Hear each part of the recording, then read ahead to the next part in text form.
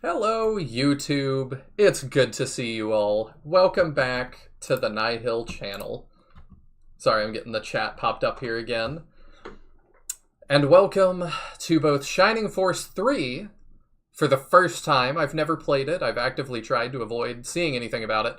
But also to the season of Shining, which is going to be a whole thing we're doing on the channel.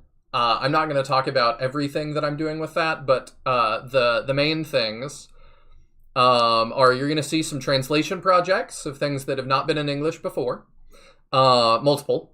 You are also going to see some Shining Force challenge runs that no one has ever done before, and some that people have done before that seem fun, and I'm just going to take a crack at it. I've got Teodrin here with me. Hello. And, yeah, so let's just get into it. Welcome, Mahane. Welcome, Teodrin. Oh, you're in here with me. Never mind. Serious lol. All right, here we go. You know what? Before we do that, actually, to create a little further ado, my history with Shining Force, if you're just tuning into this,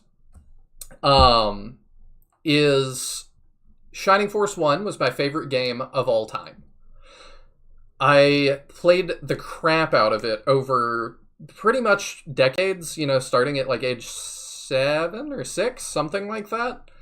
In my very first run, I missed Xylo because I could barely read. So that should tell you how long I've been playing this.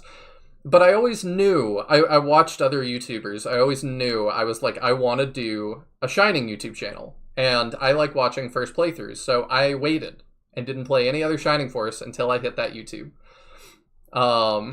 So far on the channel, we've done Shining Force 1, 2, Wisdom, Shining in the Darkness, and Shining the Holy Ark.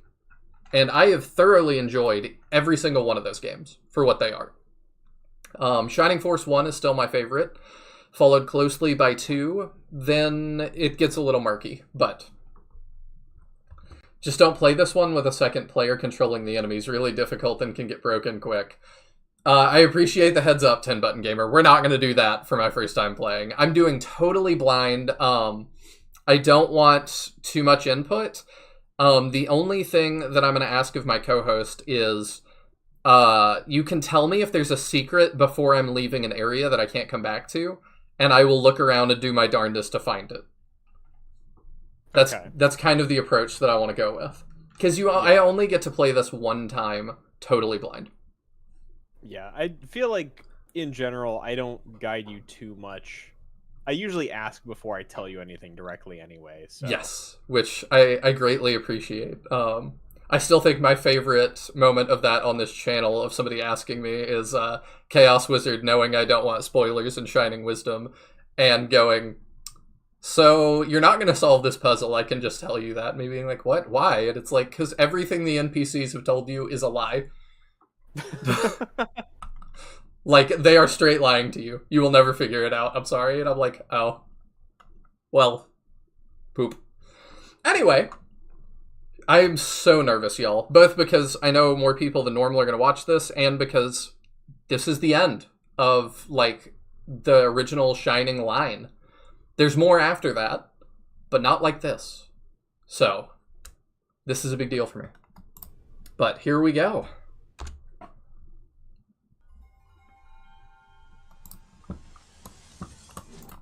That sounds like I might need to turn it up a little bit. Y'all let me know if the volume's good. Alright. I've not even watched the opening thing. And shout out to the translation team. Y'all are amazing.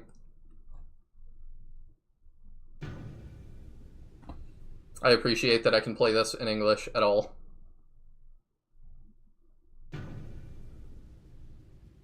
That is so ominous.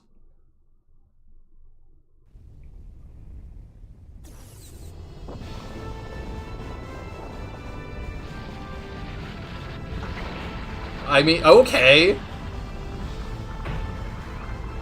We're just hitting, like, 100 miles per hour instantly, huh? His neck looked a little weird, but that's fine. Got that strong neck.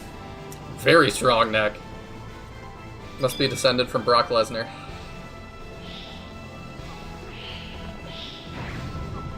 Got a centaur and a worm or something? Okay. Now that we have it, volume sounds good where it is. Awesome.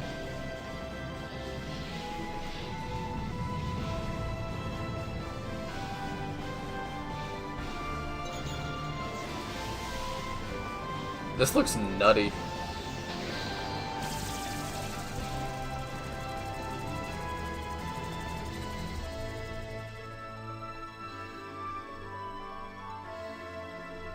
It's Odd-Eye, sorta.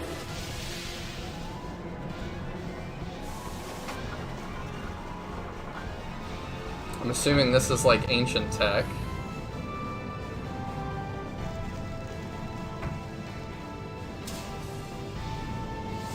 This looks insane.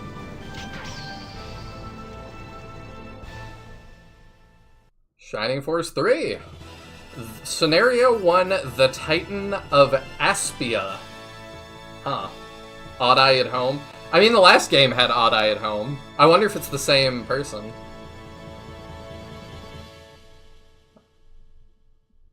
Is that it for the music? Oh, I guess it is. Alright. I was gonna take in the music for a second.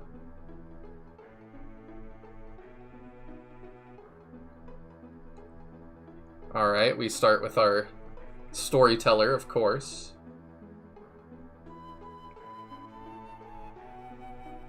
Oh, it's you, Faye, playing your tricks again. You startled me.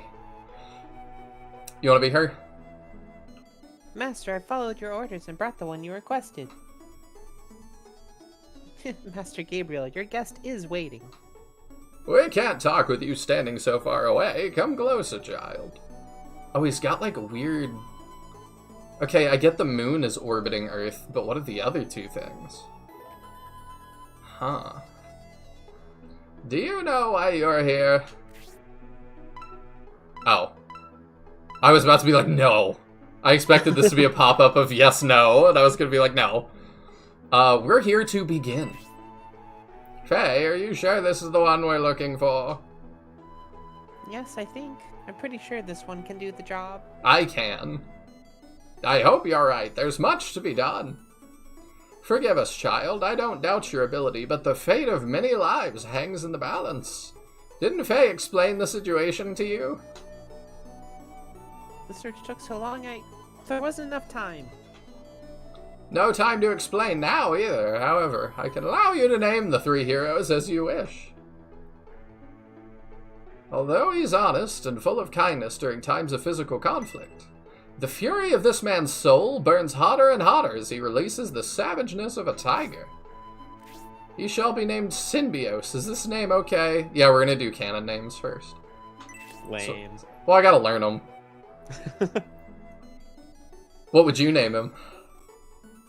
I mean, that was obviously Jadrin when I played. Oh, okay. I would have just gone with him being yourself, but... A brilliant man with never-ending failing composure. Oh, a never-failing composure. and an iron will that can't be swayed by emotions. He fights like a dragon and slices through the battlefield like the wind. He shall be named Medion. Is this name okay? Yes. I'm assuming these are the protagonists of each scenario. That's my guess. He rises above all others with his strong spirit, but carries with him a sorrow, a past full of sadness. Once released of this sorrow, his soul will soar as he becomes a wolf with sharp and virtuous fangs. He shall be named Julian. Is this name okay? So Julian is a furry. Got it. So I will say, I don't know if you noticed, but in the introduction, that was Symbios and Medion we saw. Fighting? Towards the end of the intro. Yeah, facing each other. Okay. Interesting. Wow, this really does look just look like the same 3D style as Holy Ark. I mean, I'm not sure how long it was after Holy Ark, but not that long, right, for Scenario 1? Oh, look, but it's tied pretty directly to Holy Ark, so I'm not surprised. Preparation... Oh, that's you. Preparations have been made, so you will know what to do. Okay. Chapter 1, Nightmare in the Floating City of Saraband. So Holy Ark was December 96, and Shining Force 3 was December 97. So, like, exactly 1 year between the two. Yeah, it was like 1 year minus 9 days. Wow. Shining Force 3 was released in Japan on my first birthday, in fact. December 11th, 97. Yeah, it's weird thinking about that. Like, I'm 1995, so it's weird for me to think about, like, this is one of the first Shining games to come out while I was alive. It actually means Holy Ark came out when I was 9 days old. Taya's volume is a little low. Alright, I will fix that real quick. You're not a true Shining fan, Teodrin, because you weren't playing it back then. Right. I've got you maxed, Taya. Can you do anything on your end? See if I can up it on my end. Let me see what I can do. Also, I know a lot of people hate the graphics. I'm not super put off by this. Oh. That seems mysterious. Now, the camera guy could slow down on, like, the spinning. You will get nauseous with this game. Dang, there's not even a little bit of a cliffside. Like, that's just death.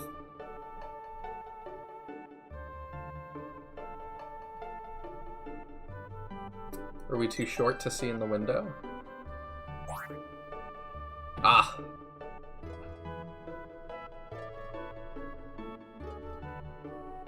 Graphics look better when played on a CRT, but it's got its own charm. I'm sure they do, but I'm not too... And if we want to change, like, visual filters later, we can. I don't have any on right now. But it might be worth adding, like, a CRT filter or something. Because, yeah, it's a little crunchy.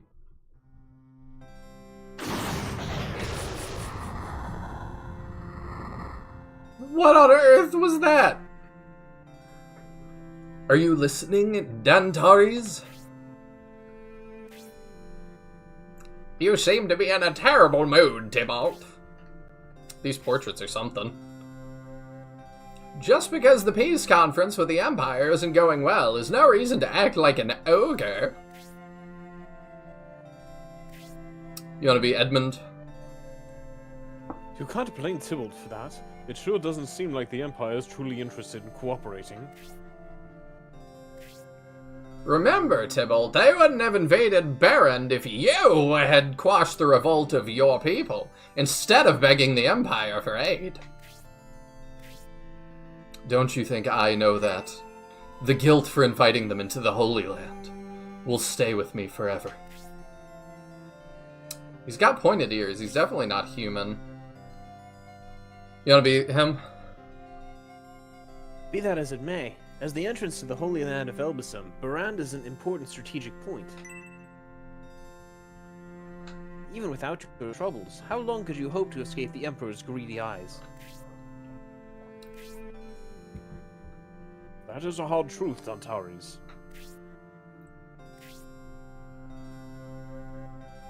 With the people in revolt, you had no other choice. There was no way to stop the Imperial invasion.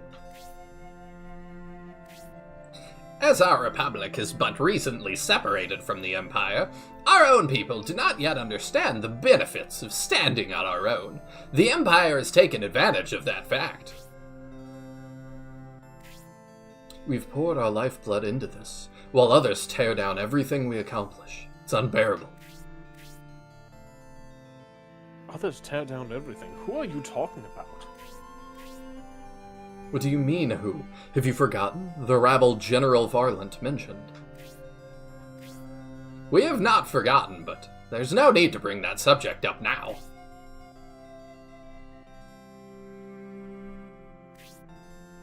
Oh my gosh, he looks fancy. You wanna be this guy? I haven't heard about this. Please continue. Is this the king, I guess? Oh, it's gotta be. This guy looks way more regal than the kings in Shining Force 1 or 2. In 1 and 2, they look like kind of the overweight, like, kind of pampered kings. This guy looks like an Aragorn. Like, I feel like he won this somehow. Yeah. How are things with you, Symbios? Are you getting used to filling in for your father, Conrad? I see. You don't look as if you are. How rude. Ah, Lord Conrad. It's a shame his health wouldn't permit him to come. It's times like these we need him the most. Are you unsatisfied with Symbios? You prefer General Varlant, perhaps? Is that what you were implying, Tybalt? Varlant wanted to be here, Tybalt, but you know as well as any of us what a bad idea that would have been.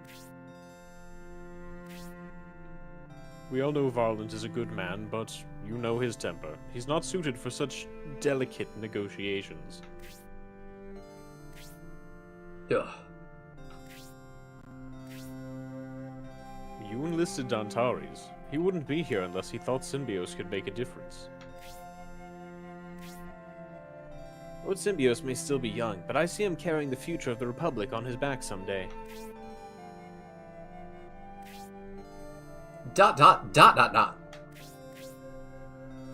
I believe you were telling an interesting story, weren't you, Brutus?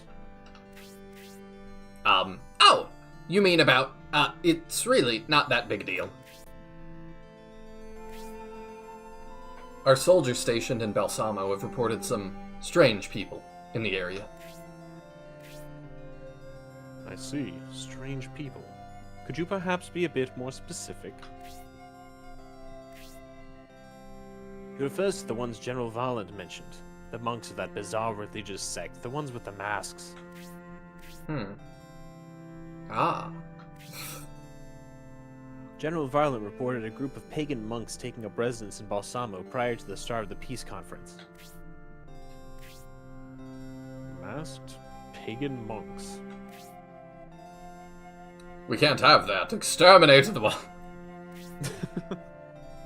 I don't understand how a pagan cult can proliferate on this continent in the face of the holy word of Elbasam. The people have enough to worry about. They shouldn't have their minds filled with that pagan nonsense. With the recent unrest, they're gaining quite a following preaching about a coming new order.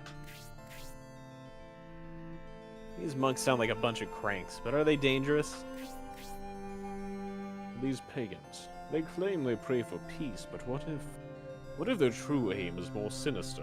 A sinister design, if you will. He's not gonna say anything this whole time, is he?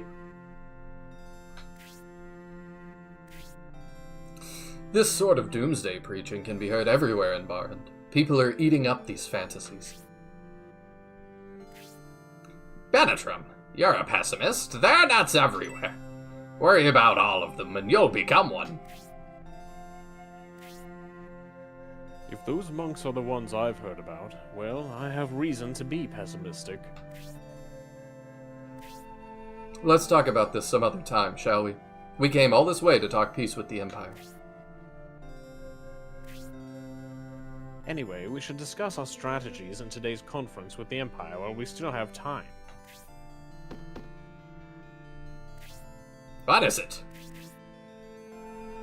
Pardon the intrusion, my lords. A messenger from Saraband is here to see you. I thought we still had plenty of time before the conference. That's alright. Bring him in.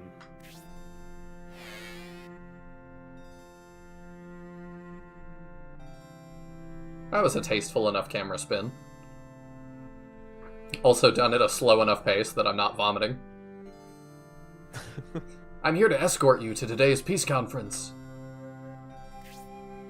You're here a bit ahead of schedule, aren't you? Governor Garvin suggests a new approach given the current difficulties in the peace negotiations. Before the official conference begins, he invites both yourself and the Emperor to an informal council. We weren't informed of this. This informal council is obviously an excuse to get all of the advisors out of the room. Perhaps that's not such a bad idea.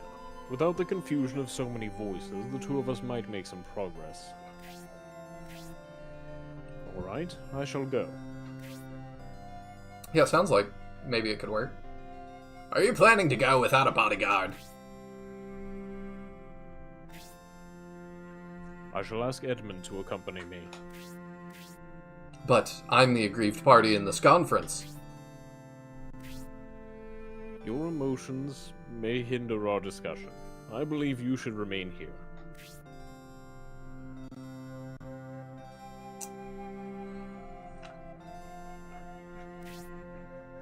I would also like to ask Symbios to do something for me.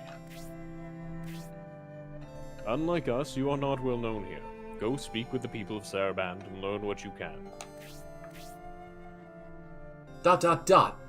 Your Majesty. Although Emperor Domeric and I meet today, I wouldn't expect to resolve everything right away.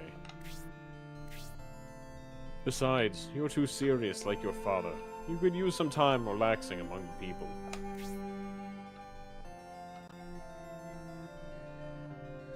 I'll catch up on chat as soon as this cutscene ends. I also need to tell Dantari something.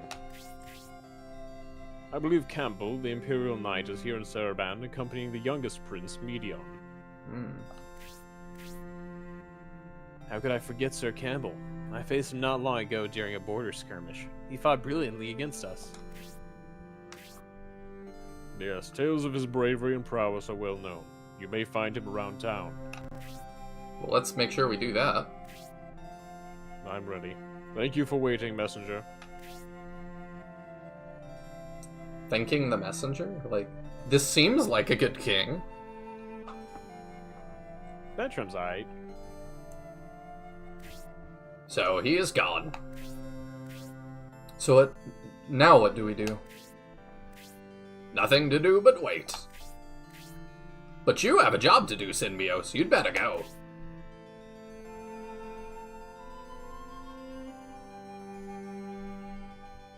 Dantares the Knight joins the force. Hey, we still have the little flare. Okay. Yeah, Oh. controlling takes a bit of getting used to. Oh, be aware when you're trying to inspect stuff, you need to look at it like dead on.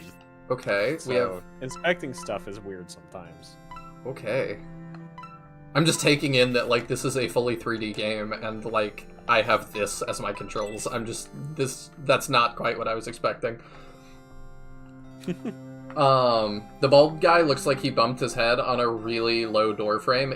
I mean, yeah, he very much does. The king's cloak doesn't even have stereotypical leopard print, though, fake king. Possibly. And how dare your religion be different from mine? Initiate the purge. Yes, we must, for the monks. It feels cool. What? What does that even mean? Okay. Can I look at everything? Oh, no, okay. This is not, Valana. 10 gold coins in the king's private bedchamber. Samuel Torres says, yes, I was waiting for this since the Holy Ark VODs. I've been waiting for this my whole life, and I'm so nervous, hoping I like it. First, battle tactics. First, you want to soften the enemy up with long-range attacks, then finish them off with melee attacks. Okay. I was hoping for lore, but yeah, that too. I finally found where my mic input was. Hey, let's go! It only took me way too long. No, you're great. We'll let people tell us if this is better or not. It's definitely louder on my end. So, thank you for that. I'm also really curious because I had a great respect for the late, great Total Biscuit, who died, I don't even know how many years ago now. But he said on multiple occasions that Shining Force 3 was his favorite RPG, and maybe his favorite game ever. Like, maybe the best game ever. So I'm just like, okay, that's huge praise. He was very critical of games. So Mahane says Symbiote is such a weird name. How we go from Max and Bowie to Symbiote. Bowie is also a weird name. I feel like that's not a super common name. That's true. I didn't consider Especially not as a first name. Yeah. Hello, Legal Freedom. I believe he's part of the translation team. You can use C to auto-inspect/talk. I said it already, but I greatly appreciate the work that y'all did. Because being able to play all of this in English is amazing. So, everybody say thank you to Legal Freedom and the team when you get the chance. The fact that your father, Lord Conrad, couldn't make it is a liability for the Republic. You must fill the void this has created. There's an Imperial camp in the West District of Saraband. You might be able to discover something there. Okay, thank you for giving me a starting point. Oops, okay. Hello, Kara! Oh boy, SF3. I'm so nervous. Is this a tapestry I can look at? No. Why did we draw a picture of an arch? How weird. Oh. Please don't leave me behind. Come on, she needs the uwu voice. You got it then. What do you got in mind? Ah, it is you, Grace. So, where's Mascarin? 这我有名，你就会有一个人可以拍你有没有？ That's what we're doing. That's my voice for every furry mage in Shining. Okay. That can be Grace's voice.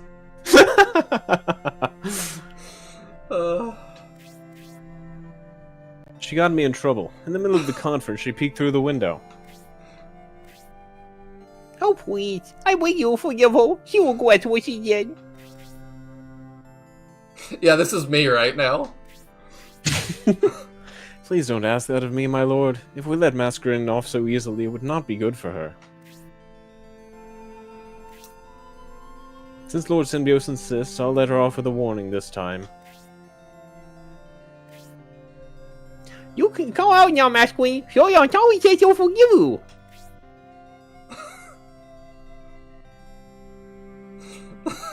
She looks like she's got sunglasses on from the side. Hehe, I didn't mean to upset anyone. Mascarin, what am I to do with you? What is this? Flowers? What are these for? The messenger gave them to me earlier. I'm presenting them to you as my way of saying I'm sorry for what happened. You think this qualifies as an apology?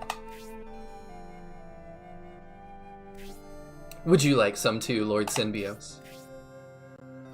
Mascarin, I'm not finished with you. You think she needs the Valley Girl voice? I'm terrible at that, but I will do my best. It's definitely what I did for her. Of course. Symbios received the cut flowers. What? Yes, what were you saying? Oh, never mind. Haha.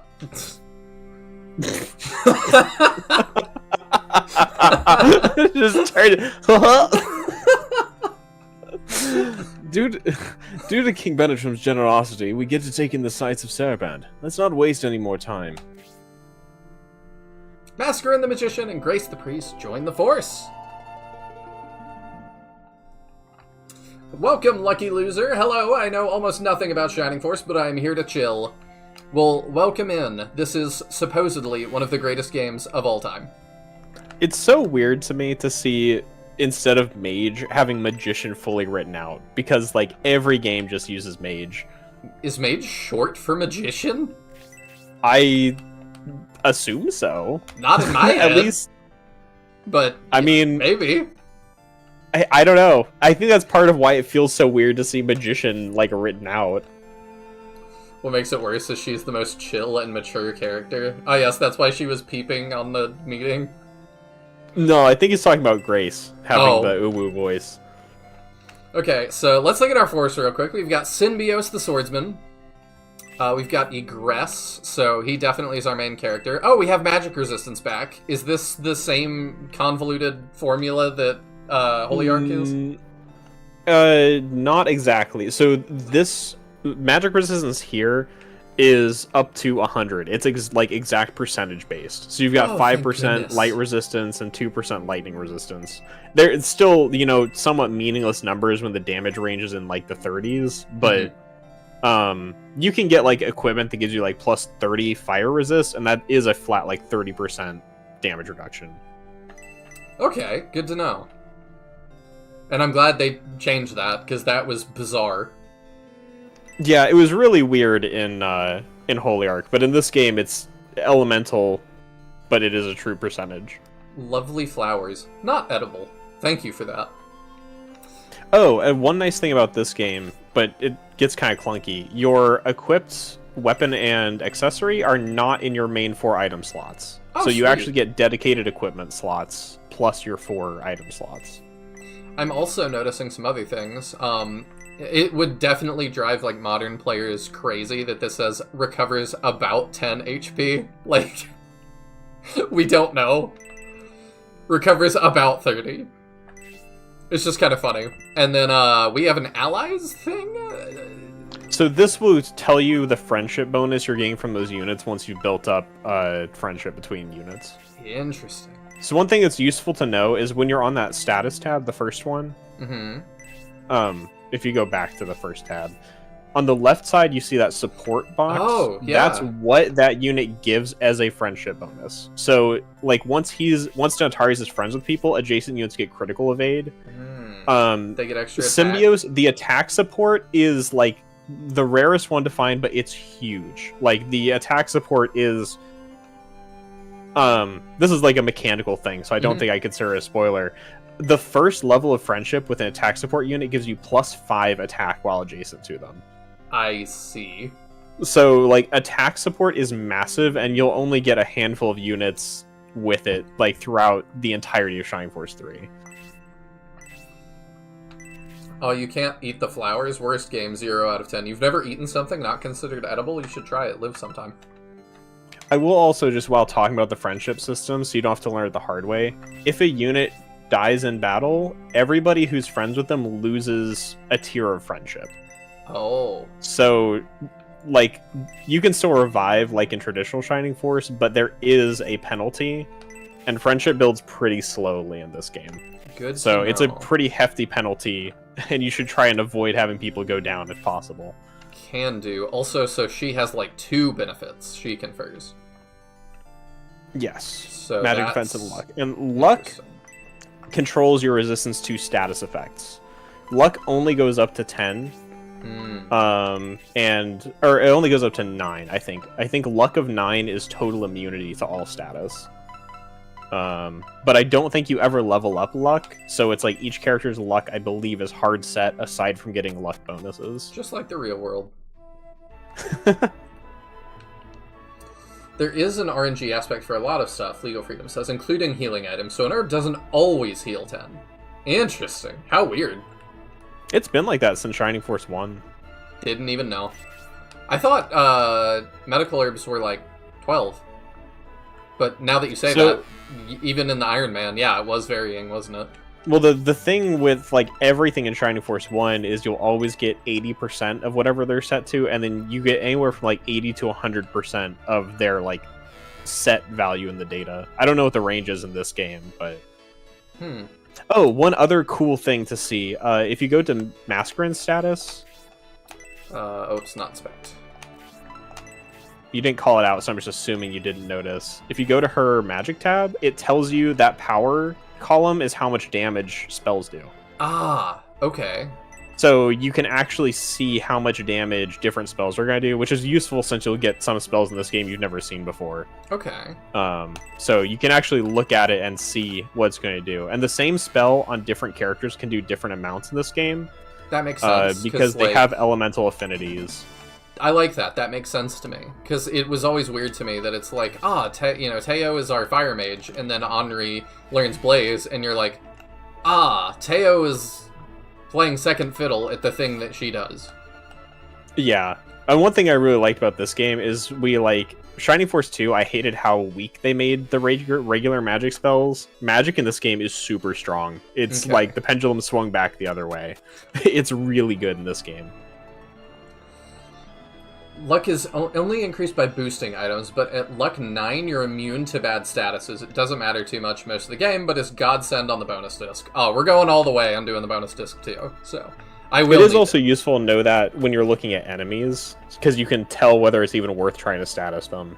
Okay. Yeah, that's a good point. I didn't consider that. The wave? Okay. I thought I, phased into that oh, yeah, there we go. Yeah, you'll run into a bunch of, layering issues on the field. That's fine. We're doing our best. Really, this is, such a pioneer. I don't even care. Yeah, honestly, my, one big graphic complaint with this game is when you get onto the field and you're doing a battle with, forests, and the trees are making it impossible to see units. But you'll see that soon enough. Since everything seems so peaceful, can I go with you into town? Is he for real? Yeah, sure. Lord Symbios, you're too kind, but I really shouldn't go since Lord Brutus is still here. Oh, okay. I was like, we're recruiting people without portraits? There's no way. It reminds me of that guy in Shining Force 1 in Bustoke who talks about wanting to join the Shining Force. Are you talking about Boken? No, I'm talking about the, middle-aged man in one of the houses after you rescue them. Oh, that's right. Yeah. That's true. Since the heads of the Empire and the Republic are meeting, our duty as Saraban guards is vital. If ill-tempered nobles bump into each other, a war could break out. We can't let our guard down for a second. Can you imagine the king just walking out that door and being like, "It's war," and everybody just goes nuts at each other? There's just no decorum, no cool-off or waiting period. Just go.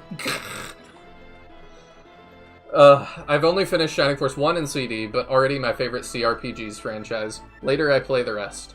I haven't even played CD yet, but that will be after 3. How long after? We'll see. Is the person accompanying you the great Dentaris from Flaegard? His skill with a lance is well known even in the Empire. I'm surprised to see you attending the conference, and I'm deeply honored to meet you. Oh, okay, so our Ken this time is has a reputation. Maybe he won't suck. Just What? Oh, it sounded like you just opened your mouth to say something and then it was just I did. I mean, not a spoiler, but Dantaris is great. Okay. So that's where I was trying to weigh, is it a spoiler to say he's a good unit? Hey, people tell me probably not. People tell me Ken is a good unit, and I will never not die on that hill. I mean, I'm one of the people who says Ken is good, so you can weigh my saying Dantaris is great, but Dantaris is fantastic. Because of its key strategic value, the Empire used the internal turmoil in Barrand as an excuse to invade. Also, I've said on this channel a billion times, I love fantasy politics. I hope they do a little bit more to tie this to people, because this is so many names that I'm just oh. You're going to get so... legitimately, I'm going to replay this with a notebook to take actual notes, because it name drops a lot. And it all makes sense, but it's hard to follow. You could do it now if you wanted. I wouldn't mind the... I have some notes open. Okay, go I ahead. haven't written anything yet. We hope the peace process succeeds, and the Baron conflict won't result in a full-scale war. Y'all are just standing out here, but I can just push past you and go in. What I think I might end up doing is so I can, like, not unfocus on things is probably, like, go back after the stream and take notes. Yeah, I might do that as well, because... Oh. You were born after the Republic was founded, weren't you? Sure. We left the Empire and became citizens... Okay, this is the lore here, alright. We left the Empire and became citizens of Saraband. Your father and other Republican pioneers fought impossible odds against Emperor Domeric's terrifying army, but succeeded in founding their own country. Okay, so we left the Empire and we are now Saraband. Got it. We're not Saraband. We're the Republic. We are currently in Saraband attending a peace conference between the Republic and the Empire. Okay, thank you. That helps. Saraband is a neutral territory, which they'll clarify at some point, I think. But, like, we're not in either the Republic or the Empire right now. Got it. My sister is with her boyfriend, Garrosh. He sounds like an orc, but sure. Garrosh has 2 brothers. One is a commander of the Saraband Guard, and his younger brother is in the Republican Army. He's assigned to the countryside. Okay. We find 5 gold coins. Can I inspect the bottom shelf? No, I guess not. Yeah, Lol says it kind of takes 2 or 3 playthroughs to truly understand everything that's going on, because there's so much. And I really do feel like Scenario 2 gives you a lot of context you're kind of missing for some of the events in Scenario 1, so it really is, like... It's hard to follow Scenario 1 until you play Scenario 2 and it starts putting the pieces together. Okay. Well, I'm sure this is not the only time we will see Shining Force 3 on this channel, so... Plus, we have everybody else here to help us keep track of things, so... Which I greatly appreciate, because, yeah, oof. Seeing a young soldier reminds me of the era before the Republic seceded from the Empire. When Domeric came to power, laws to divide nobility from the middle class were passed, and we're living with the results. Okay, so he, like, codified a class system in law. Oops. I also wanted to mention, this came up, like, during the discussion about, like... Okay. And hang on real quick, it was over 20 years ago. So that's good to know, too. How depressing. That's how I feel every time somebody's like, yeah, my favorite retro system, the 3DS. I'm like, ugh. Yeah. Sorry, what were you saying? I was gonna say, this came up in the localization discussion about, like, whether names should be changed or not, but Domeric's original name is Dominate in Japanese. Which, you know, reflect on his personality and standing a little bit. Yeah. So... I feel like you kind of lose with the localization of his name. Yeah, I definitely would not be in favor of that being changed. Unless, you know my thoughts, like, what was the authorial intent? Did they do that in Japanese? I mean, they wrote in English letters the name Dominate in guidebooks. Yes, I feel like the Japanese intent... Okay, you know what, fair enough. Yeah, I don't think they should change it. Do people call the 3DS a retro system? Kind of what Serious Little said. I don't know if he's responding to you, but a little bit. I also have thoughts on that, like... It was during one of the latest Pokemon presentations, not this current one, but I think the one before it, or maybe 2 before it. They were like, yeah, like... Let's look back at the past. And they show 2 kids that are like 9 playing 3DSs together on like the kid's bedroom floor. And they have like an overhead projector overlay on the screen. And it's so weird that it's like, people were like, why are they doing like an overhead thing? Like, kids that are 9 today don't have that. And it's like, because... we have made everything so HD and homogenized that, like, there's not a visual indicator of, like, a long time ago that makes sense now. It's just super weird. Dystonia really needs Saraband, because there's no way to tell how long the conference will take. There's no reason why the Emperor needed to bring his 3 sons here. They must have had nothing better to do. If I was an Emperor negotiating, like, peace with another... country, I would probably bring my future heirs to, like, come watch so they could learn how to do that. I wouldn't bring all 3, probably, It would be like, you know, the president and vice president thing. Y'all are never traveling on the same plane. But then again, if people are, you know, strategic enough to kill me and my entire family, I guess they would be, no matter where they were, if he was at home, sitting on the couch, so, Before the peace conference, we agreed to equip only light weapons, but I feel kind of nervous. What do you think? I'm sure it'll go great. The barracks in Saraband's East District houses the Saraband Guard. To the west is the Private Guard barracks. The Private Guard are elite soldiers, but they are jerks. If you meet them, you'll understand. Okay. I wouldn't recommend going near the West District of Saraband. Although it's not well known in the Republic, there are far more Imperial soldiers in Saraband than Republican soldiers. Oh my gosh, I can push the wandering NPCs. Truly, we have hit peak technology. Teodrin had to step out for a sec, but that's fine. This train keeps moving. Oh, you got a portrait. You're important. Oh, this is the guy that was inside. I was born in a poor village in the Republic. Oh no, he's probably a country bumpkin. I ran away with my brothers in search of a better life and joined the Saraband Guard. Now I'm healthy, wealthy, and happy. He's been taking care of his pigeons all day. We're supposed to go on a date when he finishes. His pigeons are amazingly smart and useful. We can send messages to far-off friends with them. She thinks that's, like, endearing? Dang, every time I bring a girl over and I'm like, here's my pigeon farm, she thinks it's weird.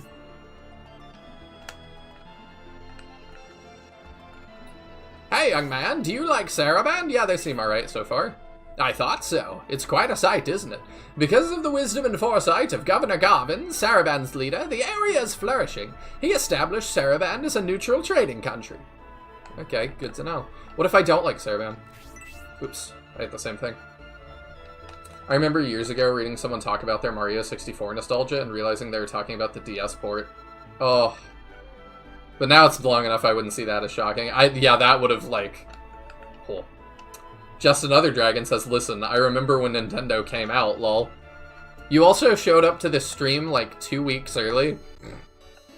I know. I thought that was really funny, but I did appreciate reading your comments. What? Blasphemy! If you can't comprehend the greatness that is Saraband, you know nothing. Nothing! Interesting that it, like, has visual flair for the pop-up windows. Welcome, can I interest you in any flowers? I already have some, but... Oh, you already have some? Wait a minute. Those look like the ones I picked this morning. Can I... Okay, so if I hit C, and then it doesn't do anything, so that must mean there's nothing to do there. Oh, you look interesting. Well, yeah, sorry about that. No, it was fun. I was like, sweet, people are getting hype. Hayward. I roamed the world as a mercenary, searching for a master archer and ended up here in Saraband. I liked it here, so I'm helping guard the docking pier. However, I'm thinking about moving on again. That's definitely a Future Force member. Why is this... How weird. Oh, I can, like, lock the camera? I can adjust camera angle? What? I could not have imagined playing Shining Force 1 that this is where this would go. The elegant trading center in the Central District represents the face of this modern country's Saraband. The Republican and Imperial camps in the East and West districts were originally citizens' homes.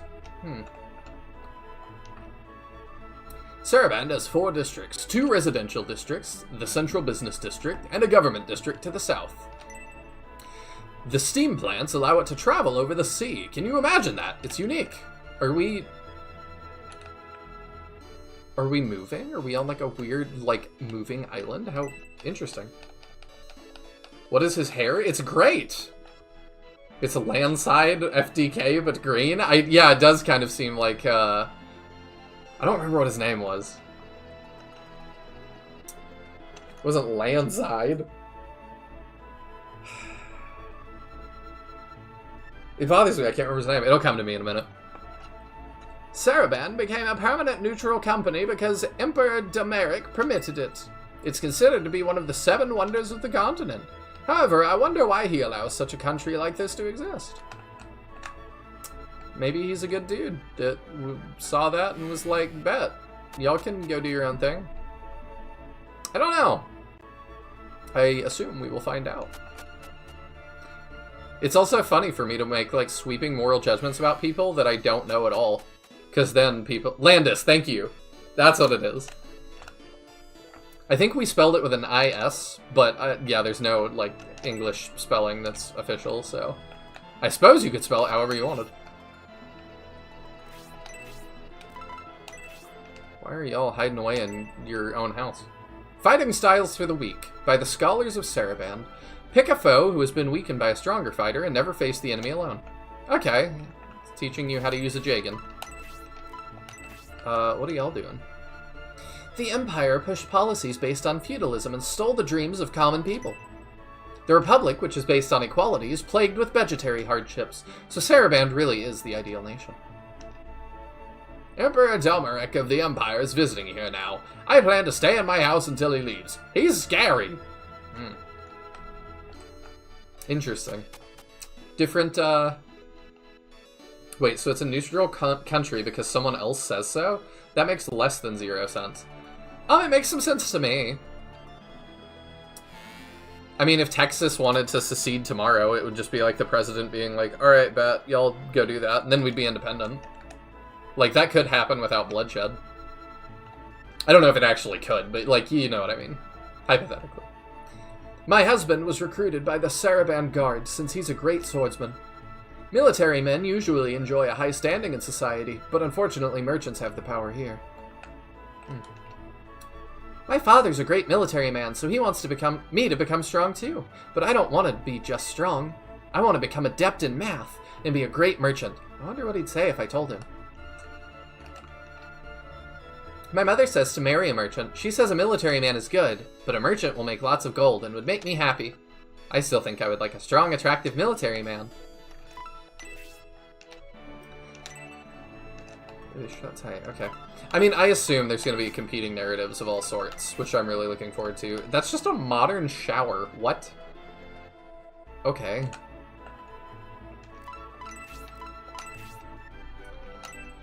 Friendships on the battlefield. When fighting in groups, it is through helping each other that victory is born. Bonds of trust amplify battle strength.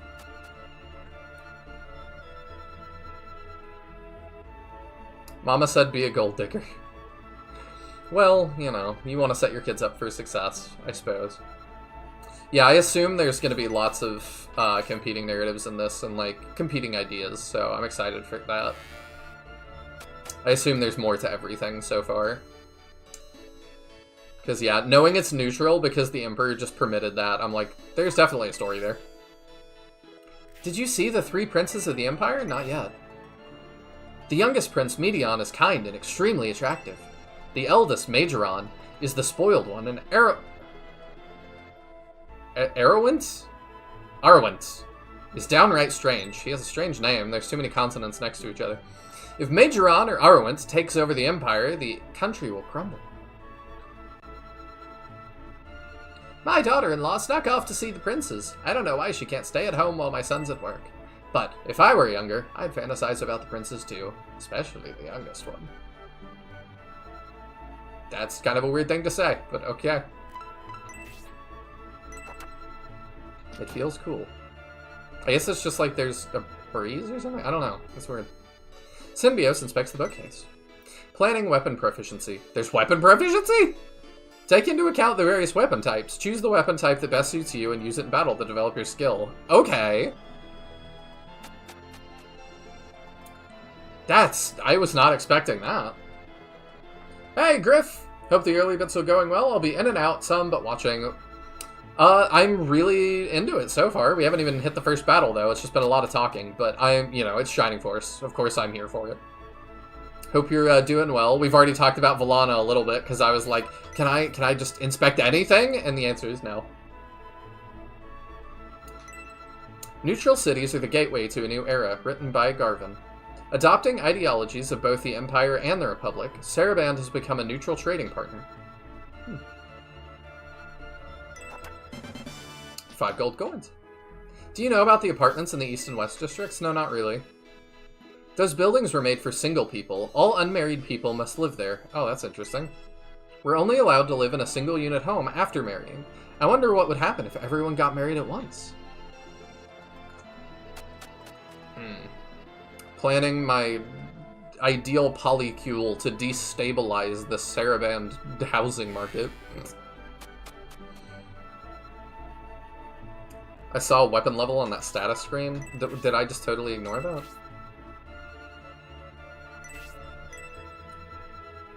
Weapon. Oh, yeah, weapon level. Sword, 0. Okay! Do you have... Oh, okay, lance. Okay, interesting. Was not expecting that. My papa's a great merchant. He's the favorite of Governor Garvin. Isn't that great? Merchants rule. Oh, you've got a nice little curtain. The color contrast between that curtain and the rest of the room, like, do you even know about, like, color matching and stuff? Whatever.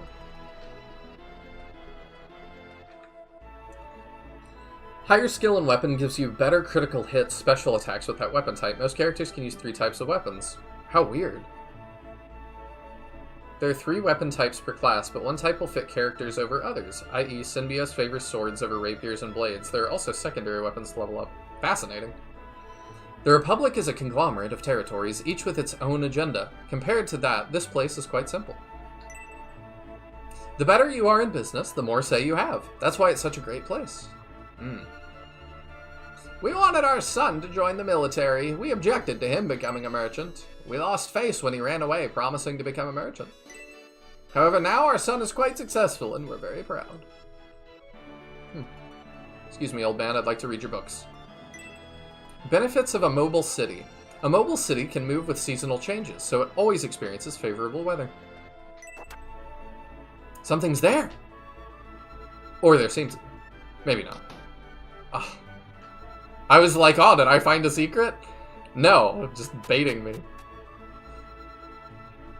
It is so weird, like, I'm playing this on an authentic Sega Saturn controller. It is so weird to me, like, that I have... it feels like a Genesis controller, you know? And, like, it's so weird that I'm like, I have shoulder buttons. But I can imagine playing this when it came out. You know, like, I would be like, this is the greatest thing ever. I'm already kind of like that. The governor prohibited the sale of weapons during the peace conference, so the weapons business is hurting pretty bad. I went to the weapon shop to look around, and it's dead. The whole sales floor was empty. I think we talk to people outside, then we go inside.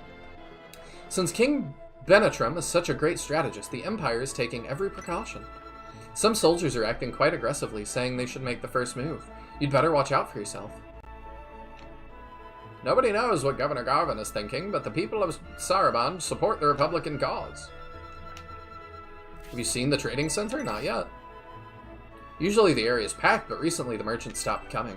With the negotiation to levy Barrand and the peace talks, merchants are jumping the gun and are assuming war is inevitable. Well, hopefully they can put a stop to it today. This looks like something. No?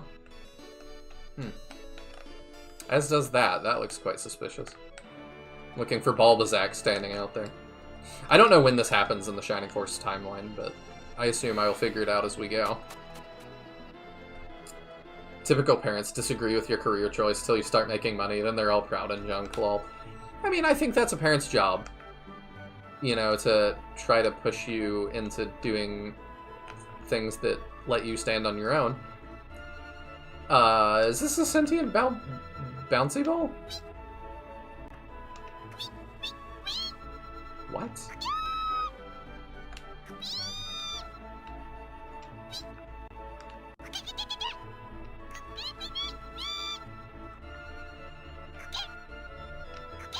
It's trash ball number 1? What on... 10 gold coins. What? Do we have a race of, like, sentient bouncing Easter eggs? Is this a Domingo before it hatches? Like, what on earth? Okay. I guess I'm not gonna get any... I'm not gonna get any more answers to that right now. I think Holyarch is 1,000 years after SF2 and CD. SF3 is a decade or so after Holyarch. I do not think that Holyarch is 1,000 years after SF2. because they talk about Hanzo in Holy Ark like he should. Hanzo, as far as we know, this is something Teodrin and I have debated a bunch. Hanzo is, as far as we know, is a human. And we find his village in Holy Ark, and they ask, like, how do you think he's doing? I hope he's doing well. So they're saying that, like, in the present, like he's alive. So I think Holy Ark happens shortly after, would be my guess. Shining Force 1, at least. Maybe shortly after Shining Force 2, but within a human lifetime. I thought I'd do some business in Balsamo, but it turned out not to be so good. The many uneasy troops from both countries waiting to see where the conference leads could trigger a battle there at any time.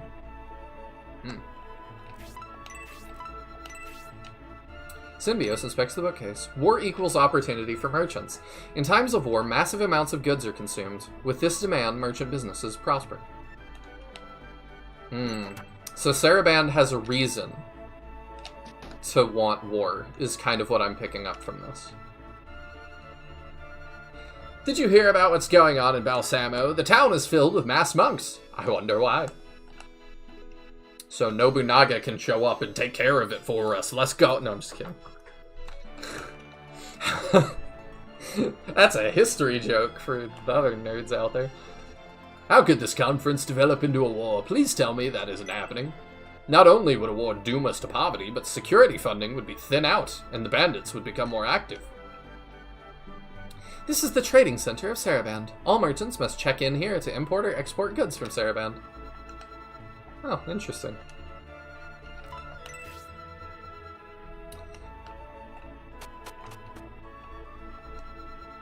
Maine gets that one, let's go! It's gonna be like 2 people watching the VOD that also get it.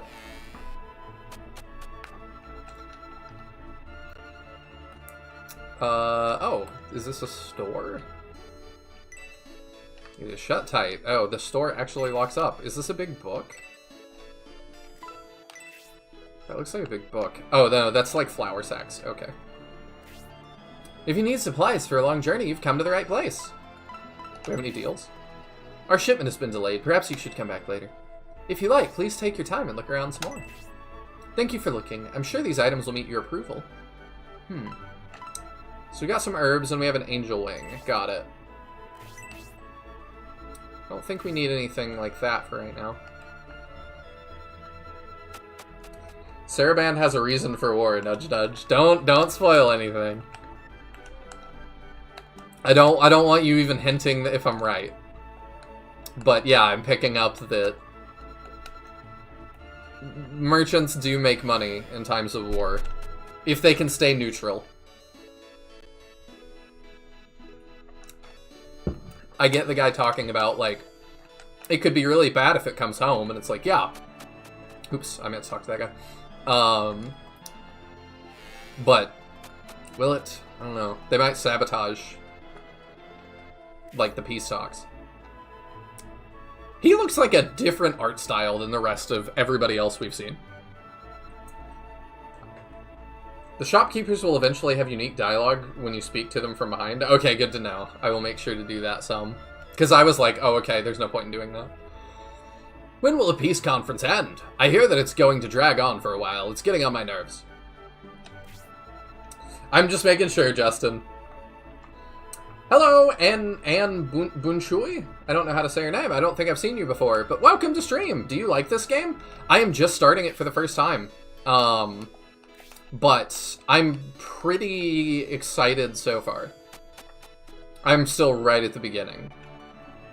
But I've liked all of the other Shining games I have played. I've done 1, 2, Holy Ark, Wisdom, and In the Darkness.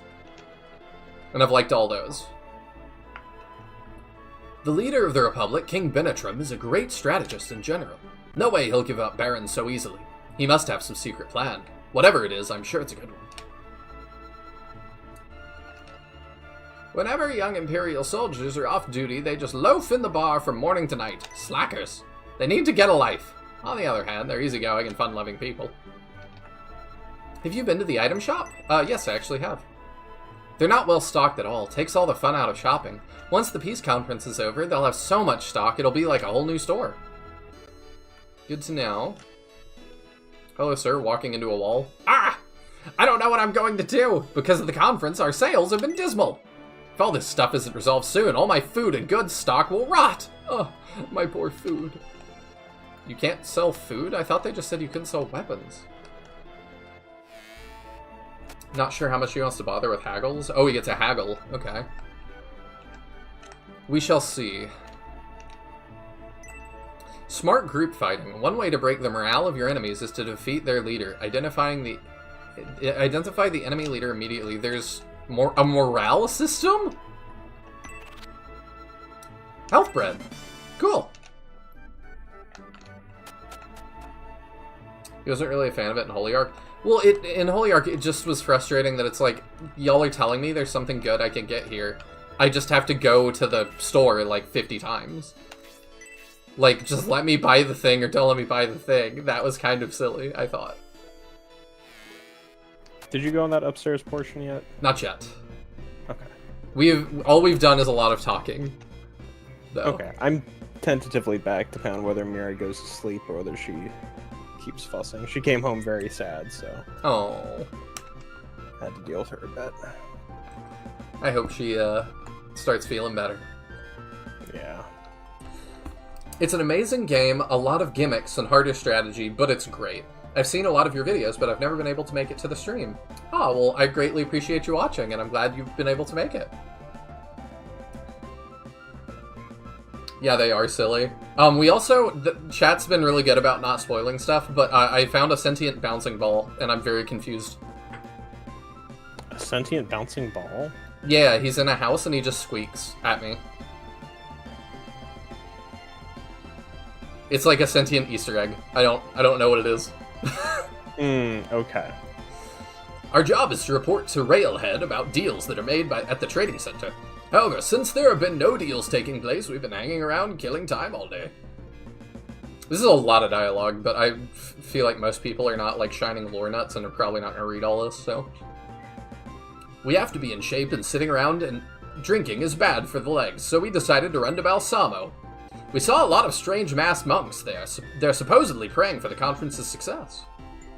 Hello, stranger. Well, I didn't know the Republic had cuties like you in their service.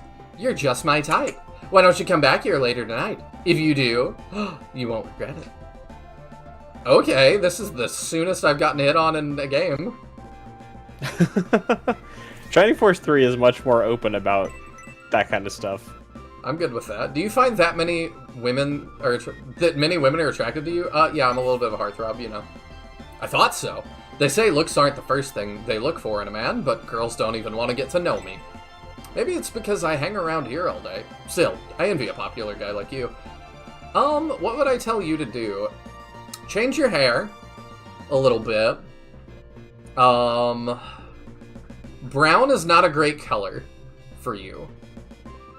Maybe change that. You look like you work out. You got some thick arms, thicker than the Centaur Guard over there. I don't know. We can help.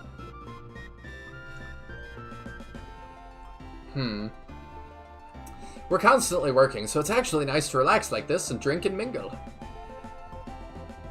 Rumor is the Republic's planning to start a riot in Saraban since the conference isn't going well.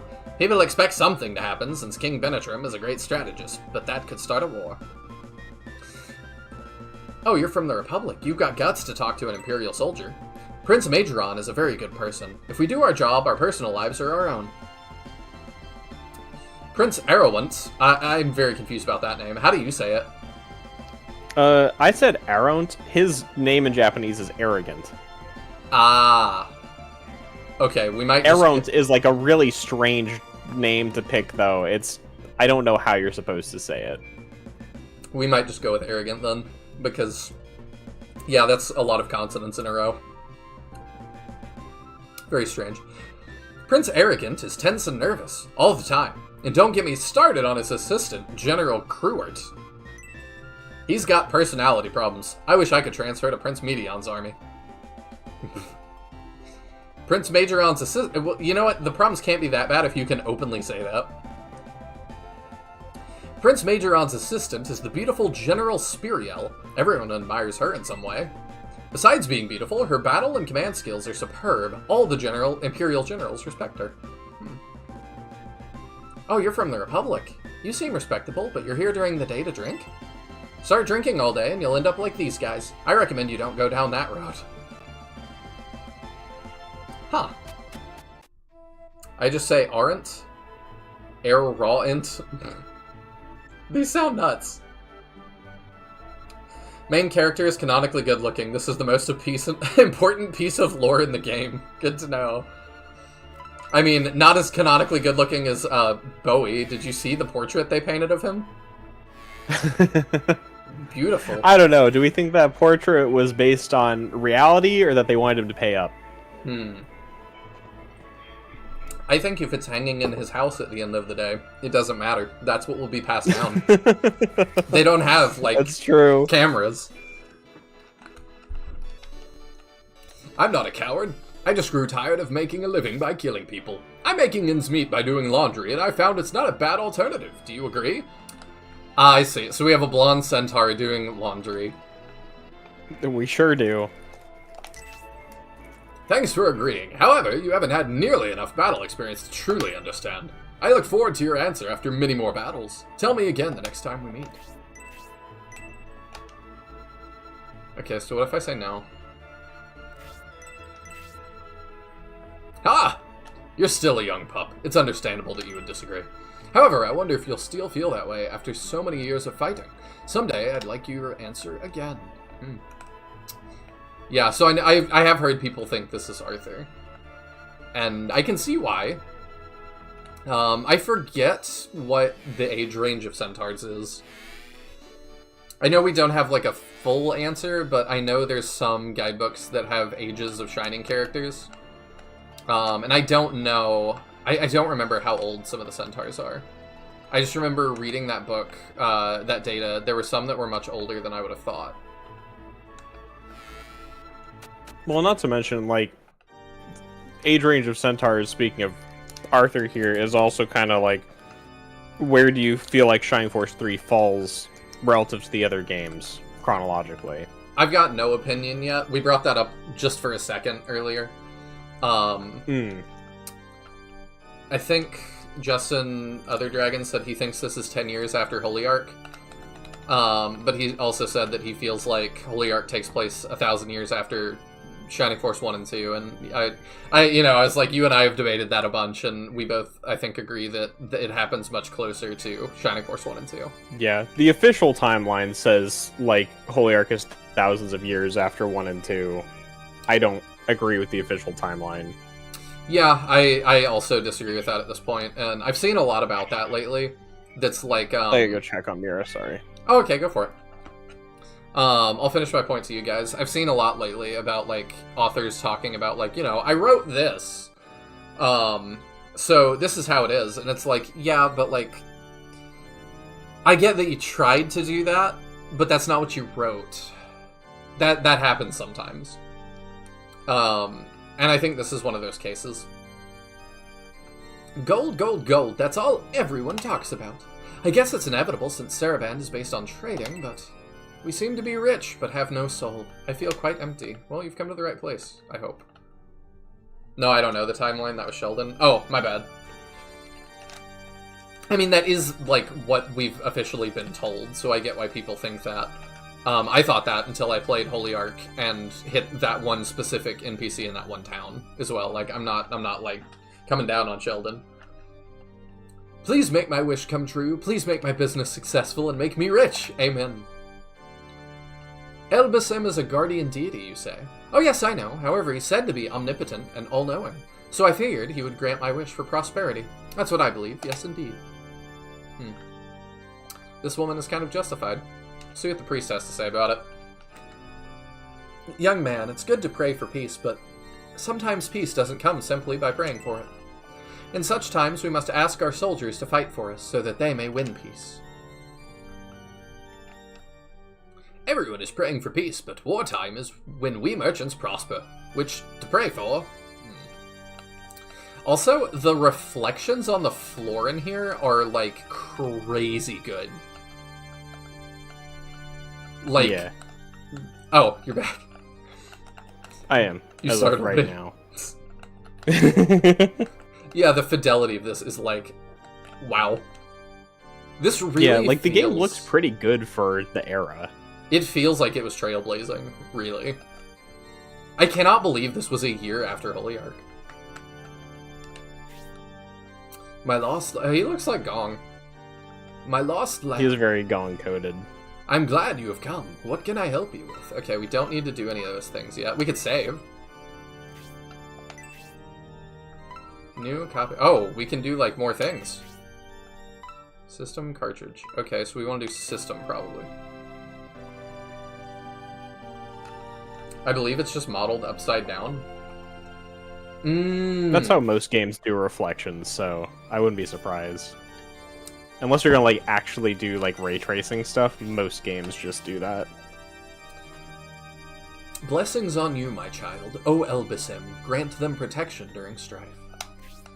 So this is going to be yet another religion in the Shining world as well. You and I've got to like put together a new Shining wiki at some point. I would totally be down for it. Well, and part of it, I would argue, really, I've got a variety of feelings on religion in Shining. As do I. Yeah, and I kind of view it in like, in a sense, as kind of the Abrahamic religions, as kind of like a comparison where they're all very related at the core and are expressed differently and have some slight nuance in different regions. Yes.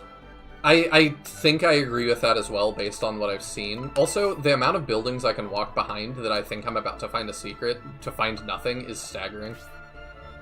Oh, I Yeah. haven't done this yet, either. Battle... Oh, okay. But part of it comes down to like, well, I'm not going to talk about some of it yet. I've got like a lot of theories, but a lot of it comes down to things you haven't seen yet, so... Okay. From this, or like CD, or... Well, I guess actually to an extent, you were introduced to the Vandals in Holy Ark. Yes. So, my personal stance is that Greater Devils and Vandals are the same thing. I agree with that so far. Officially, and what most people will tell you is like, no, they're not related at all, but nothing in the games is going to say Vandals are not Greater Devils. Mm-hmm. In my opinion, they're the same thing. We're just in different regions and they're called by different names. But Yeah. that nothing about them seems fundamentally different enough to be fully different beings. Mm-hmm.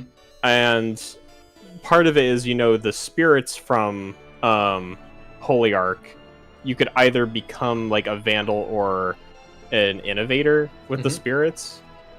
My personal stance is that the gods of Shining Force 2 are equivalent to the Innovators. So that the gods and Greater Devils are kind of two sides of a coin in the way Innovators and Vandals are, and that they're the same type of being. That does make a lot of sense, because they are, I think, shown to be on similar power scales. That, like, Yeah, and Volcanon can't just be like, I'll wipe out Xeon today. Like, that's just not really what happens. Yeah, well, and the gods of Shining Force 2 are pretty darn limited, because, like, Bitula can only, like, operate within a certain area anyway. Like, they're kind of regional deities at best, and that, to me, is much more of, like, the equivalent of what the Greater Devils are than, like, a more omnipotent presence. Yes, which I think also exists in the Shining universe. Based Yeah, on some but- Shining Wisdom shenanigans that I'm not sure you've seen yet. No, but there is discussion of a higher power in this game, and it might have been alluded to in Holy Ark as well. Sirius Soul says, I think Greater Devils are actually lesser Vandals. Excuse me. Xeon, Dark Soul, and Golem, etc. are true Vandals. I mean, I could agree with that. I mean, the thing is really, Xeon, Dark Soul, and Lucifer are still, as far as I'm aware, considered Greater Devils. They're just very powerful Greater Devils. Yes. It's kind of the same way I assume that we've got, like, a sliding scale of Vandals, Mhm. I would imagine. And just that the ones we interact with are higher on that power scale. I also think that every shining protagonist becomes an innovator by the end. I don't know. I can't comment on that because I haven't played CD, so I don't fully know. But I don't feel like that's really borne out in the stories themselves, but as a headcanon, I don't think there's a reason that couldn't be. But go ahead. I'm just trying to think about anything that would really imply one way or the other. I feel like there's no real...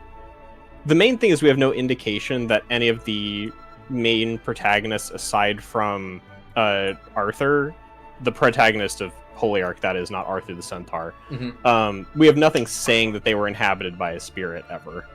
So, like, that being one of the main prerequisites, we don't really have any basis. That's kind of what I was thinking, in that, like, I can't comment because I know Max's story continues past Shining Force 1. But, yeah, at the end of Shining Force 1, he's definitely not spoken to those entities on screen. Yeah. But also, I was going to say, in regards to Greater Devils and Vandals being the same thing, I think they're also on like a meta level outside of the games. There was pressure to change it being called Greater Devils because it got so heavily censored in other regions. You know, like, if you've only played the Shining games and that's it, and you haven't engaged with any of like the online community stuff, you probably have no idea that Lucifer is name dropped in Shining Force 2 because they censored it and changed it to Dark Dragon to avoid some religious context. And obviously I don't agree with that, but you know, Japan may have thought, or Camelot may have thought, like, that kind of sucks, so like let's just call them Vandals in the future to like not have that happen and not have that confusion. I don't know, but that would also be a reason. I don't recall whether it comes from an official source or not, but I know I've heard saying that there was desire with Shining Force 3 and Holy Ark to kind of break out of their old kind of trappings and do something that felt different. But it's one of those things where that's where how much does it matter for the authorial intent of the Vandals and Greater Devils, etc., to be the same thing? Like, it makes a lot of sense for them to be the same thing, but it would seem that the intent was not necessarily that they are, but all of the lore, in my opinion, matches up well enough that you can construct like a sensible mythos under the assumption that they are. You know, it's kind of like unless we corner the people who did all the writing and ask them, hey, 30 years ago, what was your intent? Hey, I would love to do that one day. Well, that's part of, and even if I did, part of my question is how much would I accept that? Because, I mean, the official, unofficial timeline is from a decade after the game came out, an email from one developer. And I choose to wholly discard that because I don't think it holds water. After you had to step away for a second, I was talking to about I've seen a lot of online discussion lately about authors saying like, well, I did this is what my story is, and people going, I understand fully that was your intention. That's not what you wrote, and that's not quite what you did. Yeah. So like, you may have wanted to do that, but yeah, I definitely feel like if you go fully into Death of the Author, I feel like Shining Force 3's mythos is like fits nicely with the old mythos with very few problems. It's not even Death of the Author, it's just like the author being like an example would be like Warhammer 40k being satirical. Right? Like there's some the original creator has said that's not what it is. And I think there were some, like, rumblings of that much, much earlier on.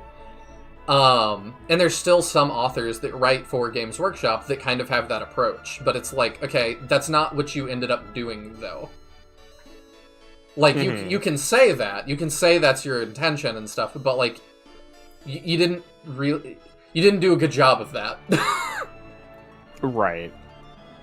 In practice, so... But we'll move the plot along a little bit more. Yeah, there'll be more discussed as we actually get into more of the lore of this game. I'm so excited about it. That's also why I'm like not too worried about it, because I know if you're here watching this, y'all know there's gonna be a lot of this. Yeah, a lot of the big like lore drops are gonna happen in scenario 3, so we're a ways out. There's also always an ultimate weapon and a guide to help the hero through the trial to prove themselves. You mean just like with Adam and Peter, as like the guides and the ultimate swords? I think that's also just like a trapping of the genre, though. Like that's just part of what you do. With small differences as the creator experimenting with what societies can prosper. Yeah, like I don't know. We'll see how it goes. I feel like that's kind of getting into some of the scenario 3 stuff, lol, that we won't be able to like meaningfully discuss until we get there. But for now, this is the Imperial District. It's off limit to weak Republican dogs like you. Don't you know that? No, I didn't know that. You don't seem to understand the relationship between the Empire and the Republic. Baron and the Republic used to be part of the Empire. When you defected, you took our property. That's why anger remains. I see. Thank you for catching me up on that. King Benetrim is a filthy swine, and I wouldn't put anything past him. If this peace conference fails, and he finds out Emperor Demeric will not return Baron, what ploy will he use next? I see. Aren't you Symbios, the son of the ex-Imperial General Conrad? I heard your father was a highly respected Imperial general. He would have been better off staying there. I wonder why he defected. I really like the differing attitudes between all these people. Stop, Republic... You want to be this guy? Stop, Republican soldiers! Oh. This is looking rather grim, Grace.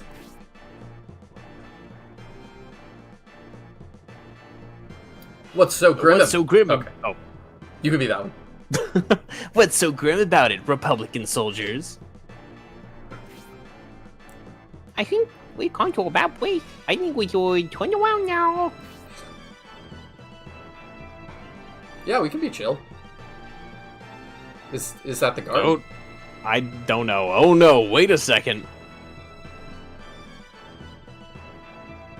You people must be spies. Do you think we'd let spies escape so easily? I like that we all look at each other like, are you a spy? You come to the Imperial District and think you can get away with it? I think we need to beat some sense into your thick skulls. Hey, I don't like your tone. Are you challenging us? They all look at each other like, are we? You actually think you're worthy enough to fight us? Oh no. Huh, you think you could fight us on our own turf and still win? Like, I would be like, dude, do not, like, start an international incident, please. There's only one way to find out. Prepare to learn how hard it is to win a battle when you've lost an arm. Or two. The little, like... It's like the clunkiest threat ever. Alright, hold it right there. It's an orc from The Hobbit. What? Sir Campbell of the Empire. I believe you are the Emperor's son, Prince... Yes, I'm Medion.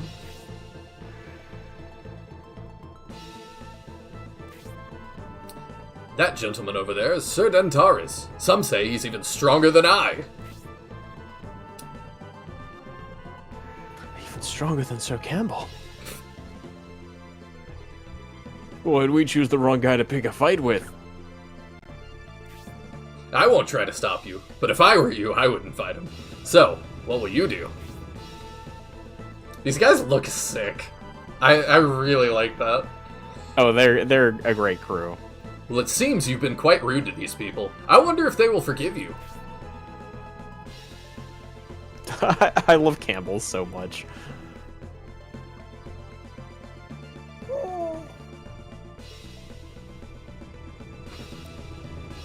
I think that was an ascent from the baby. Yeah, she is sitting with me. She's having a hard time tonight. I'm always glad to have another co-host. You think she'll look back on this as an adult and be like, I literally was co-hosting, like, YouTube playthroughs at, like, age 0? Like, get on my level, scrub? No idea. Your timely arrival saved us some unpleasantness.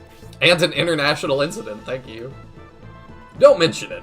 We simply spared a few Imperial soldiers' lives. I really thought that was about to be Battle 1.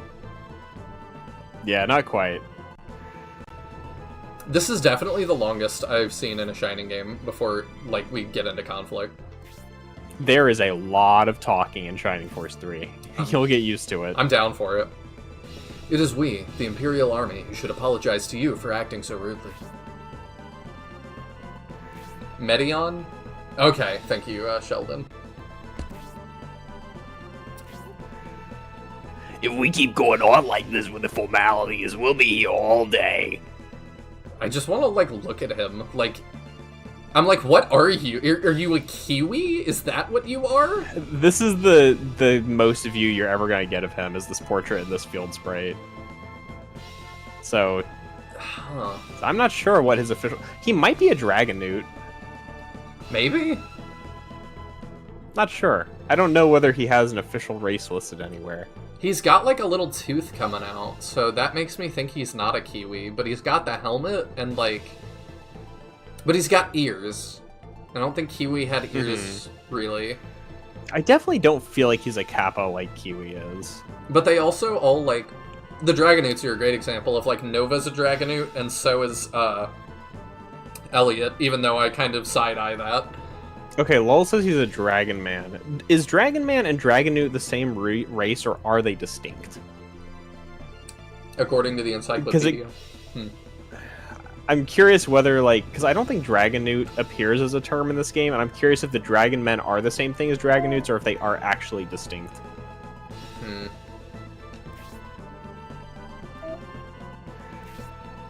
After our meeting in the battle at the border a while back, Sir Dantares, I don't look forward to facing you on the battlefield again. I was about to say the same thing, Sir Campbell. You've certainly earned your reputation in battle. Is the person next to you by any chance Lord Symbios, the son of the great General Conrad? I'm not going to dignify that with a response. Your father is still considered a hero in the Empire, so you are his son. This is actually a great time to mention something that Captain and I were talking about in the Discord the other day. Okay, I read that, but, like, I didn't click on any of the spoilers, so... So, you've noticed that our protagonist doesn't talk. Yes. Or he dots. You've noticed that Medion is talking here. Uh-huh. In every scenario of Shining Force 3, the character you are playing as will be dotted, and every other protagonist will have real dialogue. So if we see this scene from Medion's perspective, we'll see Symbios' actual dialogue there, but all of our lines will be dot. How weird. It is a really strange thing they did, and I'm very much not a fan of it, because it's like, clearly we are not a silent protagonist, we're just not privy to what we say. That is very weird. Serious Soul says, like, oh yeah, it's dumb, worst thing in this game. Because, I mean, minor unimportant spoiler, we will see this scene again in Scenario 2, and we will see Symbios' actual dialogue here, but it's not here in this scenario. Yeah, it's kind of a weird... Like, it's cool to see things really... from, like, a different perspective, but that is a very weird way to do it. It just kind of feels like I already hated in Shining Force 2, where they, like, made Bowie not a silent protagonist for the sake of, like, 5 lines in the entire game, and he mostly says or oh. But here it's like, they clearly didn't really want you to be a silent protagonist, but they also wanted you to be a silent protagonist, so it's this weird split the difference. It doesn't make any sense. Like, it doesn't fulfill either objective, in my opinion. I'll see how I feel about it when we get there, and, like, how big of a departure it is from this moment, but we'll see. Anyway, it can't just be a coincidence that we have met here like this.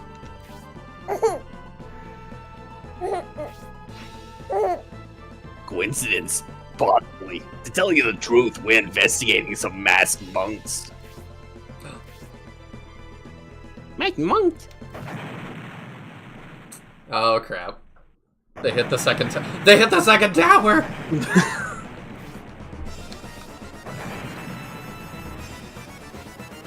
I see now.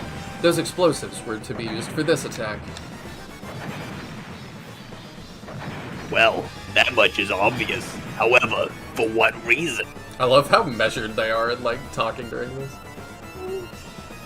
We don't know what those monks are after yet, but for the moment we should return to our respective camps and assess the damage. Lord Symbios, we must head back. The timing is unfortunate. I think we have much in common. Let's be sure to continue our conversation when we have a chance. I hope I saw all there was to see before this.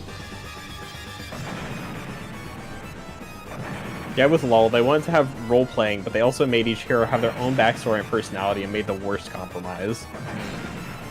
They did, like, tell us at the start of the game the personality of each character, so it, like, feels like that should be reflected in seeing them have dialogue. Sheldon, Let's hurry back to the command center. Don't tell me stuff that's coming up. Let me just figure it out. I'm gonna be super anal about it. Oh, I can't. Let's stop gathering information. Let's stop gathering information for now and get back to the command center. I wanted to go Let's in the stop gathering house. information for now and get back to the command center. Do you have new things to say? An attack! It's an enemy attack! My back has given out! I can't move! What? The leaders of the Empire and the Republic are both here? Where's the attack coming from? I see, it must be some third country. I must hurry back to my post, but... Ouch! I sprained my ankle. Oh, y'all are so lame. What? What is happening here? I mustn't panic at a time like this. One wrong move and I could get hurt.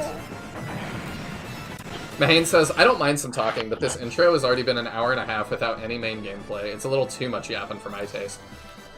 I would bet that's not a hot take. But also, like, I was saying earlier, a lot of people are not shining lore nuts, so they probably won't read nearly as much as we did. I feel like it would be mitigated some if there wasn't so much just name dropping of places and people we don't know. Yes, it's a lot. You're just kind of dropped in the middle of a, like, intense political situation with zero context.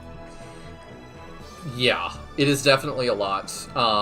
I also, just my own, like, SRPG, like, I need to write my own SRPG Bible at some point.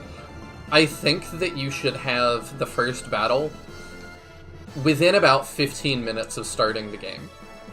And then I think you can have a little bit more leeway after that.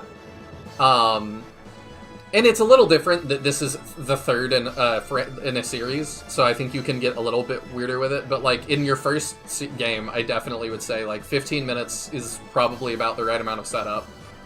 And then 20 is kind of pushing it a little bit. 25, you're asking too much of your players to, like, hang in there. Honestly, Shining Force 2 feels a little long to me at times, with, like, how long it takes to get to that actual first encounter at the seal. Yeah, it might. And that's, again... Shining Force 1 is like, here's 2 conversations, and go fight. Yeah. I won't go into a huge diatribe here, but I think Shining Force 1's first battle is fantastic. 2, I also think some people are going to be like, he just doesn't like SF2. If you play SF2 a lot, battle 1 is, like, really quick. If you have no clue what you're doing, we're bumping up against that 20-minute range. For sure. Mm-hmm.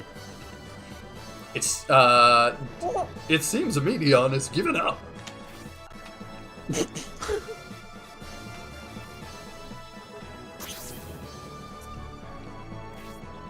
Taya's Dragon Man voice reminds me a lot of old 1980s TMNT Bebop. I have not thought about that character in quite a while. We detonated the explosives in time. He seems to have returned to his quarters. What's with that suspicious monk in the mask?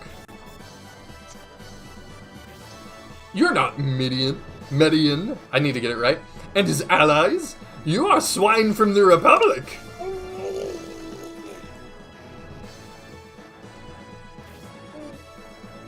It seems these are the ones Prince Medion is pursuing. Yes, it does seem that way, good sir. I'm just going to start filling in dialogue for him. Ha! Do you think you can fight me with that pitiful band? I'll cut you all to pieces. Okay. So I'm just going to mention, in respect to Justin's comment about grinding, I played through all of Shining Force 3 with no grinding until before the last boss of each scenario, and I played through it just fine, so... He like, said... we can grind some if you find necessary, but... He said, for a specific reason, that, like... I don't want to grind, because that's just not what I like doing in Shining Force, but he said that, like, it was about, there's something that comes up that's like a secret that's really hard to do if you don't grind. And I appreciate him being vague and not saying what it is, but my guess, based off of that suggestion, is that it's like, I need to achieve some sort of, objective in a future battle that is much easier to do if you've got a couple extra levels on you. That's my guess. I can only think of one specific thing it could be, and I don't feel like it's mega important to do. Okay. I don't know. I'm curious what he's referring to, but there's one particularly notorious battle in this game that I feel like is the one he's probably referring to, but... It's not hard if you play it right? Yeah. Well, I'm an SRPG expert, so... Yeah. So, I feel like we can play without really grinding. It is going to be kind of hard to determine, like, I'm like, oh, he has 6, so I need to... 6 moves, so I need to stay out of his range.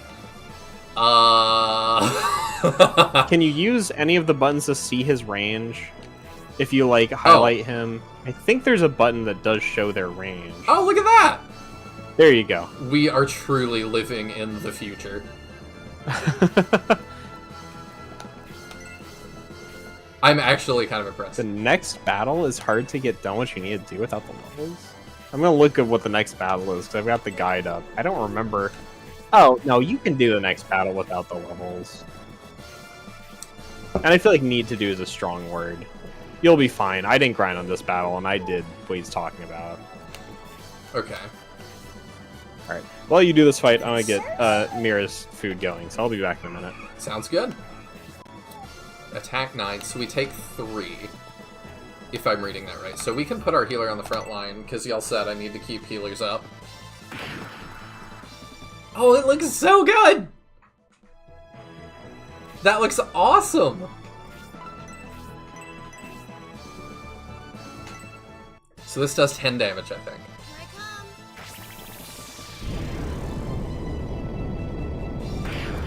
Like, it definitely shows its age, but, like, I am down for this. Ooh, I might want to slow down the speed. Can I slow down battle speed? I want normal dialogue to be normal. I can change this to... the Shining Wisdom had Nihil Purple. Does this? No, it doesn't seem like it does. There we go. We'll try that for a little bit. If it drives me nuts, then I already don't like that. That's weird.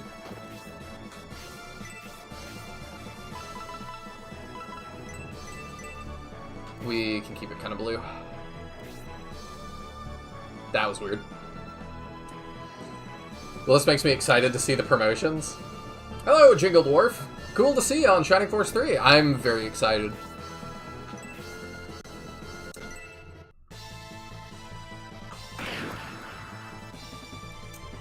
God, the animation looks so good. Oh, I'm surprised he doesn't, like, come attack us. So our defense is 6, so they're going to do 3 to Symbiote as well, so we can take 4 hits. That's pretty generous.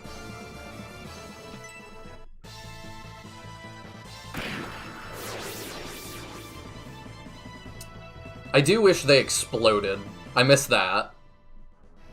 That feels like a hallmark. Oh, they do! Okay, no, we're good. Carrying too much already. What will you drop for the medical herb? Nothing.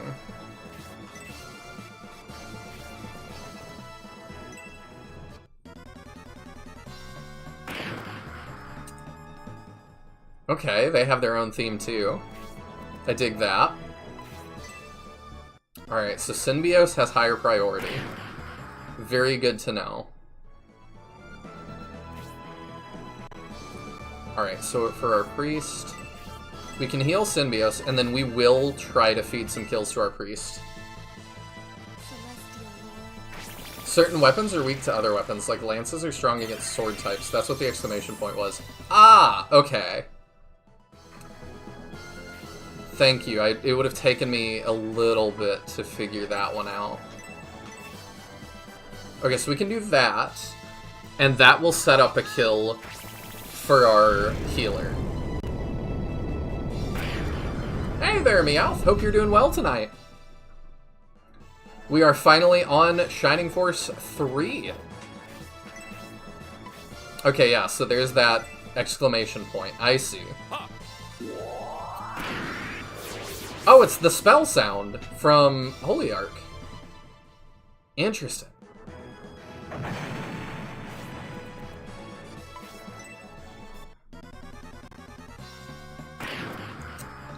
I am? Well, good. Oh, is that a boss? We took extra. Mass Monk, 15 health, 11 attack. 14 health, 9 attack. Okay, I need to pay attention to that. I see. Okay, well, we still want to set up some kills. So we're just going to heal ourselves here to make sure we stay good.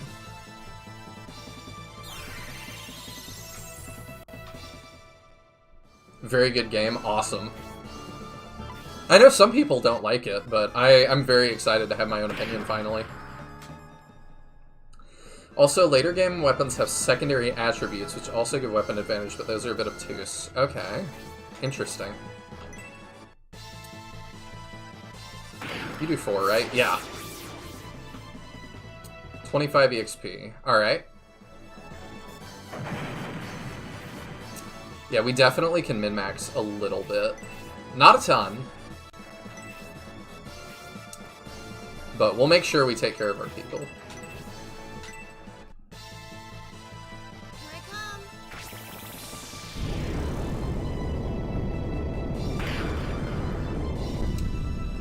That's so good on a boss like that.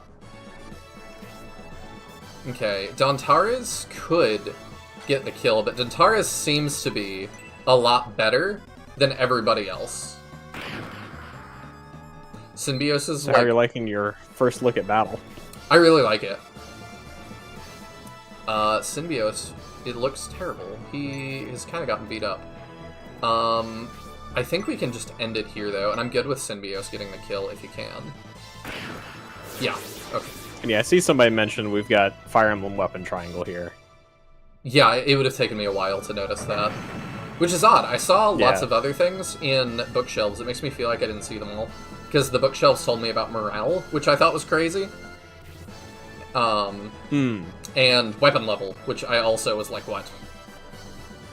Dontaris is stupidly strong. Okay, so he's like our Jagan. Yeah, so, yeah, and you saw Campbell already, who's, you know, basically Scenario 2's Jagan. Mm-hmm. We very much entered, like, this is the most Fire Emblem Shining Force ever got. And in my opinion, it would have gotten even more Fire Emblem if the series continued. Teodrin, I think you're wrong, just because that's not what I want to hear. No, I'm just kidding. Right, you're a Shining Force 2 fan. All you want is Shining Force 2 again.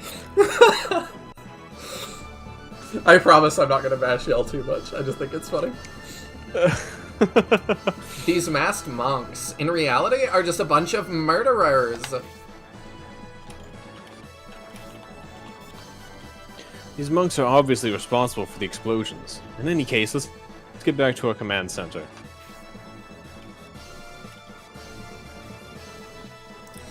Yeah, I'm a little bit there with people on the, like, I do wish it would have gone back to, like, if they did a revival, I hope it goes back to 16-bit. I disagree. I think the 3D works well. I like it. I feel like it's one of those things where 3D brought up to modern standards of 3D, it would look fine. Like, yeah. You know, if it was looking like a modern Fire Emblem looks, then it would be fine. I would be happy to do both. Like, I would even be happy if Fire Emblem went back and did both. Like, I'm not saying abandon 3D forever, but, like, a spin-off here and there that, like, looks like it used to would be cool. I think. Yeah, I think the big thing is like you really don't see big title 2D games anymore just because it's costlier to make the assets. But you're saying that right after the latest Nintendo Direct ended with like what, 3 of them? So they're coming back a little bit. I don't watch Nintendo Directs. What games? Were they like actual big studios or were they just new games? Yeah, it's Square. They're doing Octopath Traveler 0, which I guess is going to be a prequel to Octopath Traveler 1, and then I forget what the one before that was, but then the final one was like a new IP that's like Elliot's Adventure or something, like or Edward's Adventure. It had a really weird name, which I've still seen people be like, I love this like HD 2D like revival we're having. But Square cannot be allowed to continue naming things this way, because we have, like, Triangle Strategy, like, you know... Elliot the Millennium Tales. What was it? Or The Adventures of Elliot the Millennium Tales. Although looking at screenshots, it's very clearly 3D. Is it? I thought it was... It's got 2D character sprites, but the game is 3D. Yeah. Like... No, like, the environments are fully 3D. It's not Are just they? the HD 2D Okay. kind of thing. Yeah. I only looked at it a little bit. Kara says, the Adventure of Elliot demo was very good. Okay, I might have to check it out then. But yeah, like, I'm happy Square is I don't even know that I would count the... I don't even know that I would count the HD 2D games as being, like, proper 2D games. I know I and Griff are, like, not particularly fans of the style. I really don't love the 2D, 3D style that we've got going on for a lot of games right now.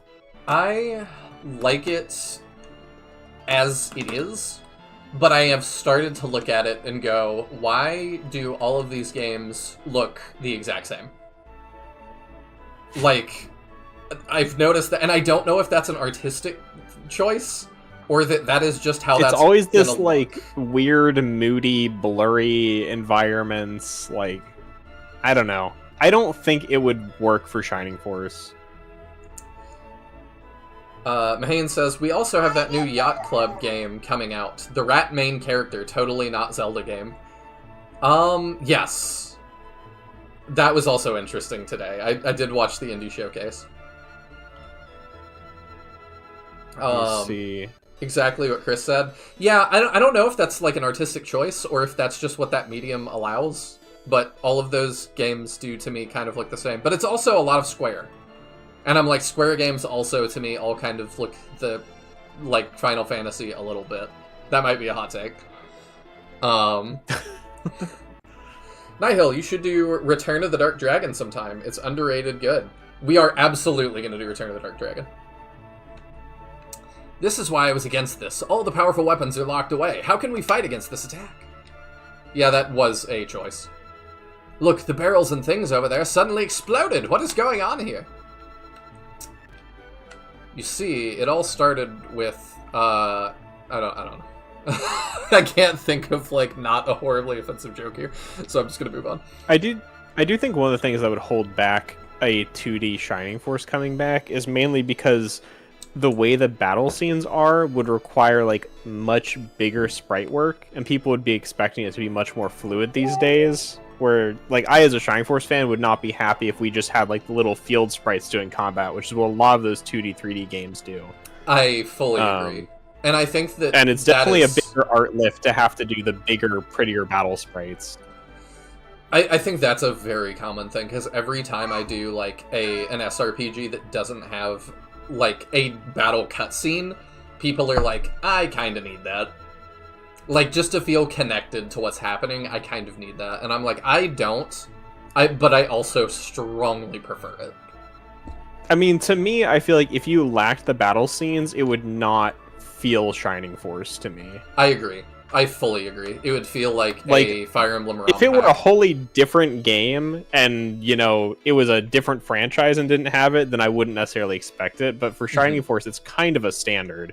They even replicated it with the camera angles for combat a lot here, like when you cast a spell. And they actually changed the camera work in scenarios 2 and 3 to be, like, kind of even more dynamic battle scenes. Interesting. But yeah, that's one thing that I'll find interesting how much you notice, but there are like actual technical improvements in scenario 2 and 3 that are really interesting. Okay. Are you hurt? Quit roaming around and find somewhere safe. That woman up there is jittering really hard. Young people nowadays, after the first explosion, they ran for their lives and left us behind! That sucks. Oh, excuse me. Did you have business with the trading center? Well, we're closed for the day. Really, I'm not kidding. Please come again some other time when it's safer. So the one thing that really stood out, Meowth, to me in technical improvements is I'm 90% sure it's not a thing in Scenario 1, but starting in Scenario 2, there's a button you can use that will toggle between all the exits of your current map and give you an arrow to them. So if you need to find a place, it's really great for navigating the big towns. Because cool. Like if you want to find HQ, you just toggle it to HQ, and then you've got an arrow pointing to where you need to go. Which was so nice because some of these towns are really big and difficult to navigate. So that was like a great quality of life improvement. Even if a war broke out, no one would attack the church, right? I love that their dialogue has actually all changed. Do you think it could be my fault since I was confused whether to wish for a successful treaty or for war? Yes, it's all your fault, Reginald. Yeah, a lot of the dialogue changes. You're telling me now is the time to go make some gold. Yeah, I will in a little while, but I think I'll pray for safekeeping first. So one thing I do want to push you to do with changing dialogue is all your allies' dialogue in HQ changes after every single battle in Shining Force 3. Okay, it really gives them a lot more personality than we've gotten in previous entries. We will go check that out. I don't know where HQ is yet, but... Yeah, just like as we go through the games. That's funny. Oh, our centaur buddy is not here. Well, he's probably seeking shelter in the bar, but I still wanted to, like, peek. No, okay, there's nothing where he was. I'm gonna try really hard to look for, secrets and stuff. I'm one of those people who needs a battle scene. SRPGs just feel wrong without them. That seems to be what the kind of the prevailing opinion is. For me, it's generally like, I want the battle scene until I've gotten salty, and that's why I turn off my Fire Emblem battle scenes. Yeah. It's nice to be able to It's like, I'll turn them off if I'm in a rush or I'm really heated, but otherwise, I always leave them on. So I guess these are the Saraband guys, and wow, are they, like, more brave than the Empire? It's pretty stupid of them to attack Saraband. The benefit of a floating city isn't just to have the convenience of movement, but also to act as a marine fortress. I do think the floating city is pretty cool. Yeah, I like it so far as well. It's a very unique thing to do for your opening city, I feel like. Because usually that kind of stuff is relegated towards later in the game. What's with this attack? Why would anybody be angry with Saraband? Well, I can think of several reasons. Yeah, I think, I also said while you were gone that I was like, everybody's talking about war is good for business. And so I'm like, Saraband, the merchant city, like, they might have a reason to sabotage peace talks. Wow, oh no! Enemy attacks! But I'll never run. I'll protect the governor's mansion. You know what? You can shake as long as you stand your ground. This is too ridiculous to be true. How could Saraband be under attack? I must be dreaming. Okay, so we can't get into the governor's mansion yet. I kind of love you can just pan around town. Yeah, like it's really, like, I've said a couple times already, I just, playing Shining Force 1 growing up, I just never imagined this is where it would go. Like, on a technical scale, I kind of am having trouble comprehending it. I'm gonna assume, like, most of these are locked now. Yeah. Wow, that makes a lot of sense. Oh, whoops. Saraband is yellow, Imperial is blue, and Republic is green. Okay, I will try to remember that. Might make some people nauseous, but yeah, I don't know, it's cool. I don't know how y'all are doing. Since I'm in control of turning the camera, I'm doing fine with it. But yeah, some of the cutscenes where I'm like not in control, I've definitely been like, huh. Yeah, it's not too bad when you're in control.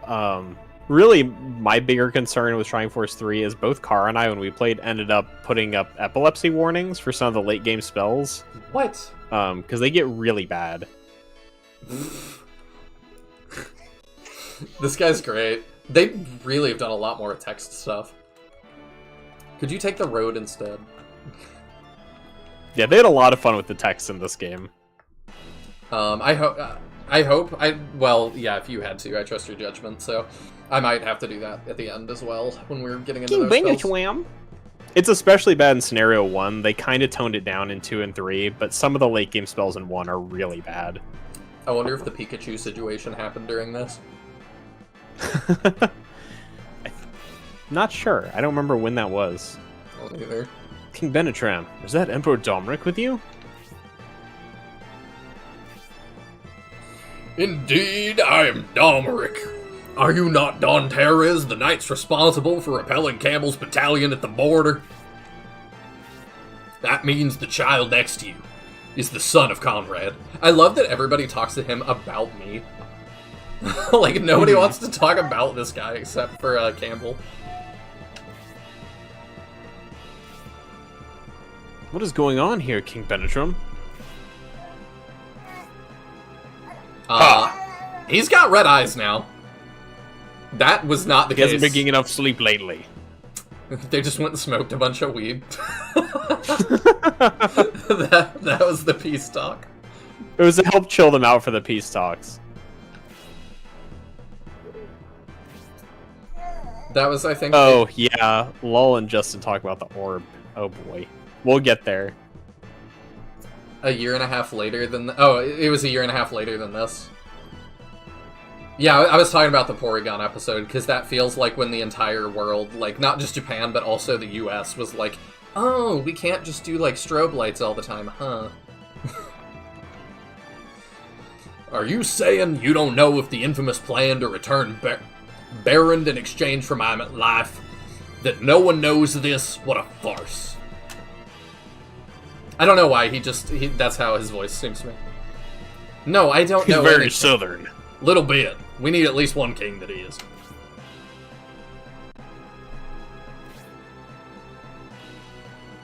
Even if we replace the Emperor now, it won't change a thing. The die is cast.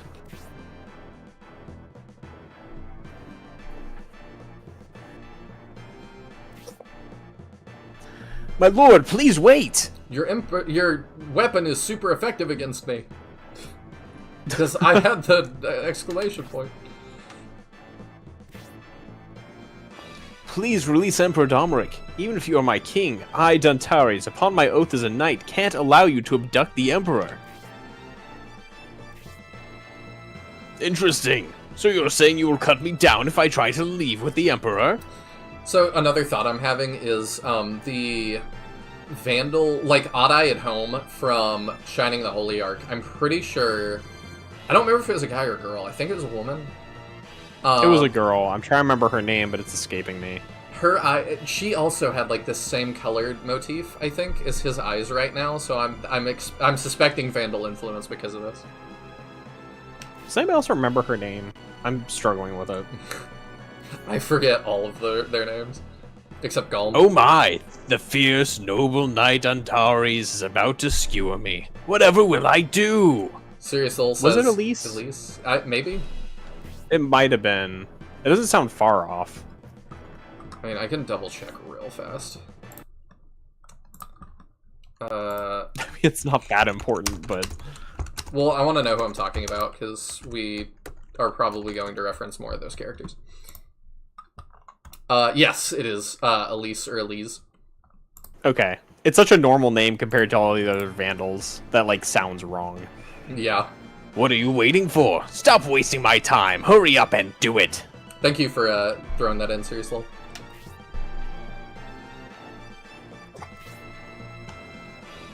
Ah, so you've changed your mind. Then my business here is complete and I'll be on my way. His bodyguard that he took with him is also not here.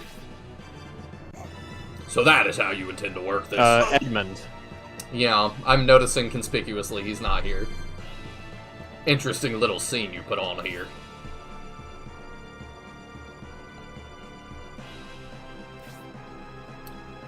We can't just let this happen. King Benetram will be at the command center. We've got to try to talk some sense into him. Don't you think the king would like him joined? And why would those monks helping him? We might get to the bottom of this.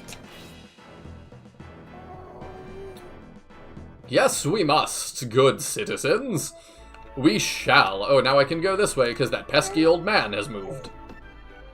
But the door is locked, alas. I can move this way and it's gotten me nothing. Is the pigeon door unlocked? No, it is not. I have no options to explore. Okay.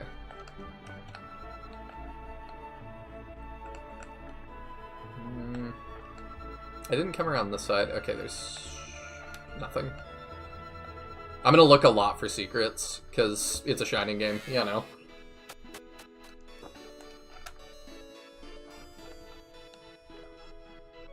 Yeah, there is one particularly notable thing to find here. Two, actually. Okay. I'm not sure what you found since I've been away so much. Life, Bread of Life, pretty much, is the only, like, significant thing I've found. Okay, that's one of the two. Sweet. You took your time, Synbios. With all of the chaos outside, I was concerned that something had happened. Did you not hear the explosion? Something did happen! What's wrong, Synbios? You look pale. Invisible plot walls! What's the matter, Symbios? Where's Emperor Domeric?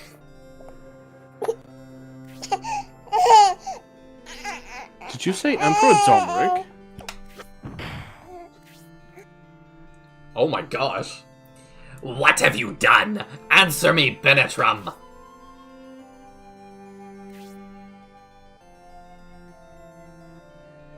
What are you talking about, Brutus? His eyes are back. He is only temporarily controlled. First you attacked Saraband, and now what have you done with Emperor Domeric? I didn't think it was gonna be us that were the problem. I guess it's not, because he was mind-controlled.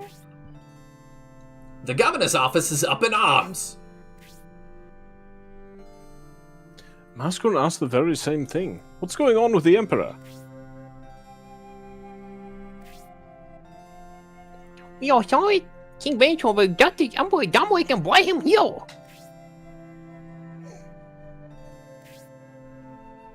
What? When did you see that? Oh, is it a body double?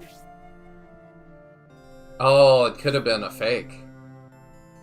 It was just a couple of minutes ago. See there, Benetram. There's a Republican witness. Do you still want to play innocent? But Benetram was here. He returned quite a while ago, saying the Emperor did not show up. Ah, okay, it was somebody masquerading as the king. However, we really did see it. There's no doubt it was King Benetram. Should have stabbed him. Right? We had the chance. So you saw...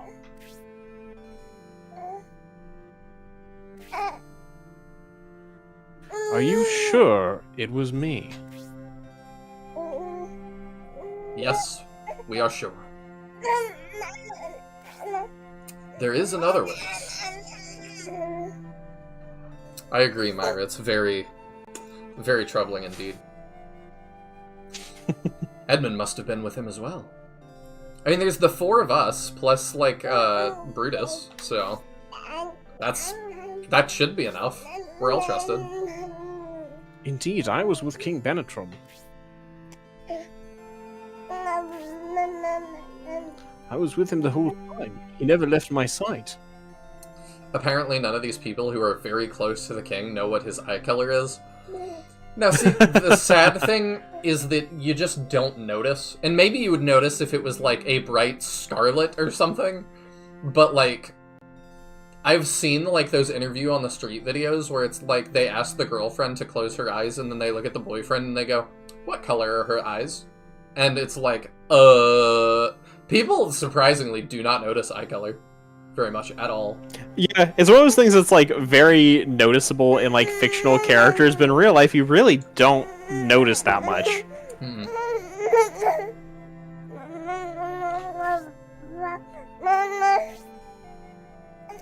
The king speaks the truth. Dominic did not show up for the informal conference. Benetron most certainly didn't abduct him.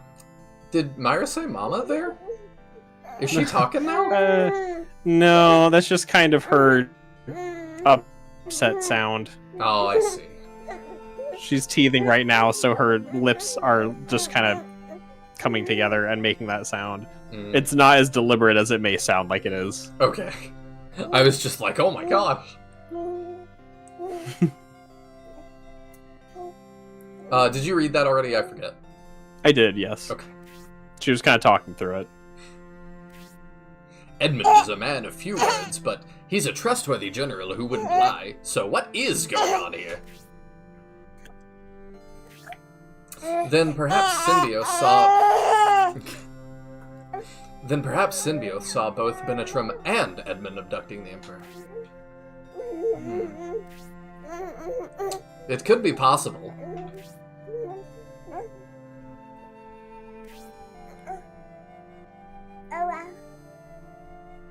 General Edmund wasn't there. King Benetron was with a group of masked monks when he came out of the governor's mansion. Hi, Joey. During the chaos of the attack, we came across a group of those masked monks.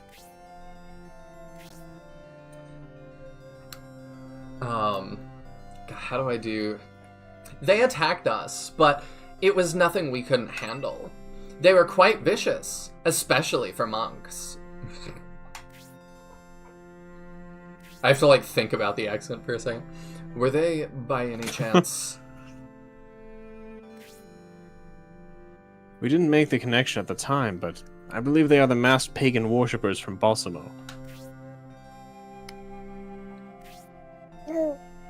It begins to make sense.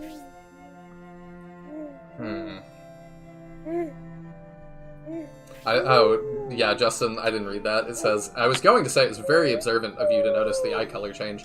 Yeah, in fiction, like, it pops really hard. And it also, like, my eye's very drawn to it because of the king, he, like, I don't know, he looks very regal, he has, like, the blue eyes and stuff, like, he's very Aragorn to me. So then for him to suddenly just have something, like, stark on his face that really sticks out, I'm like, what? Yeah, they made it, like, a bright pink, too, like, it stands out. Do you know something about this Benetrim? Now that I think about it, you were concerned about these monks from the very beginning. What is going on?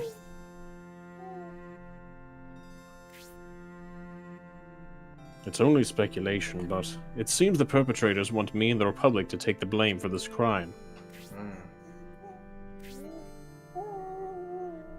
Even while we try to clear ourselves, the Imperial Army just might try to wipe us out altogether. And since this happened in a neutral country, the Saraband forces will also become our enemies. Yeah, they're not going to take kindly to you starting something in their country, I would assume. If we stay in Saraband, we are surrounded by enemies. If we leave, the Imperial territories are filled with enemies. If we must fight, we should move forward and not look back. While you make your escape, I shall go to Governor Garvin and tell him the truth. I mean, that's a valiant thing to do, but I don't know if he would... Okay, since you are on good terms with Garvin, your pleas might indeed be helpful.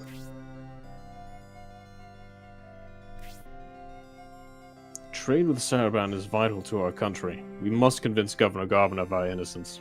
Brutus, I'm relying on you. We'll have to forget about the bar and peace negotiations for the time being. Still, it won't be easy to escape. We must not let the Imperial armies work together. We will only find a viable route if we split them up.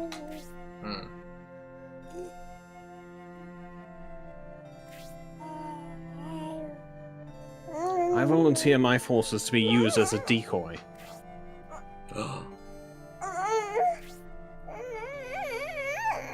While my army creates a diversion for the Imperial Army, you can escape Saraban with the Symbios force and return to Espinia. Espinia? Espinia right round, baby. Like a record, baby. Right round, round, round. I will never not hear that now.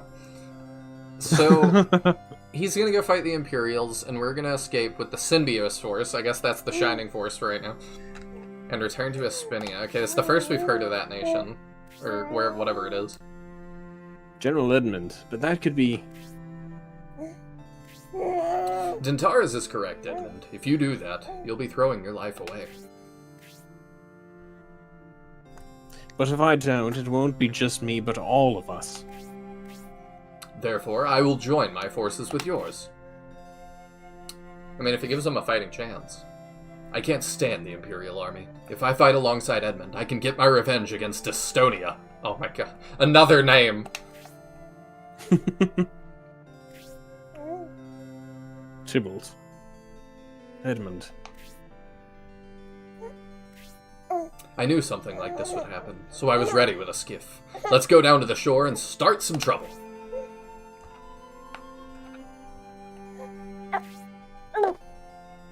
Your lives are important. Please try not to waste them.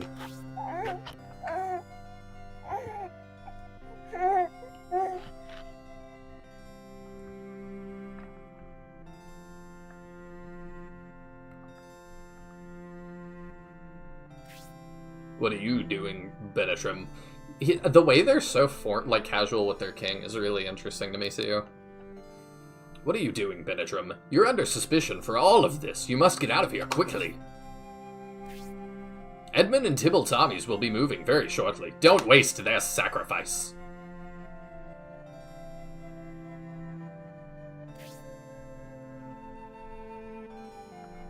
We should get moving as well. I mean, I guess to a degree, right? Like, firstly, this is his inner circle, but also we're apparently a republic, so he, you would assume, was voted into power somehow. Yeah, maybe so. Rather than it being a monarchical title. Yeah, I didn't think... that would be at least my assumption, just based on the fact we're referred to as a republic. Yeah. I mean, so, it could like, also... while he is king, he probably is, like, both popular and we're his inner groupies. It could also be like Britain, where he... No, he's probably not just a figurehead. No, he does seem to wield actual power here. Yeah, he is here negotiating. But, like, I would assume that, like, Tybalt, Edmund, and whatnot are probably the lords representing different regions. I would bet they're not... I would have to guess. I would think they're not quite that important politically, because they are going to die right now. So I'm like, if that was like the presidents or like the leaders of different regions, that would be a much bigger blow. Like their duty would be to not do that, I think. I mean, to an extent, but also as like medieval lords, they're in charge of the armies of their regions. So like they're volunteering their armies, which they're in charge of, to this cause. So it's not just like them going to fight. It's like, hey, we need the Edmund army to fight. Edmund has to go lead them. They're not going to just go into battle without him. Yeah, you're right. I didn't think about that. So just like due to the way, you know, a lord's region and army would work in that era. Anyway. Yeah. However, not to run away. We're going to get to the bottom of this and clear the Republic's reputation.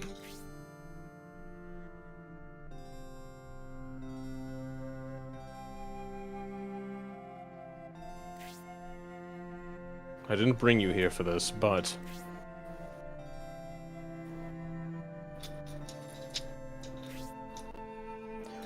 I know this is a great responsibility with no warning. I'm relying on you, Symbios. Radical, dude! I'll deal with things here. Take good care of Benetrim. Oh, okay, he's actually gonna... Okay. He's gonna follow us and stuff. Have I missed the other item? The other item, there's apparently... Do you want me to give you an idea of where it is? Not yet, just tell me if I've missed it or not.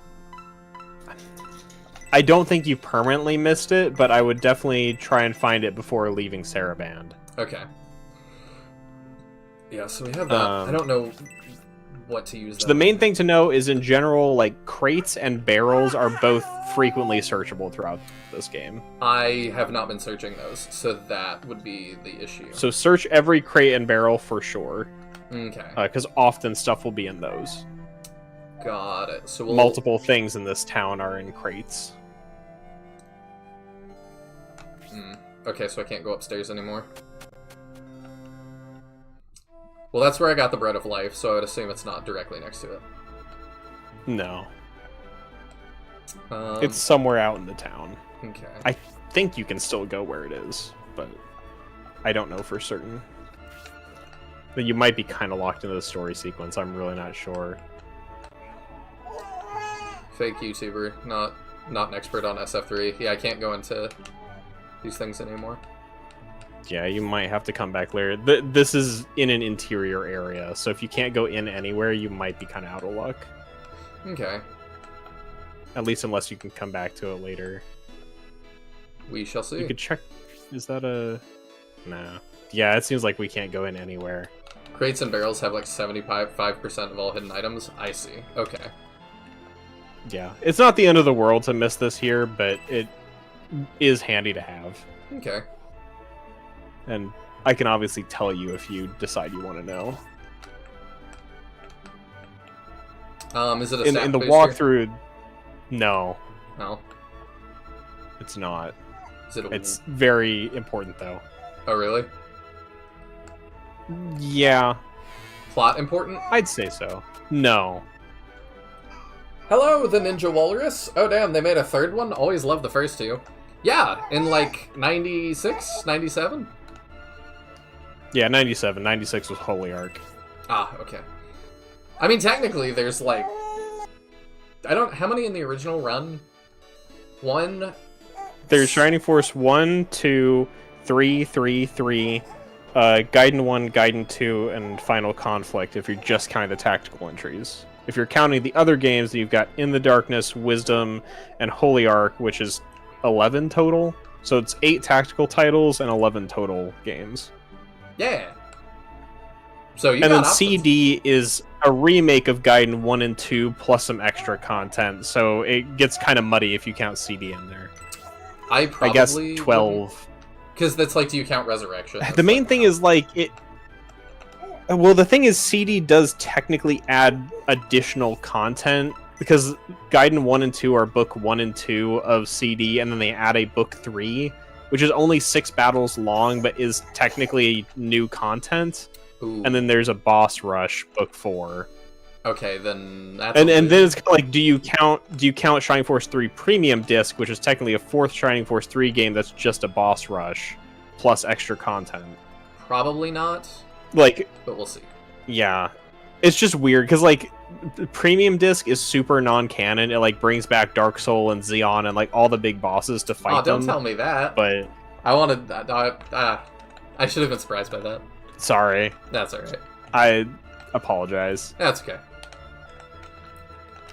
Because like Premium Disc is not canon, I didn't really think about it being spoiler territory. That's okay. It happens. I played the first 2 on this portable Sega Genesis thing I had back in middle and high school. Interesting. I wonder what that was. I'm not sure what that would be. Let's see. Oh, right. Serious Lol says HQ is by the command center. Where is HQ? Like, if I can go there? So the command center was where Benetrim was. Or like where we came from just now. Oh, it's this way? Yeah. Did I miss out? Go back now. Dang it. Probably some dialogue. Poop. I don't know if there's any like good repository to just look up the dialogue either, so. Ah, well, we push on if that's what we gotta do. Although we couldn't enter any of the buildings, so they probably would have prohibited us from entering HQ as well, honestly. Yeah, you're probably right. The Sega Nomad? How weird.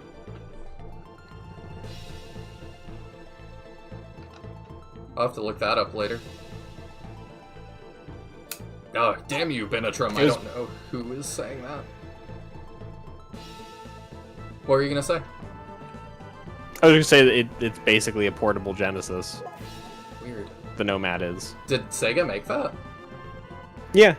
It's a real thing. From what I understand, it was pretty uncommon, but it did exist. I'm gonna pop that up, just to read about that later. Because I'm curious about that. Alright. Well, we apparently won't have to battle the Saraband guard, but who got here first? By any reckoning, this is a sad state of affairs. They're not dead, they didn't explode. What is that? Oh, it's the archer guy. Huh? King Benetrum? Yeah, we ran into him earlier. If that's you, and you're here, then who is that other Benetrum? If you have no wish for corpses to clutter the landscape, you'll move aside and leave us alone.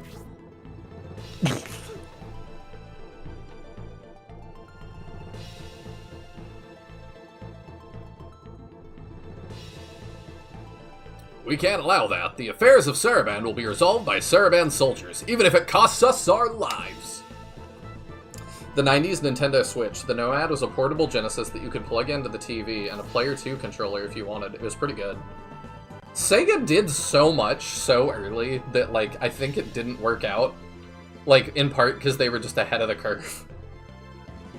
Oh yeah, they were way ahead of their time.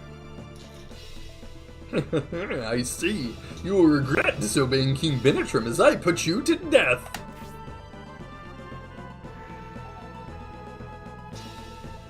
That's an interesting, like, casting circle.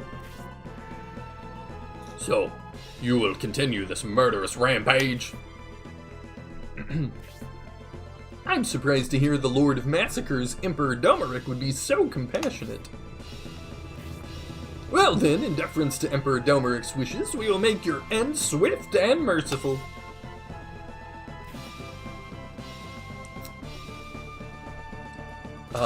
Stop! Ugh. Oh, did you voice him earlier? I just made him like a country bumpkin, but that's fine. You can do Garrosh. Oh, okay. Run away, my brother! Run!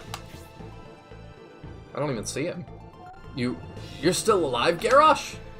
Oh, he's back with the elf. I was only unconscious.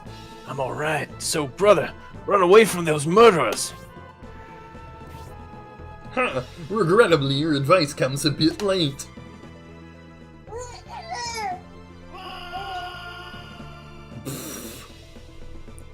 I love the Shine Force 3 scream. That was great. No! My dear brother! Oh, sadistic. My sources told me the Republican army had escaped Saraband. We'll each voice one so it doesn't get too... Okay. Well, I mean, this is not the same guy. I know, I was just voicing him earlier. Oh, were you? Yeah, I was voicing him in the last scene he was in, that's why you ended up taking the Emperor. Oh, my bad, yeah. Okay, you can keep doing it. The main Republican force is just deployed in the adjacent plains, and the battle rages as we speak. My name is Kermit the Cultist. Benetrum, however, is apparently still here. He must have used the bulk of his force as a decoy. He's quite clever. Sega was way ahead of their time, but had terrible marketing and promotion that killed them, I thought. Also, hello, DM Sanctum. Did they? Sega does what Nintendo don't, I thought was a pretty good marketing campaign. I don't know. But then again, looking back, I know very few people that owned a Saturn, very few owned a Saturn or a Dreamcast. And I'm hearing about this Nomad thing for the first time now, so you might be right. The problem was that their devices are 8 batteries like crazy. The Game Gear 8 Truth 6? I don't know what you mean by Truth. 8 through 6 double A's. Yeah. In under an hour. I imagine the Nomad was even worse. Well, batteries... I only ever played my Game Gear, like, plugged in via an adapter. Because, yeah, playing with the batteries was just a bad idea. I see. Yeah, that'll do it. Nomad didn't come with it, but it had a rechargeable battery you could slot in instead of the battery holder, and it'd hold a good 5 to 6 hours of charge. Hello, also Tired Tracks. I'm not sure if, Oh, that was you saying that earlier. My bad. But yeah, I don't think I've seen you before, so welcome in. Yeah, the rechargeable battery thing, I wonder how many people buy those. Because I know, like, I think Xbox had that as well, because the earlier Xbox controllers also had, like, batteries and stuff, but I don't know how many people bought rechargeable ones. It seems the mystery is beginning to unravel. That looks like King Benetrim, but why are there no Republic guards with him? There's something wrong here. Those guards have seen through our ploy. We must silence them, along with that Republican rabble. Please hurry ahead with Domeric. I'll catch up with you once we have things in hand here.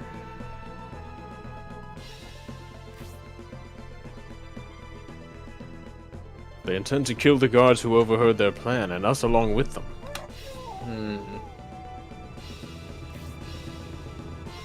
That Saraband guard may be the only witness who can prove my innocence. We must protect him. I mean, there are 2, but... Garrosh is over there like, I ain't dead yet! If anything happens to you, my lord, our decoy forces will have risked their lives for nothing. Please leave this to us. I understand. I'll stay out of your way and wish you luck. My dad is one of the privileged few who own a Saturn in Europe. Yeah, there weren't many, were there? Oh, we've got bats now. Okay, now we're truly playing Shining Force. He even has the official English release of SF3. That's awesome. Oh, I should have started with it. I'll do it next time. I've got the Japanese copy. I really wanted a copy of all the SF games, but I don't totally care if they're English or Japanese. Because I'm playing this on my Chinese Switch anyway, so... I cannot take Hayward. You mean your Chinese Nomad? Yeah, of course. I've got my Nomad exclusive capture card. So we've got Hayward, the archer.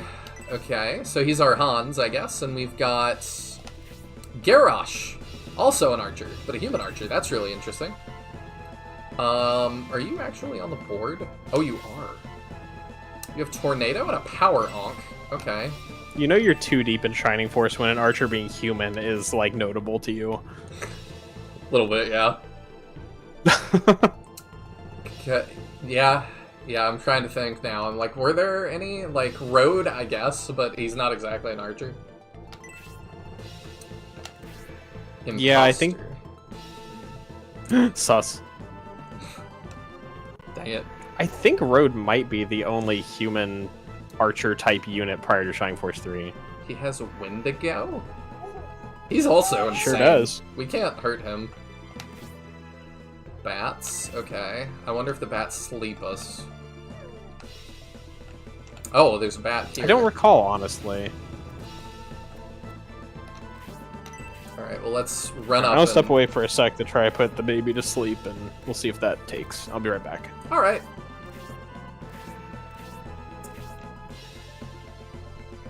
Let me see. The graphics on this don't look as bad as I was afraid of. I was thinking it didn't age well early 3D, but now I want to play it more. Yeah, I'm pretty happy with it so far. I don't think it's too bad. Ooh, that's a 30% land effect, which I like, but I also... Oh, he's got little clopping sounds! That's awesome! Sorry, I'm easily impressed right now. Yeah, the different footstep sounds is great. We haven't leveled anybody yet. Okay, so those are green units. I was about to say that. I'm curious if they're green units or if not. Okay, if Chiadrin says no, then don't mention it, Sheldon.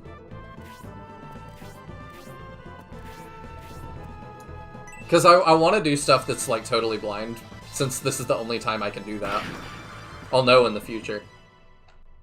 Sega of America and Japan hate each other. The US branch rushed out the 32X to keep up the waning Genesis momentum, and then Sega announced /release the Saturn within a year. Yeah, it does seem like it was tough to be a Shining fan, honestly, as well. Because, like, you're just jumping around so many consoles. Oh. Listen up, you Republican buffoons. I'll take my leave with the Emperor now. Your pathetic lives end here. Yeah, I figured they would have to leave. I see, so that's what's going on. So many hidden agendas. Both Benetram and even I, Domeric, are mere pawns in this twisted scheme.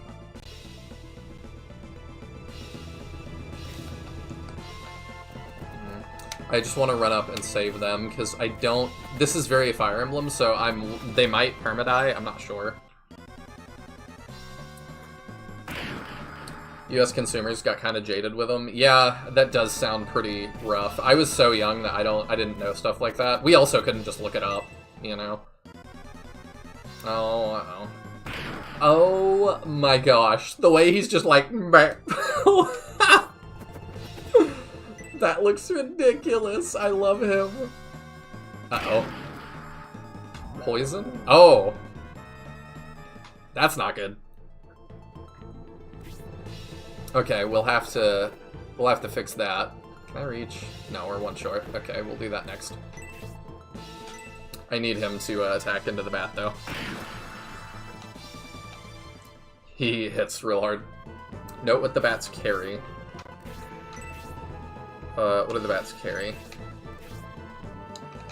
I think that's... Is that an antidote? It might be. Yeah, I think... Okay, they carry antidotes. Okay, cool.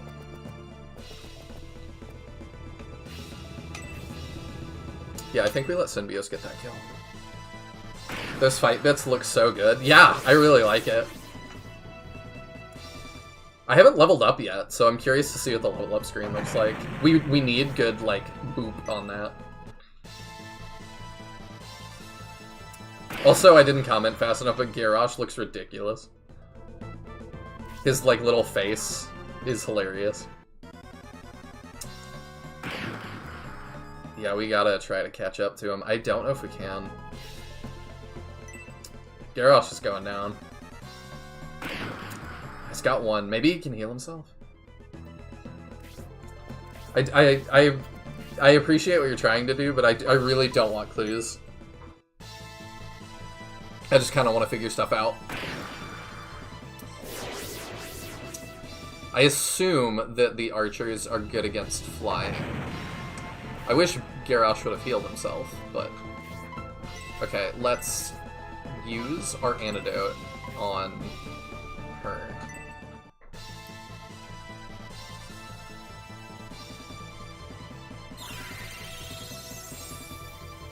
Oh, and I missed, I know you're joking, but since the Nomad had a TV out to coax, it technically had a built-in capture card.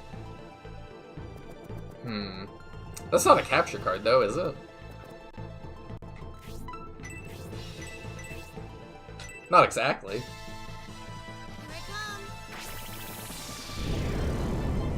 Yeah, since these guys poison, I really want to get them dealt with quickly. Oh, you took 11. I thought we did 10 damage. Maybe they're susceptible to it. That's a nice noise. HP by 1. Okay, good. It slows down so I can react. MP 3. Attack 1. Dig it. Agility 1. Oh, that's it. Okay. No defense. That makes sense for our caster. Oh my goodness, we actually can save him. Let's go, Dantares!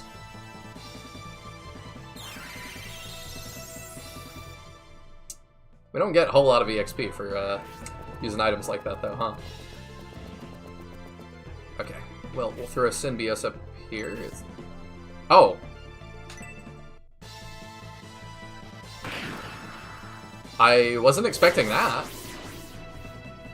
Gained 5 EXP for breaking a barrel. Interesting. We have destructible terrain in this game.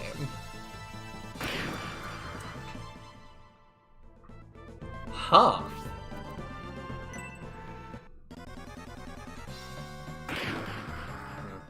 I'm really trying to peel for these guys. I should have bought more medical herbs. I guess archers... I don't know if it's because these green units saw stuff that they're going for them for plot reasons, or if these guys just have higher priority. EXP min-maxing? Oh yeah, you know we're doing that.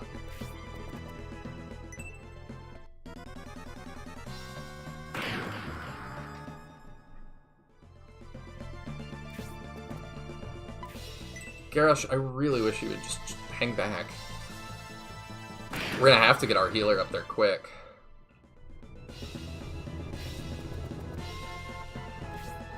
How much is heal? Okay, so we can do 3 of those. I don't know if we want to do that already.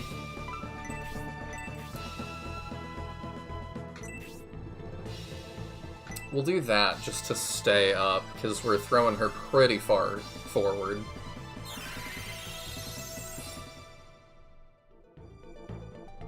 Maybe she just gets more EXP for healing. Do you have one too? Yeah, okay. We can get lots more of these, so I'm not too stressed about using them. Hey. Hello! One thing I will note, just since we're introduced to barrels in this battle, barrels that you destroy during battle will stay destroyed post-battle. And if you don't destroy them, they won't be. And sometimes if you don't destroy barrels, you will be locked off from areas permanently. So, okay. There's a few places where in battles when I played, I didn't destroy barrels. That meant I couldn't go there afterwards. So, you know, just destroy any barrels that look like they're blocking anywhere you might end up wanting to go. Okay, this looks silly. Can I attack from... Yeah, I can. Oh, okay. Interesting. So, can I just... Oh. That's weird. And not how I'd expect that to work. Oh! What? Can I only walk on it because it's got terrain next to it that allows me to, that's within range? Yes. Because that half tile next to it allows you to walk up it. Interesting. Okay. We're gonna have to heal numbnuts over here. Garrosh is being quite dumb. What? And you could just let him die. I'm really trying to prevent that. Do you have... Yeah, you have an antidote. Okay.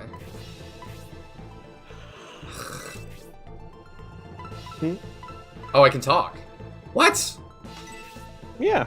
This is the most Fire Emblem of Shining Force.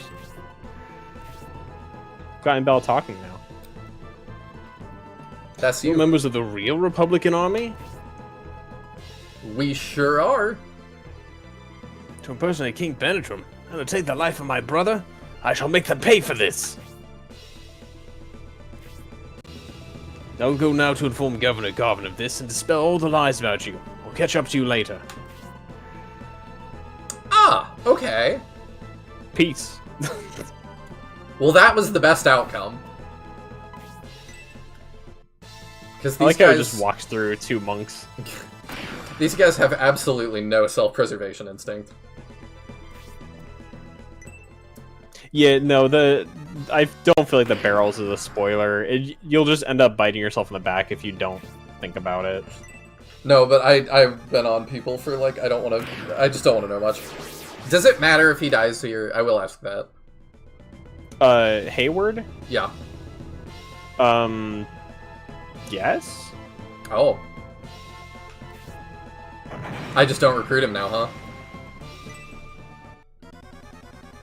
Yeah, I mean, unless you redo this battle.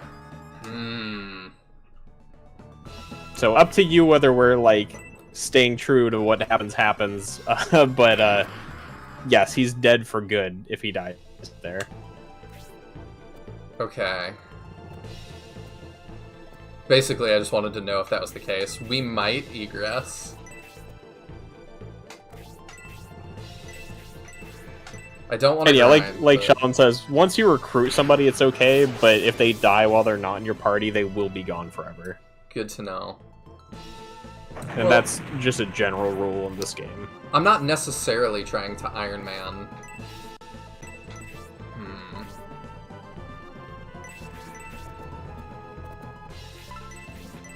Yeah, I mean, it's kind of up to you. I will say the size of your roster throughout the whole game is much smaller than you're used to in other Shining Forces. Okay. Like, including all of the secret characters, you will only get 20 recruits in this game, and some of them are only temporary. So, do with that what you will. Okay. But yeah, we being probably... down a whole unit is a pretty large handicap. Alright, we probably will aggress them.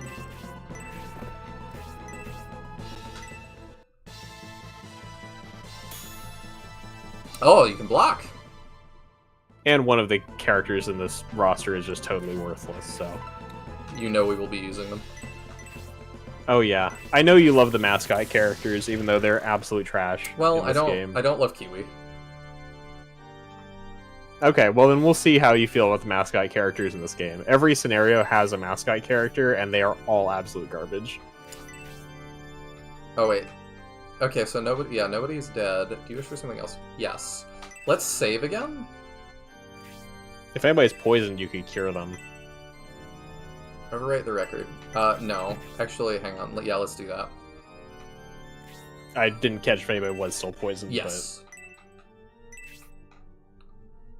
A donation. If it requires a donation, that's really funny. But... Hey, it does in the other games, too. But they don't say it like that. They say, like, for my services it costs this. It's not, you may pay a donation. Okay, so do we want to overwrite? No. I want to do new, maybe? Do I get... I don't know. I don't know how this works. Yeah, well, also that depends on if you even find them. The mascot in this game is pretty easy to miss. I missed the mascot in this game on my playthrough, and I was trying to use the guide, so... We can see if we manage it. I missed it. It's something where it's like, you've got multiple steps throughout the game. If you miss one, you're stuck permanently not having them. Thank you for the $5, Ninja Walrus. I got a bounce, but I hope you have a ton of fun. I am so far. I really appreciate it. I don't know why it didn't do the correct animation. Oh, maybe that's just memberships. I gotta fix that. But yeah, here's the animation for that normally. Oh, it's under retro, my Chinese Switch. There we go. That's what's supposed to happen. Yeah. Okay. Now I can go in buildings again, probably. Can I fully go back? Ah, no. Okay. Oh, I gotta re-pull up chat. There's no clues to it, and it's so cryptic. Sweet. I'm gonna try to do it without help, but we shall see. Yeah, I mean, I won't give you any hints, so... Oh, okay, we didn't see these guys before. What a craven act to attack from behind. However, the person I saw from behind certainly was... Yeah, the king. King Benetram of the Republic. That's not possible. That would be tantamount to a declaration of war against us and the Empire. Yeah, that would be pretty nuts to just actually do. So, I don't think we can go in any other buildings still. No, seems like not.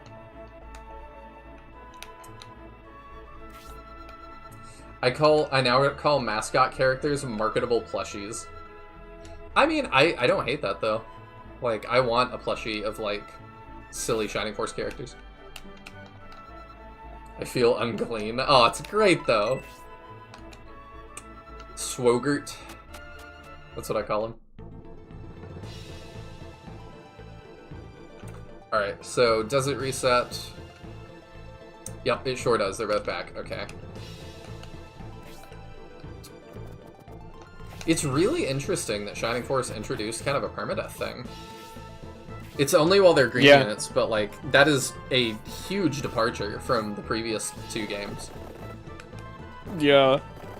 I mean, Hayward's death here obviously matters, and Garrosh's survival or death matters, too. Okay. So they actually do quite a bit with, like, your actions in battles will have consequences. So one thing that's interesting, I won't spoil anything about, like, what it means overall, But this battle is what's kind of referred to as like one of the synchronicity points, where things that happen in this battle will impact future scenarios. I see. I've also got to make sure that we carry those forward. I'm not entirely sure how to do that. We read this already. It was pretty easy with the Chinese Nomad I played on, but I played on a different style of Chinese Nomad than you are, so... you had the Italian easy. Chinese Nomad. Yeah, I had the Italian Chinese Nomad. Multicultural edition.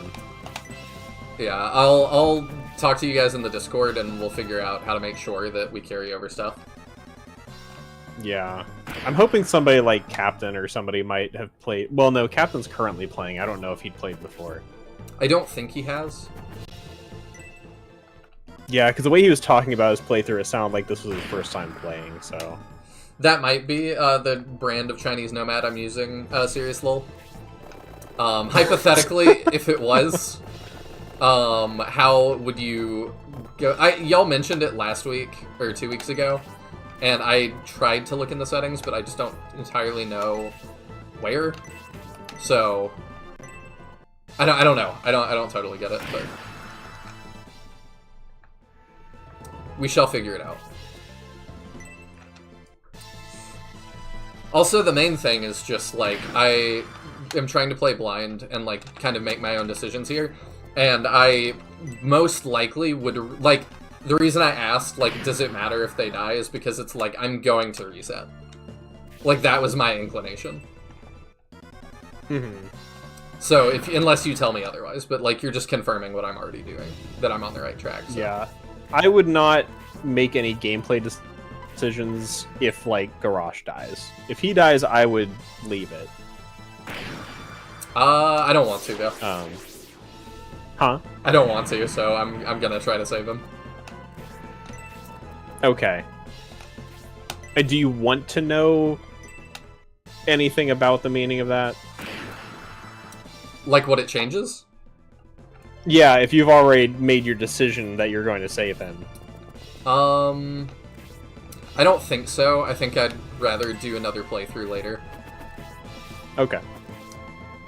I don't know. I might change my mind here in a little bit, but that is my decision for now. Yeah, also, the way the bats just unhinge is hilarious. So it's really funny. Like, bats recur in the later scenarios, but they actually changed out the bat model for a better looking one in the later scenarios. Oh. A lot of the enemies keep using the same models, but the bats, they actually got better ones later. So you can't... Oh, you can talk to them. Yeah, I think anybody can. Oh, that's huge. In this battle, at least.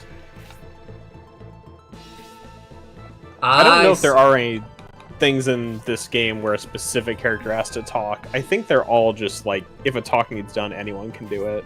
That's huge. Very un-Fire Emblem. Also, well, you know, Shining Force has always been a little easier. Yeah. I appreciate it for that, though, you know? Yeah, I'm just saying it kind of is in line with it's the easier of the two SRPGs. Mm-hmm. Finally, level 2. What do we get? HP 1. Oh, I forgot. 2, defense 1. Agility 1. In Scenario 2 and 3, they added a nice level up animation that's not here in Scenario 1. Ah, okay. It didn't bother me too much, because I'm like, well, this is in line with SF1 and 2, I guess. Yeah, no, it's not weird. It's just like, after having played the other two scenarios, coming back to 1, I forgot that they didn't have that animation. I can see how that would be the case. You know, you spend like 80 hours playing the two following games. Oh, I'm so excited. Now hopefully you can save Hayward. I think I can. Because Dentaris can just go talk to him now. Yeah, we take very little. I think there's one in Scenario 3 that requires one of 2 people to talk. Okay. Oh, hey! I do think it's cool how counters are simultaneous in this game instead of a follow-up. HP increases by 1, attack 1, defense 1, agility 1. Okay. So, 1's across the board. Not too bad. You're poisoned, which I don't love. Oh, that's not ideal. So just looking at some things coming up, to clarify, you wanted me to tell you if there are things you'll permanently miss, but not anything about where they are. Just to let you know you're missing something. Yes. Okay. I'm just looking ahead at some stuff later in this chapter and seeing like what's permanently missable. Because the main thing I was There's thinking... at least one very notable thing. Do I want to just talk to him now? Or do I want to have Dentaris do it?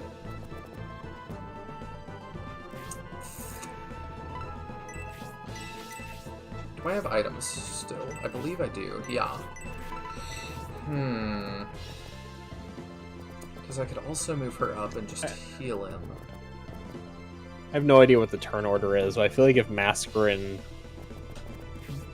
just like waits by those monks and they get turns, she's gonna die. Yeah.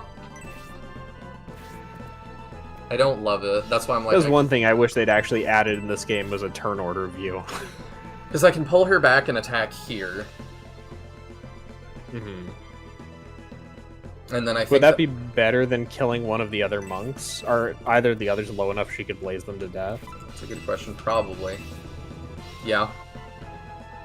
Yeah, that might be the better That play. might be a better use of her action if you're going to attack than I just think, weakening one of the others. I think you're right. Yeah, just it's hard to tell a little bit. So, like, I get kind of why there would be some frustration about that from players. I misread Justin's second message as, oh no, he's hot, and I was kind of confused. Okay, so let's have you talk, I think. And get him out of here. Okay. I'm a mercenary. The name's Hayward. I'm glad you came along when you did. I see the famous Sir Don Terres is with you. You're talking to him right now. Does that mean you are the army of the great Lord Conrad? His son Symbios is our commander. We are chasing those masked monks and the imposter. To pursue such a powerful enemy, you seem to be at an obvious disadvantage in numbers. We quite are, good sir. Please assist us. Please allow me to join your force. I've dreamed of fighting alongside a famous warrior like Sir Dentaris. Hayward joins the force. Thank you, thank you. You won't regret this. Okay. So now if he dies, it's not a big deal. Yeah. As long as you finish the battle. I think if you restart the battle, he'll be like unrecruited and you have to redo it. But... That's fair. That does make sense.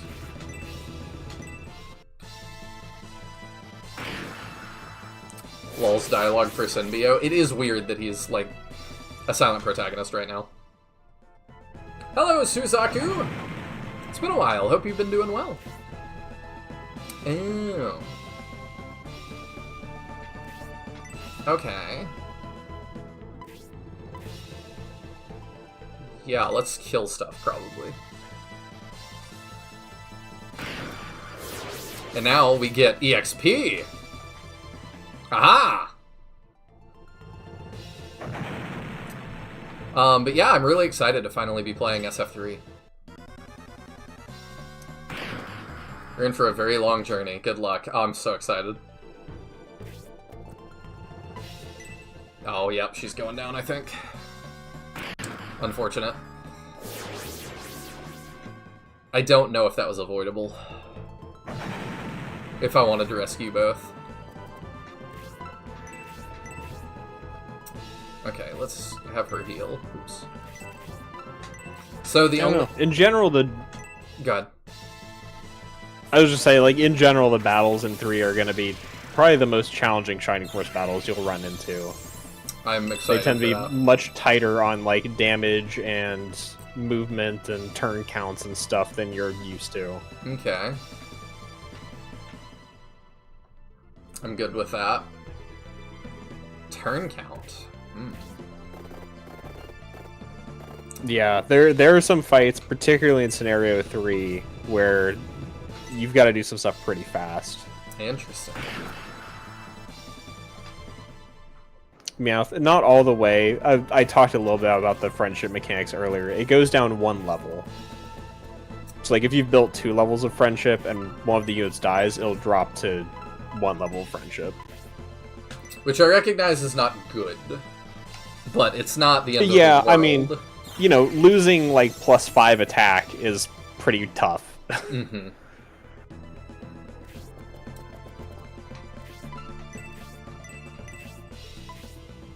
But it also is better than losing a character. Like, for good. Yeah, it's better than losing them permanently, but it is a, like, pretty serious penalty, which I appreciate them giving some penalty to death, just because previous games had none. So you could kind of just, you know, throw your units around carelessly. Yeah, Sheldon, there is that battle in Scenario 1, and we'll get there.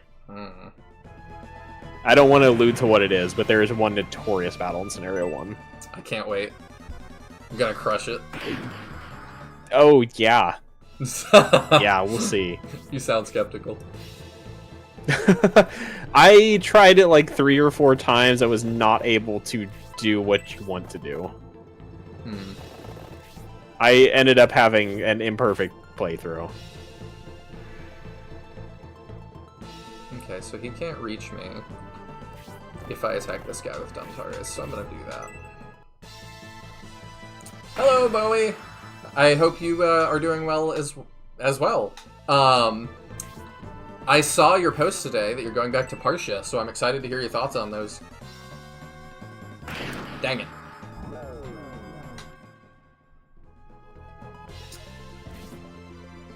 You will egress several times. I mean, I'm open to that if that's what I gotta do. I egressed multiple times on that battle and was still unable to do it. But I'm built different. No.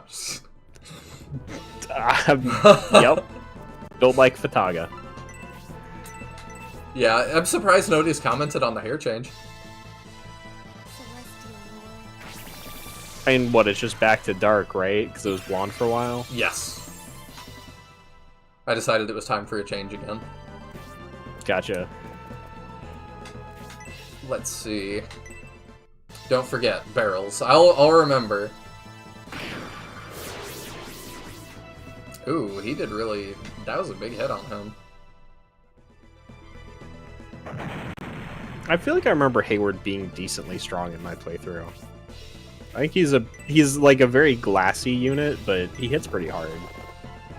I want to spread EXP around more, so I think I'm just going to move him back.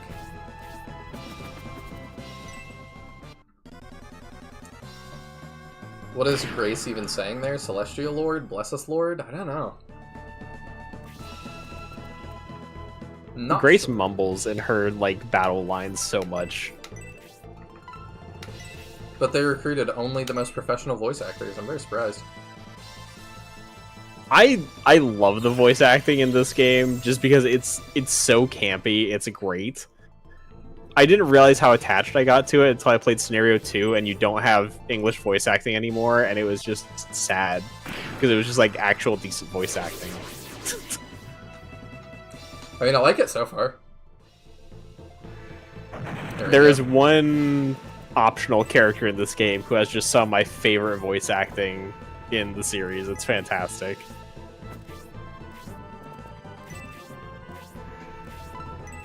Oh, do we have any items now? Nope. Okay, yep, she's just a body on the field now. That's fine.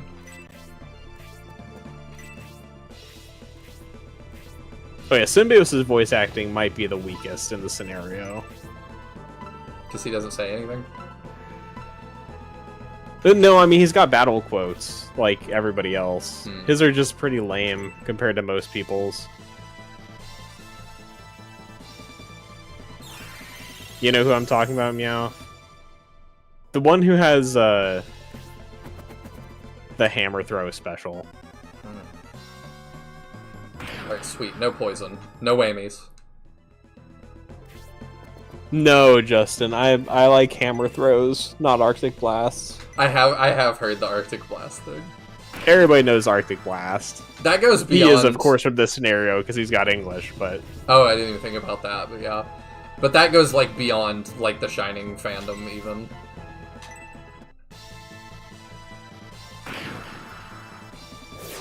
Yeah, no, it's a different character who's my favorite one. Yes, Lol knows what I'm talking about. I hope you like this game long term, because it's something else. I mean, I'm into it so far. Oh, yeah, I gotta... Okay. Now bear my Arctic Blast. So, my question with the barrels is, Yes. is there, like, a, if I destroy them, I won't be able to get the item out of them outside of battle, yeah?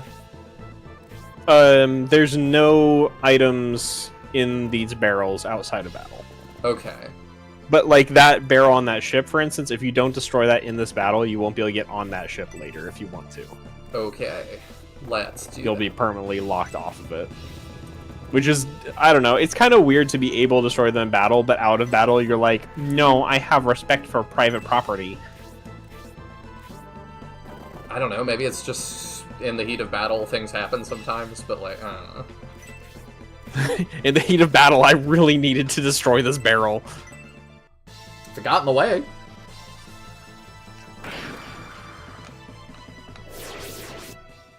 We take the 5 EXP. Can I destroy crates too, or is it just barrels? Just barrels. Oh, okay. I mean, then, yeah, we min-max. If I'm not going to lose any items. That barrel was the one I was afraid you would miss. The barrels can drop stuff when you destroy them, but they aren't, like, searchable ones with stuff. Okay. As they're searchable, but none of the destroyable ones have things you'll miss out on by destroying them. You'll only ever miss out on things if you don't destroy them. Is Tornado an AoE, or is it a one target? I believe Tornado 1 is single target. Okay. It's a wind spell. It's blast. Got it. It's blast, but less terrible. I think it starts at 2 range. It does better damage. Like, it's if blast was a normal spell. Okay. Hey, got a medical herb. Sweet. Alright, so let's try to level Hayward here. How much health do you have? 38. Actually, a sizable amount. And he is the boss. Which that is actually a thing, like, if you are looking at an enemy with a flag over their head, that'll indicate that they're the boss. I see. That's just a universal thing that probably would be explained in a manual, but in-game they don't mention it, obviously. They did a little bit. Oh, did they? Yeah, they said, like, there's a morale system, and you need to defeat the boss as quick as possible to lower morale, and I don't know what that does yet, but they did indicate there is, like, bosses, and that it, not even that it would end the battle, but just that it's a good thing to, like, take note of that.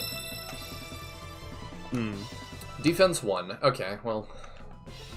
He's hitting hard, I guess, so he doesn't need that. Alright, let's see what Tornado looks like. Go for a spin!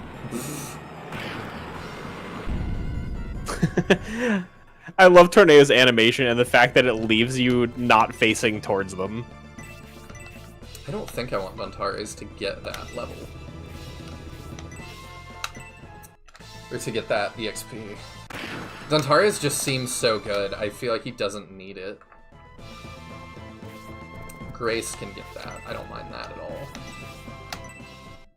I would say every one of the, like, first knights you get is good, but the Scenario 3 knight is not my favorite. Friendship with Symbios becomes partner. Oh, okay. Hey! Is that because we attacked adjacent to each other like that? No. Friendship in Shrine Force 3 is built by attacking the same target, not by being adjacent. Okay. So, it's not I'm standing next to you, it's we hit the same guy. Okay. Or casting spells on somebody. So, like, healing somebody will build your relationship with them, too. I see.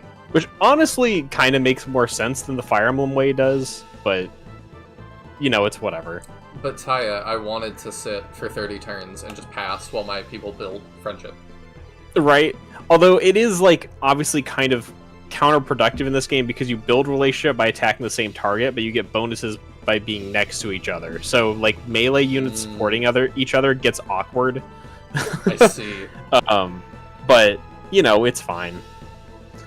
That was quite a stiff fight, yet everyone performed admirably. In any case, Garrosh is taking much too long. I wonder if he was able to clear our name.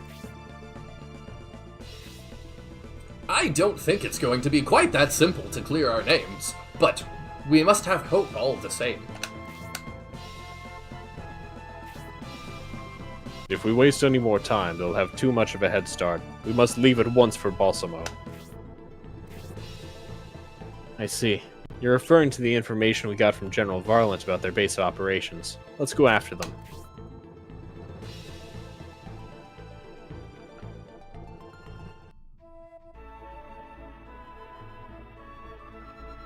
Saraband docking pier. Okay, Saraband docking pier. Okay. Lol says also everyone in Saraband has new dialogue now. Okay. They really went crazy with the dialogue changing constantly in this game, so... So these are like, not... after every battle, it's worth it. These are not the crates that I can investigate. Sometimes you can. Oh, that's... okay. That's like, very I shining. legitimately had to walk around... And like Legalized Freedom said, there is just like a C button you can use to search, I believe. That's what I'm doing.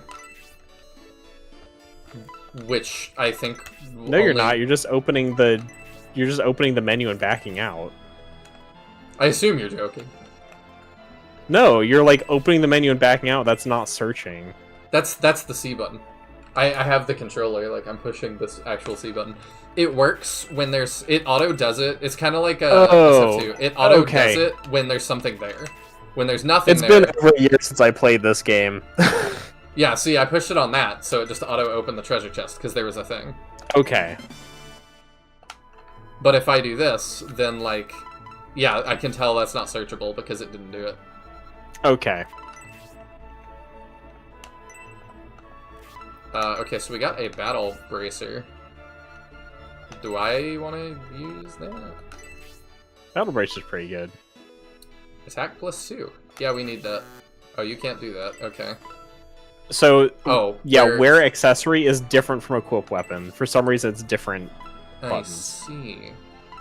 Okay. Also, I think if you use left and right when you're viewing the characters, you can see the stats. Oh, okay. You know, if you want to compare anything. Yeah, we hit as hard as Dentaris now. That's huge. I need my Marth to be decent. Crates and barrels don't have a quick prompt. Only when there's something there. Okay. Alright, let's see. Ah, thank you for the gifted membership, Caldera. Just another dragon received a gifted membership. I greatly appreciate that. I don't know why. What was that animation? I don't know why it's like not using that. Oh, there it goes. How weird. I guess the gifted thing is different too. I will have to fix that. But it hasn't done that in the past. Don't know. Streamlabs just acting up today. Okay, so that's... Which way did we come from? We came from behind me. So we want to go back that way.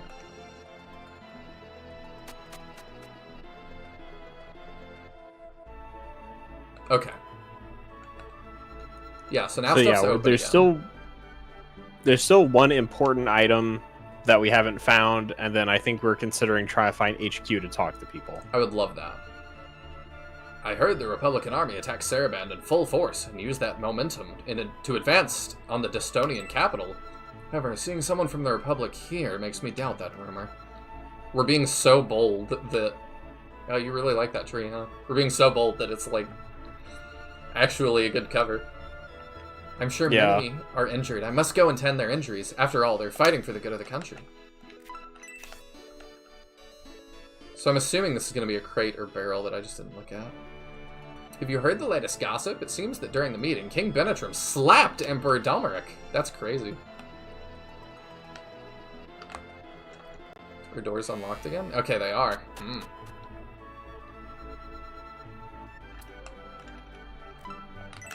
Okay, I definitely didn't search any of these. Finds the medical herb. Ah, we found the secret, Taya. We're good. Yep, and that's the important item we've been looking for. Yeah, this was the living Easter egg thing that I'm like... no spoilers, but what the hell is this? Yep, no spoilers. This is... It's just a bouncy Easter egg. It sounds like the monkey from Wisdom. Trash ball. Oop, Oh, we can... Okay. I think we searched this. But we could buy stuff. That would be nice. Oh, right. We can't actually buy stuff from you because you're a merchant post that doesn't sell anything because you're weird.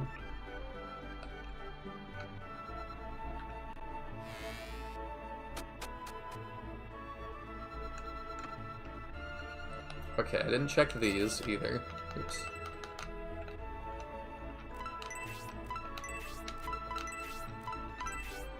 Yeah, it can be hard to, like, make sure I'm looking at these. Yeah, it's awkward. That was one of my, like, more recurring annoyances, was just being, like, slightly angled off of something and not actually searching it. There's a healing drop. Okay. So we probably want more medical herbs, because, yeah, we don't have many now.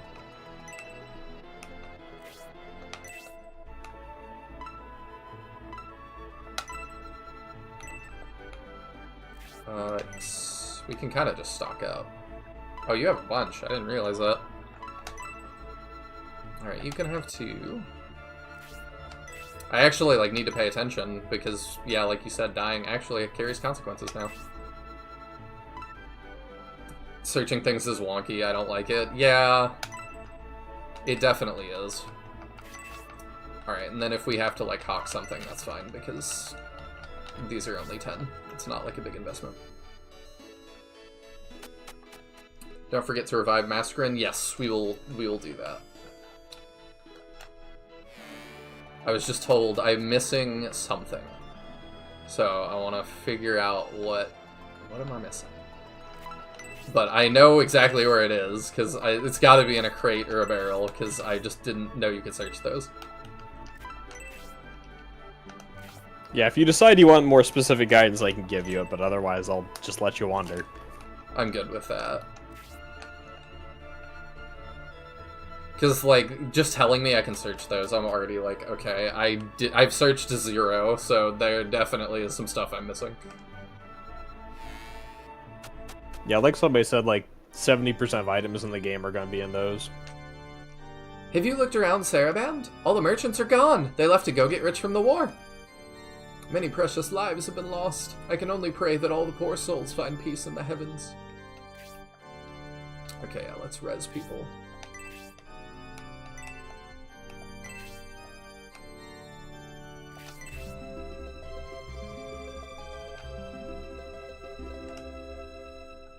Okay, that was a nice little sting there. Okay, we save. Yes. Overwrite? Sure.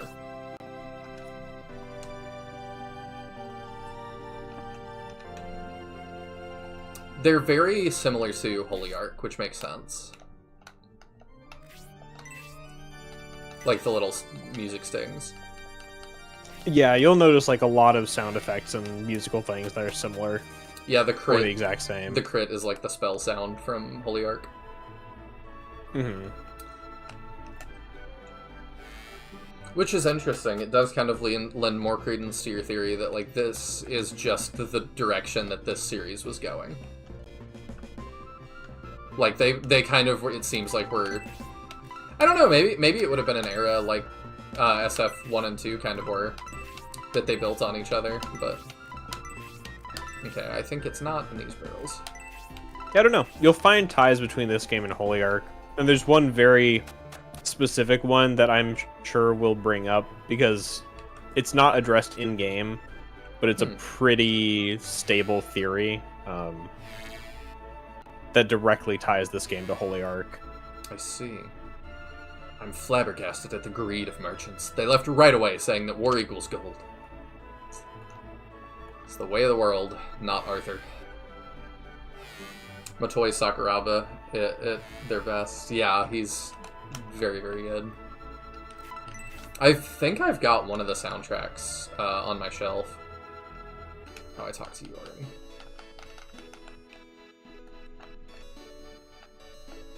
Okay, can we get this? Oh, we have new guards. Or they got better. Okay, I guess I can't go there yet. Access to the Saraban government district is currently prohibited due to security concerns. Yeah, that makes sense. The East District pathway is closed. You need to go... Okay. Yeah, I appreciate it, Meowth. We won't talk about the thing I'm talking about until enough of the story of this game clues us into it to discuss it.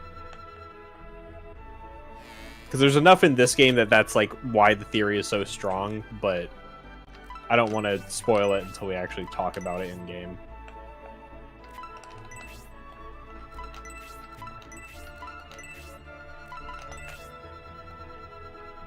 Okay. Oh, that was a chest we already searched. Okay. So I think it's not in this house. And there's no chests back here. Okay.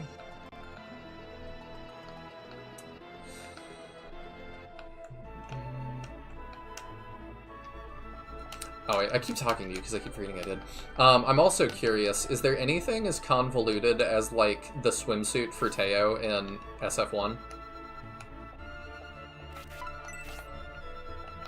I mean, we've already been discussing that there's a mascot character who's more convoluted to get than that swimsuit. And there is plenty of stuff more convoluted than that swimsuit. We're actually going to run into one in the next town that's going to be something I have to make sure you don't miss. Potentially. If I can't figure it out, we're just going to move on. Okay. There's a reasonable chance you won't figure it out. I ran into it halfway on accident, but we'll see how you do. My papa, he went to the business district and hasn't returned. I hope he's hiding in a safe place. Okay, not that one. Grandpa's always pretending to be tough, but when a situation like this arises, he shows his true colors. No wonder our son became a merchant instead of joining the military. I guess it's all in the genes.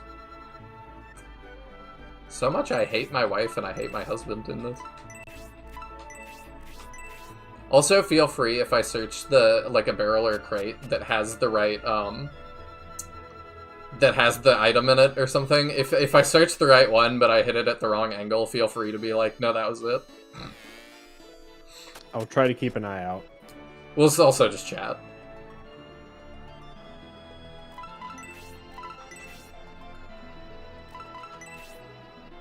This was the first time the battle broke out in Saraban. I never understood why we had such a big army in a neutral country. I guess it wasn't a waste after all. I don't know, your army kind of got wiped. Oh, yeah, they kind of did, didn't they? Yeah, like, I don't know, they kind of were a waste. They just got smoked. Could have been worse without him, I suppose. I was checking to see if my husband was still alive, and I heard an unbelievable rumor. They say Emperor Domeric was abducted. If that's true, then something very big is happening. My daughter-in-law is spreading a strange rumor. Something so huge couldn't have... It must be a mistake.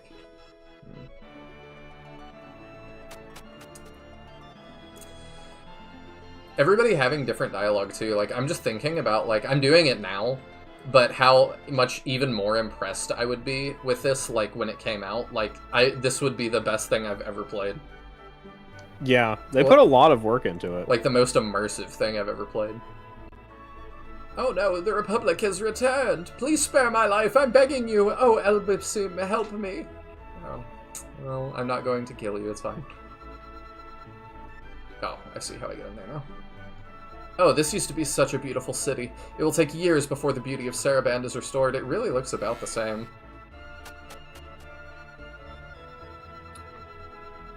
Depending on the patch you're using, I think they put a weapon in that's super unobvious. Like, you have to search a random tile in battle. Weird. Kind of like finding Feebas in that one random spot along in a river in Ruby and Sapphire. You'd never know unless you just came upon it by pure accident and a very lucky encounter. I mean, I kind of like stuff like that. The attack must have been an attempt on Emperor Domeric's life. The Empire keeps implementing useless... Whoops. What? The Empire keeps implementing useless policies, so the Emperor must have many enemies among the powerful aristocrats in the Empire. Yeah, her nodding is hilarious. This barrel. No. Not this barrel, not this barrel.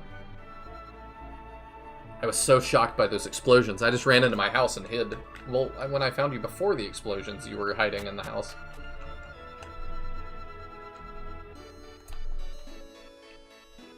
Why must people fight? Nobody really wins. Don't you agree? Yes, I do agree with that. Oops. Because of the fighting, many soldiers from Saraband were reported wounded or dead. Let's check this house. Is it true the docking pier guards were annihilated? If so, my husband will be okay financially, but our son will have no role model growing up. Oh. That's like really dark. I loved my father very much. He disappeared fighting against the Republic. Please bring him back. Oh. That's why I told him I'd rather him be a merchant than a soldier. I'll never join the military. Well. Dang.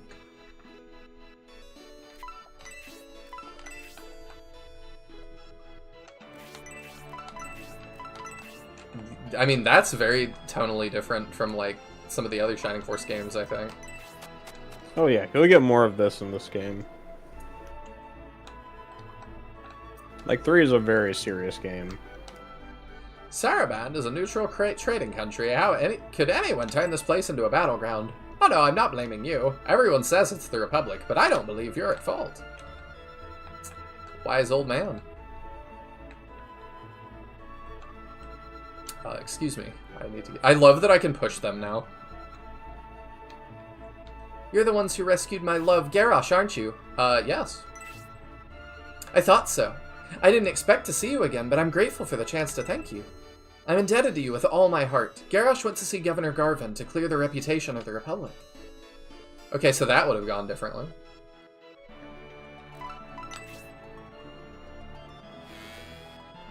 Well, bedtime. I'll have fun. Thanks for dropping by, Justin. I greatly appreciate it. And I hope you sleep well. All the Saraband Guard soldiers who lived in these barracks were fun and carefree. Now that all of them are gone, I don't think Saraband will ever be the same. Oh, they really did get wiped. I thought it was just one. Mr. Garrosh has returned. I'm so glad he's alive. Now I can return everything he lent me when he left. I heard every soldier from these barracks was killed. I'm glad to hear Garrosh survived, even in the face of such tragic news. I couldn't bear seeing my daughter lose her sweetheart. Yeah, I feel good about us doing that. Come on. There we go. Okay, I'm assuming it's not these either. I can't search the spear axe, I assume. No. The Mugi arrow, named after the Shining Force translation. Oh, I didn't know Mugi was involved. I think I'm using V24.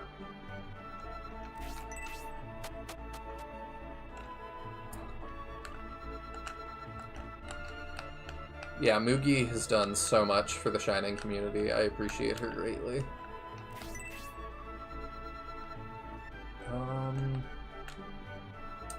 So we can look in here, but I'm still not quite sure where HQ is. I feel like maybe I'm blind, but maybe I'm not. Okay, there's no barrels or crates. There's the chest we found. No barrels or crates. Nothing. Okay.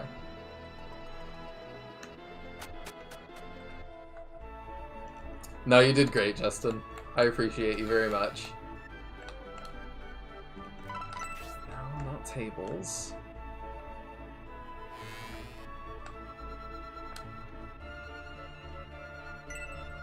Okay. We searched the plant already. I forgot we did that. So that might be a thing to remember as well. Oops. The Mugi was an unused weapon. They only accessed through debug that the translation team added in. Oh, that's cute. I assume it wasn't called that in Japanese, but do you know what it was called? I'm kind of curious. I don't really care about them changing something like that when it's, like, kind of an Easter egg and, like, obviously not, like, a canon thing. Oh! That was super out of the way. Okay. Were you here, Ty, or did you run away for a sec? I had stepped away for a sec, but I'm back now. Oh, perfect. Oh, duh, I need to read dialogue. I was trying to find out the original name of the Mugi arrow. Because of the imposter Benetrim, we must flee from Serban like dogs. Absolutely unbearable. Don't you agree, Lord Symbios? Let's get our revenge by exonerating ourselves. Oh, you're here too? What? You're my Nova? He's our Nova. Now that you've seen the imposter pretending to be me, my innocence is proven, at least to you. How weird. Is that all? Okay, that's all he says.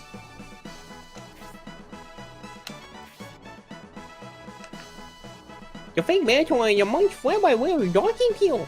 I wonder what they're planning now.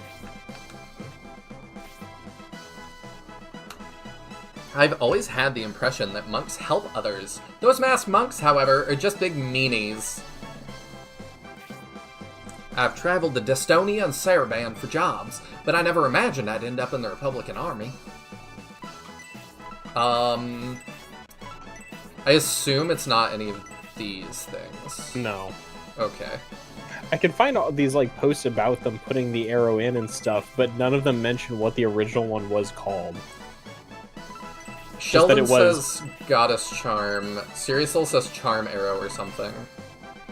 Goddess Charm was what it enabled. It wasn't the name of the arrow. It could be the Charm Arrow or something, but I can't find anything.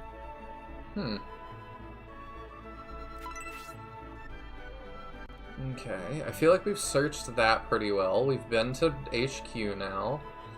We searched that. We haven't gone back this way, but I think... Excuse me. I think... Yeah, that's just the Governor's Mansion again, which we can't get in. Did we go in here?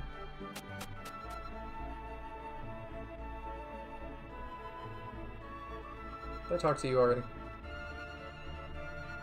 No, I didn't. Ever since the explosions, my husband has been trembling violently non-stop.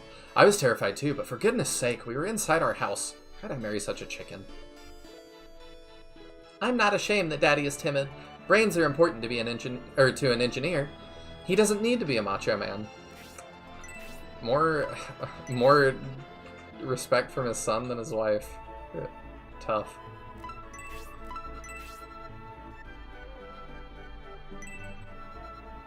Large mithril, okay.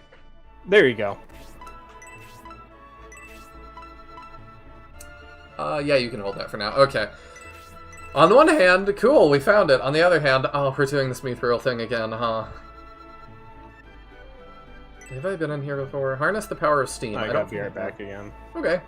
The pressure caused by evaporating water can be utilized to change our entire life. During the attack, I felt something evil. It felt like something from the past that none of us care to remember.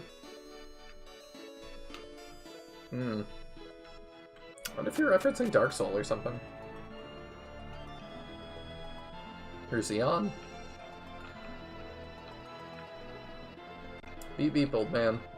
Okay. So we've done all the things we need to do here, I think. Pretty sure I've checked all these. I think we're good to save and continue on.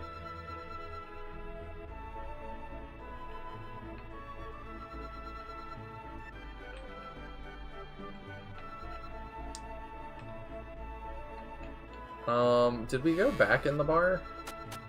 I don't know if we did or not. I don't know if I talked to them. They say a woman's heart is like autumn weather. It changes so very quickly and is unpredictable. Don't you understand what I'm saying? Ah, well, you'll learn soon enough. As soon as calm was restored, the merchants went back to work, and the soldiers returned to their stations. We're open, but everyone left. Hey, why don't you stay and party with us?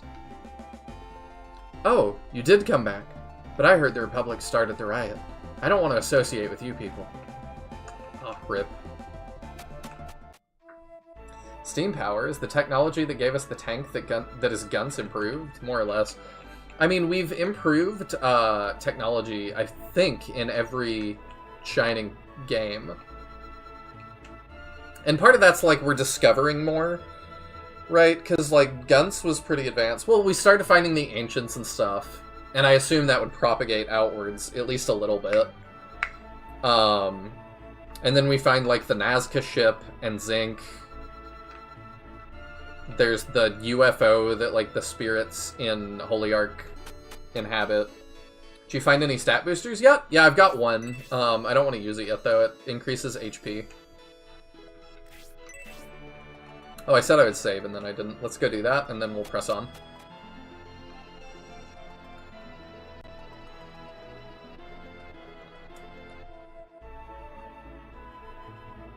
Come on, go in the house. There we go.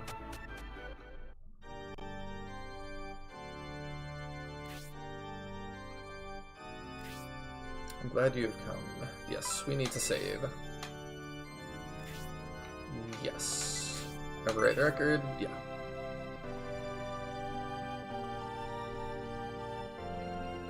Then yes, I think you found everything important. Sweet. You can resume at any time. Will you continue? Yes. You wish for something else? No.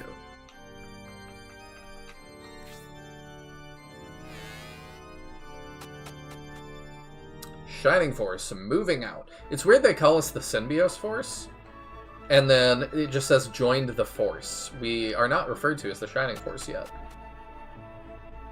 I wonder if all three will be the Shining Force, though. Alright, I think we've found all the things.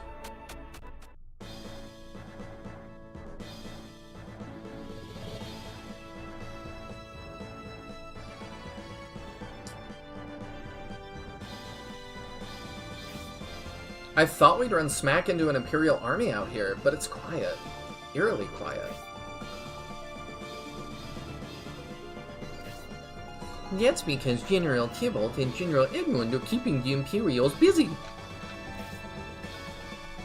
I'll try to do it when Ty is not around.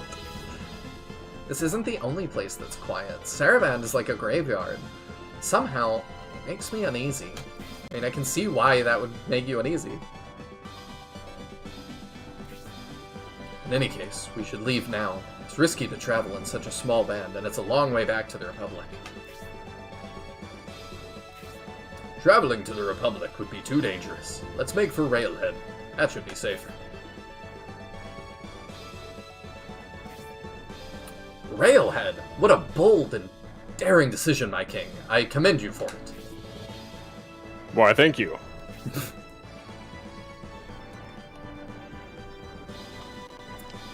One sec, I lost my window. There we go. Are you prepared thoroughly for this situation, my lord? Are you certain we will be safe in Wellhead? I ordered General Prodan to await us there. It would have been reckless coming to Saraband otherwise. Saraband is neutral, but since it's currently in Imperial waters, it's still potentially very dangerous. We should head for Balsamo first. If we can rescue Emperor Domeric, we might be able to get the peace process moving again. I like it. Oh. Is this you or me? I think it's just a random monk, so whoever. Ha ha ha. Do you think it'll be that easy? Oh. Look there, here's Emperor Domeric. What have you done to him? Domeric is just unconscious. With Imperial and Republican armies nearby, we couldn't risk him causing a ruckus. We thought the battle had drifted off to the north, and that you were all dead. Our allies must have been defeated.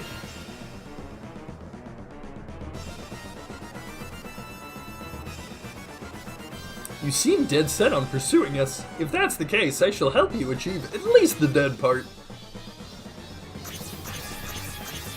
Here we go. We got the mountain battle. What are we dealing with these monks? My imposter is escaping with Dominic. Stop them! Hurry, Symbios! Casually walks on the mountain. I mean, they do it in SF1, so I can't say anything.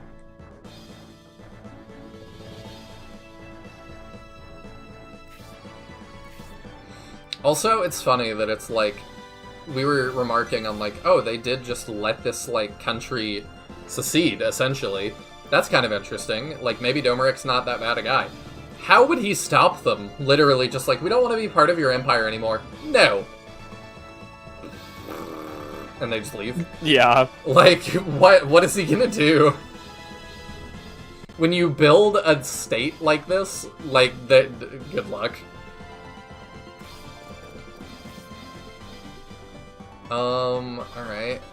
I'm kind of looking around for more secrets on this battle. Okay, so that's probably where we're going. Looking for any Gong's huts.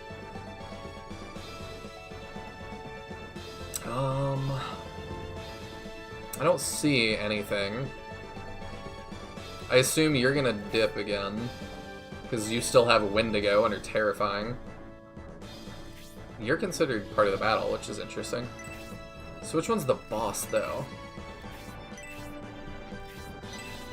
Surely not a bat. Is it this guy in the back? Yep, okay. Alright, here we go. What does, land effect do in this? Is it like 30% less damage kind of stuff? Yeah, it's damage reduction, just like in the other games. You mean like it's supposed to be in the other games? I mean, it is in Shining Force 2. It works properly. And in all the guidance and everything. It's only Shining Force 1 where it doesn't work. What is that? That is a support bonus that you're getting from... Oh! So that'll show up over anybody that you have enough support to get a bonus. It'll be a sword for offensive boosts and a shield for defensive boosts. That's awesome. Although it's not like a different one for each stat, so it's just like, you know, crit defense will look the same as defense, for instance.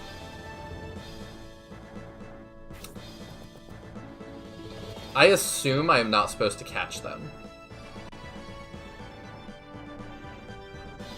I mean, good luck. Can it be done? I doubt it. Okay. It's again, like, things that it's like, I appreciate, like, if I ask, like, time-saving measures, because I'm like, oh, do I need to do that? Like, I'll do it. But yeah, if it's impossible. I don't think it's possible. Okay. Not with the terrain as far away as you are. So we've got to be protective about Mascarin, because we need to not have her die again. Unless we're already at minimum, like... You know what? She's not doing 5 less damage, I guess, because spells are set, I would assume. I'm pretty sure it's Grace and Symbios who have your friendship point. Yeah, but I was talking about, like, that's the thing that she loses, right? What? We lost her, and you were saying, like, 5 attack is a big thing to lose, but she wouldn't get that anyway because she's doing spells. Unless I... Oh, no. Yeah, I mean, she would get for physical attacks, which would give her, like, 14 attack effectively instead of 9, but yeah. There we go. Level 3, what do we get? HP 1, MP 1, Attack 1, Defense 1, okay. Getting a lot of 1s, but that's fine. It's not possible, and even if you do it with cheats, it has no effect on the flow of the game. Oh. Medical Herb, we'll drop another Medical Herb, sure.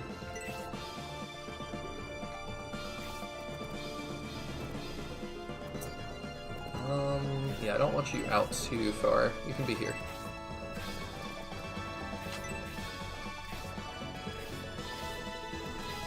Well, that's good to know. One thing that's kind of interesting to look into is that, like, there are many decisions in battle that can, like, affect the flow of the game or have, like, different outcomes. Something that's interesting to look into once you finish the games probably is, some of the stuff that was cut. Like, there's cutscenes for doing certain things in battles that are not doable in the game anymore. That were interestingly cut at one point or another. I mean, I think we, like, in our finale or whatever, I think we, like, do that on stream. I don't know how much of it there's, like, video that you can view. Well, I could at least react to it or something. Yeah. So we do 3 There's some interesting stuff.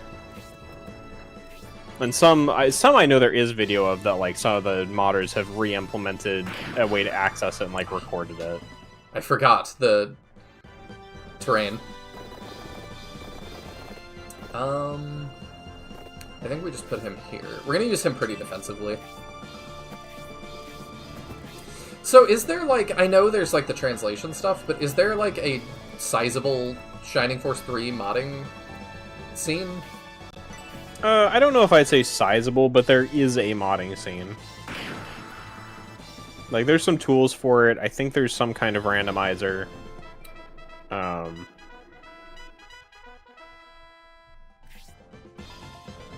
What's this? My own thoughts? What?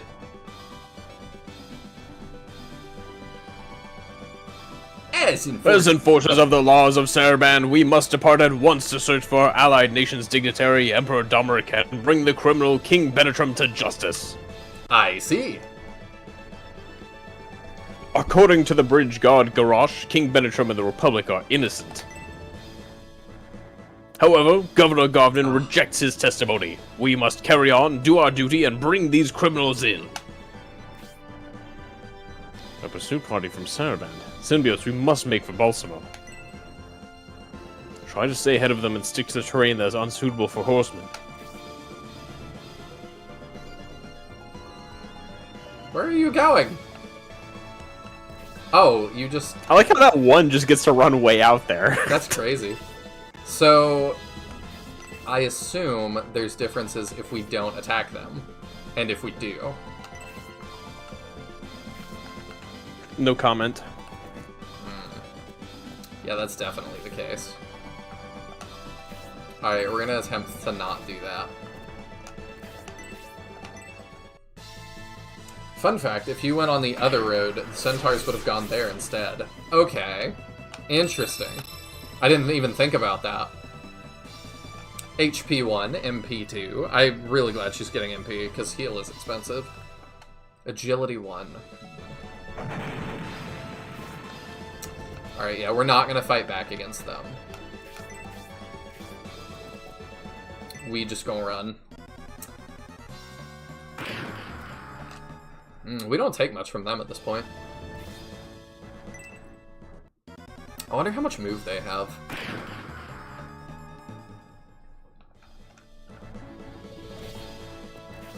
Okay, they're not being super aggressive, which is good.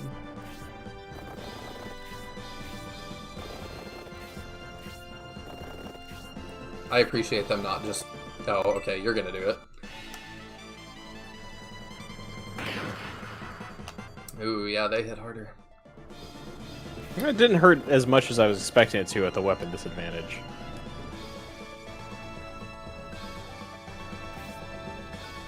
Ha! Symbios, Benetram, I'll be in Balsamo. If you want to save Emperor Domeric, you'll have to come get him.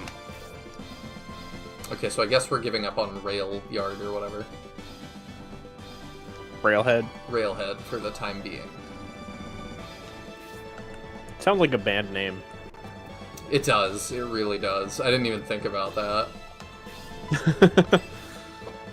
Am I, like... No. Okay. Yeah, it's a little hard to see. Yeah, okay, this is what you were talking about. Forest trees. Yeah, like... the trees are really annoying. Like, the amount of times that I would just miss seeing enemies in forests was way too high. They're no Rune Knight, that's for sure. Well, we're also, like, level 3 now, and Rune Knights are really scary at level 1, but they... Well... No, they're still pretty scary on Fight 3, aren't they? Yeah, Rune Knights are pretty scary, kind of, until you stop seeing them, honestly. Mm-hmm. Right, let's do that. Now, Silver Knights are chumps, but... Ah! Let's do that with the Antares, and we can use him to block. Okay, I appreciate them doing that. We'll use him to block the Centaurs. I think we just kill something.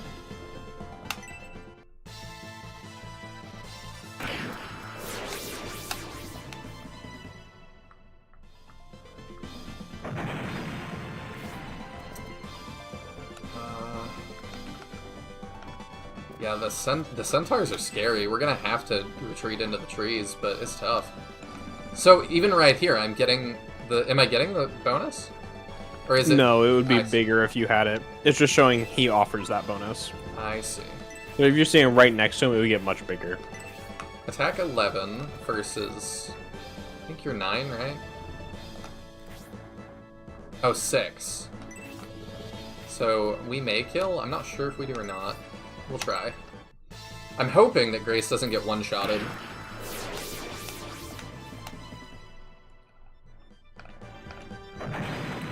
We're gonna have to run, though. Quickly. Okay, yeah, let's start getting into trees, I think.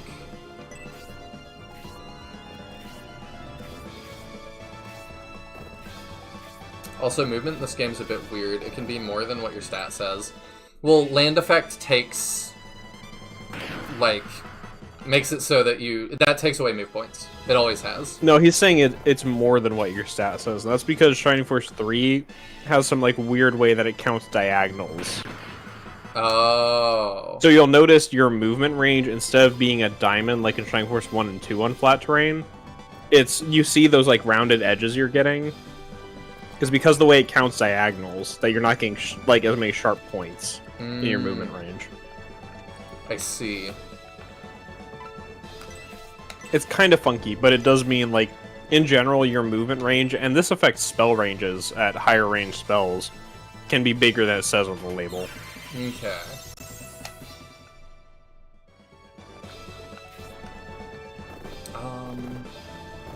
That's why it's much better to use that button to see the enemy's range rather than looking at their move stat and, like, calculating it yourself. That makes sense. I think I need you to stand back here and block these guys. We won't fight them. And I don't like having Mascarin be up there to take hits, but better for her to take bat hits than take Centaur hits.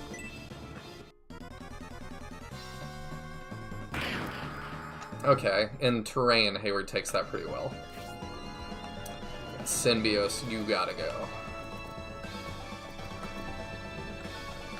I think you stand here to block a little bit, and we medical herb up. And then Grace is also gonna have to move.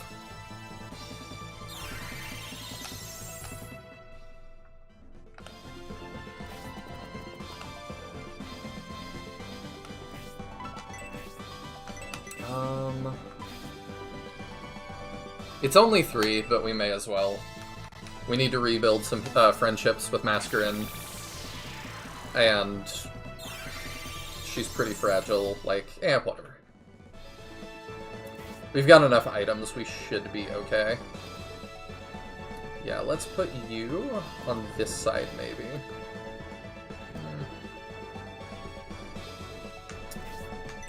Yeah, this is quite janky. Just figuring out, like, where I'm standing. Yeah, it's really easy to misplace yourself when you can't see yourself and because units don't snap to the grid until you, like, end their movement, so... It's not, like, the end of the world, but it is an annoyance that comes up often on overworld battles. Mm-hmm. Okay, we only take 3 in terrain, which is good.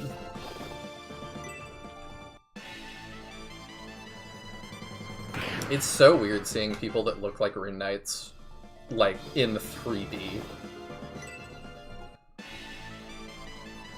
I haven't noticed... I don't think they do DM Sanctum. Okay. For people that are just listening, I haven't noticed if you've tried yet. Do healers get EXP even if they heal for 0 HP, like in SF2?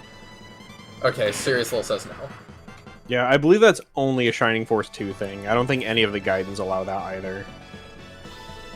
It's really odd. It's one of the, like, many ways that Shining Force 2 does a lot of things that only it does. Mm-hmm. It's kind of weird how much Shining Force 2 deviates from all the other games when you actually like step back and look at it. Nice. Magic is so strong. Level 3!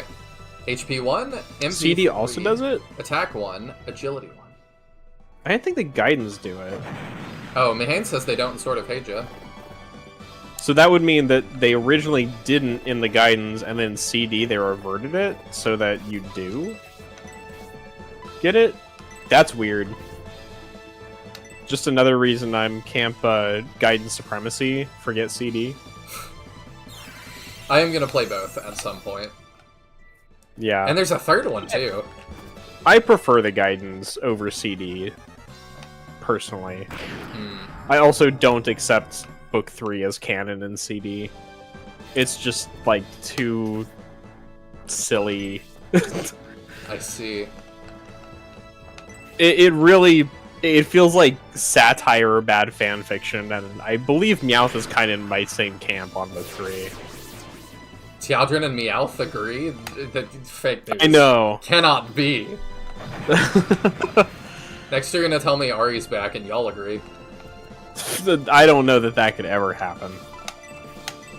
Is CD on the same edge as SF2? I don't think it is. If it is the same engine, they made some changes. I mess with Ari because she's one of the most passionate SF people that I've met. But I do hope she's doing well wherever she is. Meowth, just step back in. What do you agree with? That Book 3 of Shining Force CD feels like bad fanfiction and is... We don't feel like it should really be canon. Yes. I thought you agreed with me on that. See, this totally looks like it's diagonal from him, but it is not. Yeah, it's wonky.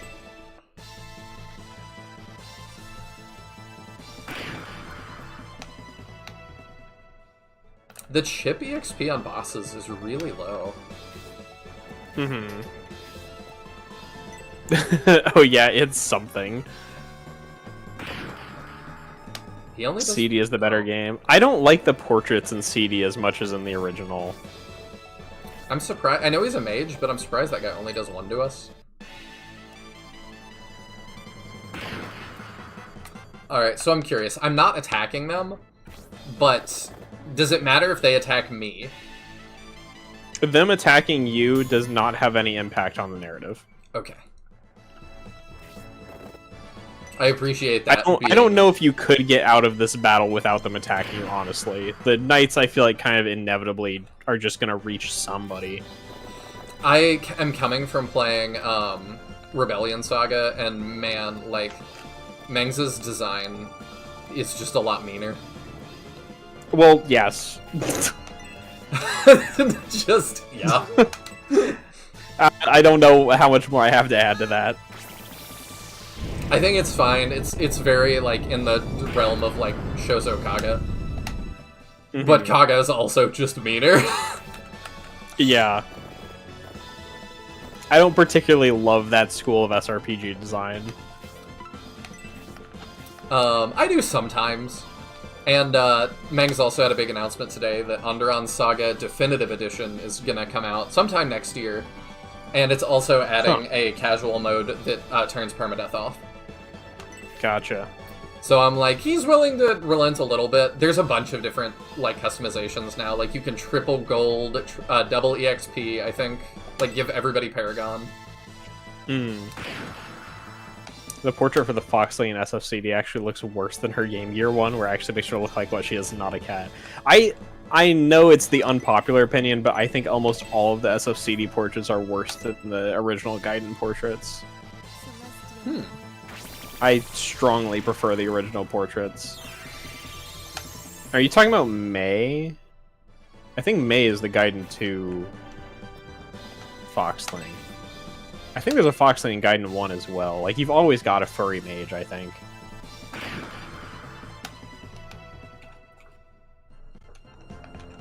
I also love Gaiden 2 because of the way magic is bugged. Oh, it is? Yeah, it originally makes the game harder, and then it becomes easier as you get further. So, I think it might only be in the English version of Gaiden 2. I'm not sure if it's in the Japanese version. The damage of Freeze 3 and 4 and Blaze 3 and 4 are swapped. So the level 3 spell has the big AoE and the damage of the level 4 version. And then the level 4 is a single target lower damage. So the level 3 of spells is super strong in Gaiden 2. How weird. And level 4 is terrible. So when you first start encountering enemies with level 3 spells, it does insane amounts of damage. Like, you run into bosses that just one-shot anyone they cast on because the damage values are flipped. How weird. But then, of course, you get the level 3 spells, and they're very strong. I think it's Blaze as well. One other thing I missed from Gaiden 2 that isn't in CD is Gaiden 2 has a secret difficulty mode. If you mash left on the D-pad while the game's starting up, then it puts Excellent under the title, and it's a harder AI difficulty. We're totally doing that in the future. That sounds so fun.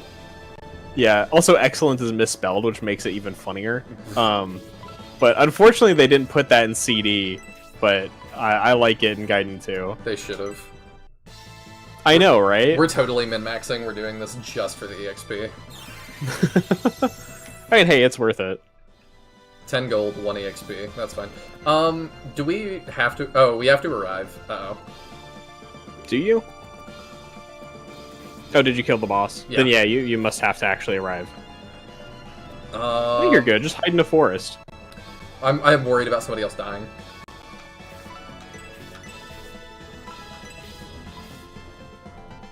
SFCD already has super. I think Gaiden also let you select difficulty, but Excellent mode changes the AI, not just the stats. Which I think was what the higher difficulties in Gaiden did. I mean, that sounds good. But it's also been a while since I last played Hadja, so...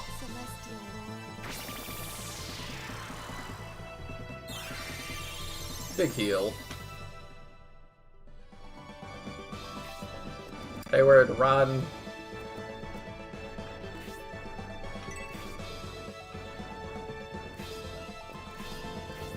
Also, I love that even in 3D they kept the, like, spirit or whatever that, like, moves around the map. The little cursor. Oh, uh-huh.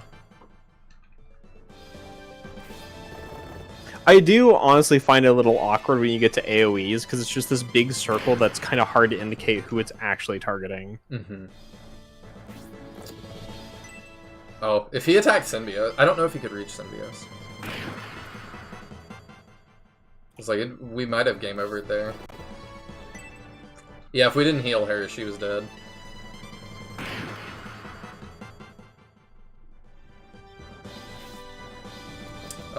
Yeah, it's a little hard to keep her alive. I think we can arrive now, though.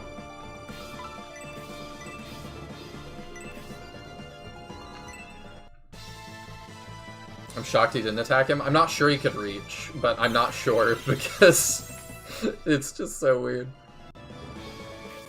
A lot of the way I play Shining Force anyway is like off of vibes. That it's like, you know, how do I know who's gonna move next? Vibes. Can I not arrive? Do you just stop next to it?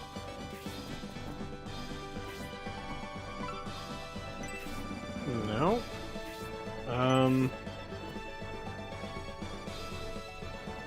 I don't know. You don't remember? Or you just killed them all?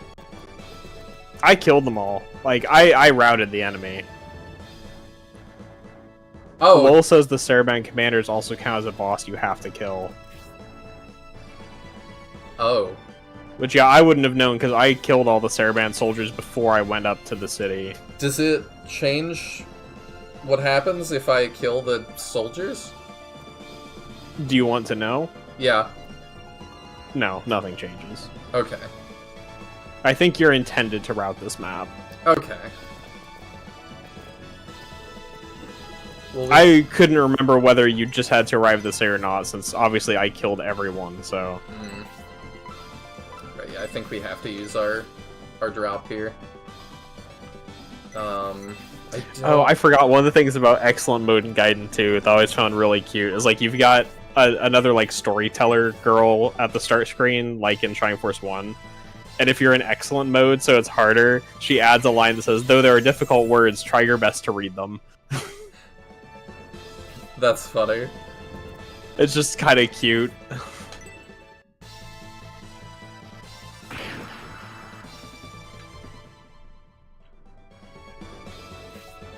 Alright, Hayward, come back. Change of plans.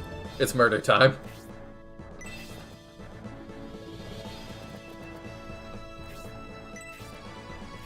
There we go.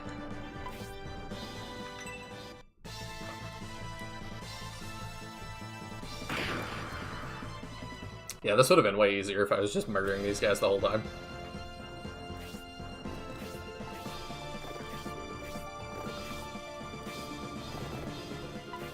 But now we know.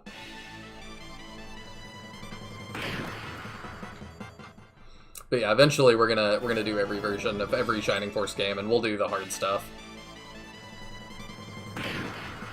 Cool. Even if it's I like Gaiden 2 a lot. I have a very strong like of Gaiden 2. Where would you rank it if you had to put it up against Shining Force 1 and 2? And 3. Well, I mean, I really don't like 2, so... I know. If I'm trying to be objective, I think it's a better game than Shining Force 1. Ooh. So one of the things that I appreciate about the Game Gear games, I know a lot of people don't like the lack of exploration that they have, but my counterpoint is that because it's just battles, the battle design is a lot tighter and better. Because they were able, obviously, focus all of their development effort on just the battles. So the Gaiden games have some really good fights that really stand out. And I also am very fond of the protagonist of Gaiden 2. And there's some interesting stuff with the protagonist of Gaiden 2 that I'm not gonna like get into right now because spoilers. But I feel like it's a better game than Shining Force 1. I don't have quite the nostalgia for it since I played it much later, so it's kind of like hard to place them. I do think Gaiden 2's story is much better than 1's. It's more interesting. Gaiden 1 is kind of bland. Gaiden 2 is very good, and then Gaiden Final Conflict is also very good. Okay. But yeah, I'm very fond of Deanna. Asterisk, you know. But I'm not going to get too much into the specifics of being a protagonist of Gaiden 2, because it's quirky. Alright. But in a very good way. New medical herb, that probably helps us. We're just fighting through the poison. I think I've talked about this in places you've seen, Meowth.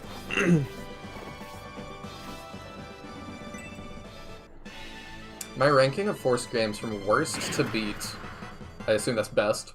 Gaiden games, CD, SF1, SF1 Advance, SF2, 3, Scenario 2, then 1, then 3.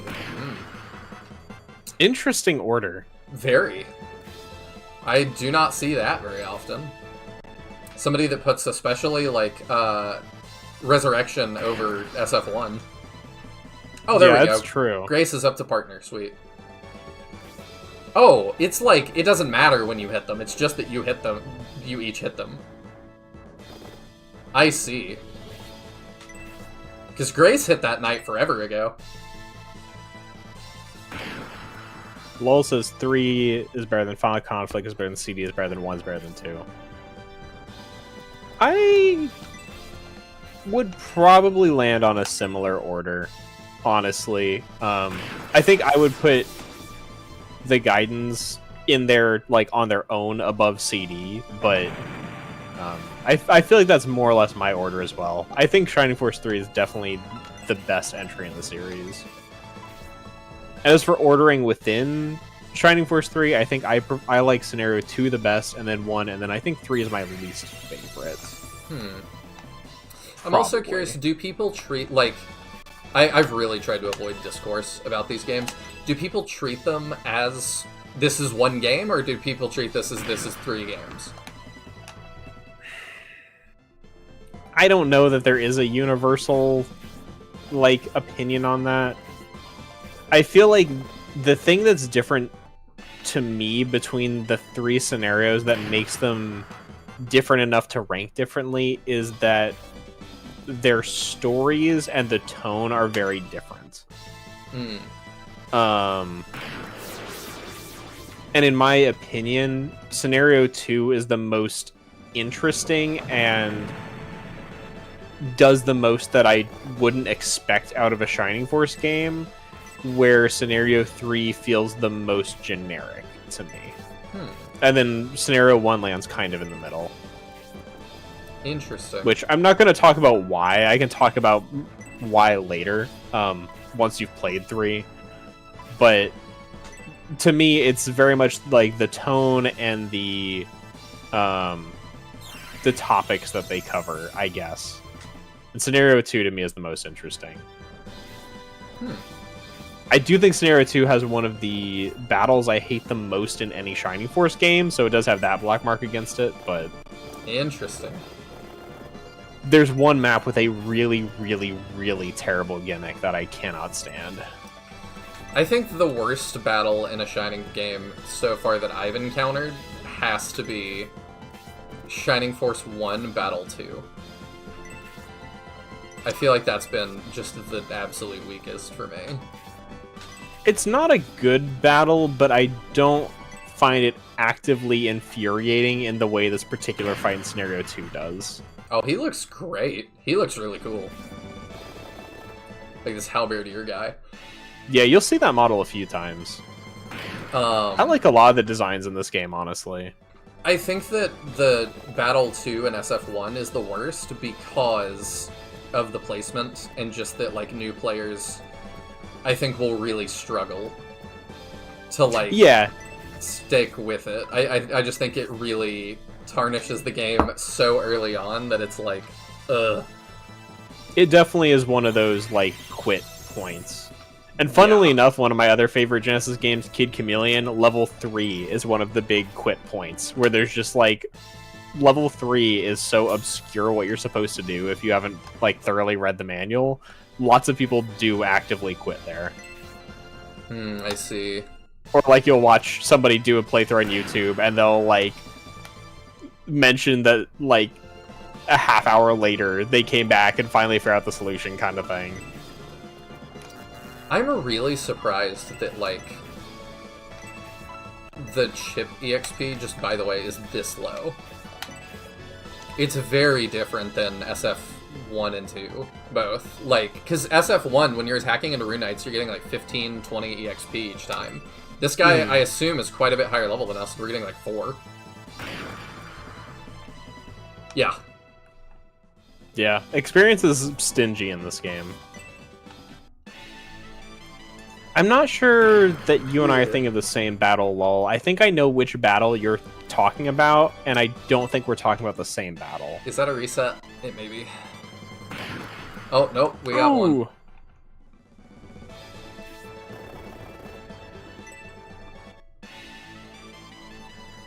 I'm just far too attached to SF2, shrugs Asumi. I think that's great, though. I do appreciate all of them. I can't even reach to heal the one I need to heal. Lightning? Oh, that is the one I'm thinking of. See, I don't like the gimmick because it feels so random. It's really hard to play around. There are a few gimmick fights in Scenario 2, so I thought you might be thinking of a different one.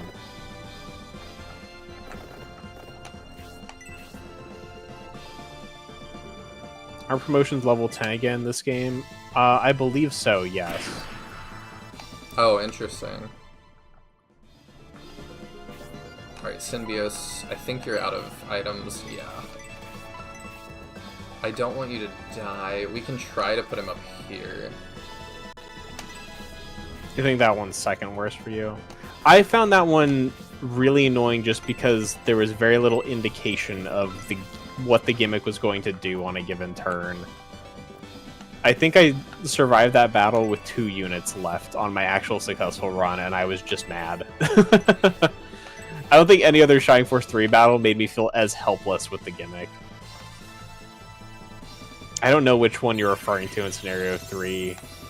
I don't know if there's any, like, surreptitious way you can make it clear without spoiling anything. We're gonna lose her again, aren't we? Probably.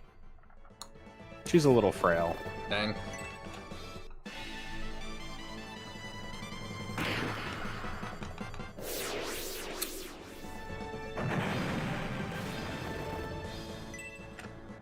Yeah, I survived, but it was not my first attempt.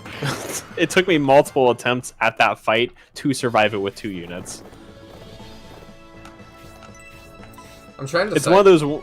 Sorry, go ahead. Go ahead. No, you go ahead. I was just trying to decide, too, like, what my least favorite battle in SF2 is. I really don't like the chess battle. Chess battle has some issues, for sure. I feel like the chess battle is very poorly designed, and the only reason it's not as bad as it would be is because they changed the King's AI in the English version to make it easier and stupider. And even then, it's annoying. I don't even know that I knew that. Yeah, in the Japanese version, he'll never, like, rush out at you like he will in the English version. So, in the US version, you can bait him out, which you can't do in the original. And that's the easy way to handle the battle. Also, the Kraken's pretty bad. Also, yeah. I think Taros is a poorly designed fight. Taros isn't, like, hard like the other ones. It's just dumb. Because it's just you clear this whole map, and then, well, Bowie's got to sit here attacking this thing. That one doesn't make me quite as mad. The Kraken, For the I life think, is worse. The Kraken's definitely worse. The Taros is just annoying, especially just because as somebody who doesn't grind, my Bowie is not very strong at that point, so it's like 10 turns of just Bowie attacking and getting healed. Sheldon, you can't think of which gimmick I'm thinking of. There's a side map where you recruit a unit in the same battle. I'm trying to, like, not give away anything about it, but it's hard to. What are you? Are you a beast man? No. Do you want to be this guy? I can. I'm a lot of people, so I wasn't sure if you wanted to take I it. can do it then. That was quite a fight you put up, Symbios. Sheldon, I'm thinking of Battle 17 in Scenario 2. Well, well, General Varland. We thought you went north with General Tybalt to battle the Imperial Army. That fierce fighting against the Empire continues, and they are moving north as we speak. General Tybalt ordered me to come here and assist King Benetram in his escape. However, it seems my help isn't needed. Not so. There are Imperial ships near Saraband with soldiers aboard. Sooner or later, they will come ashore.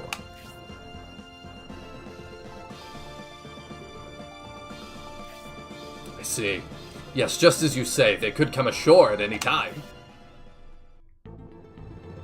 There they are. It is so weird to see cutscenes like this in a Shining Force game. I'm still just like, what?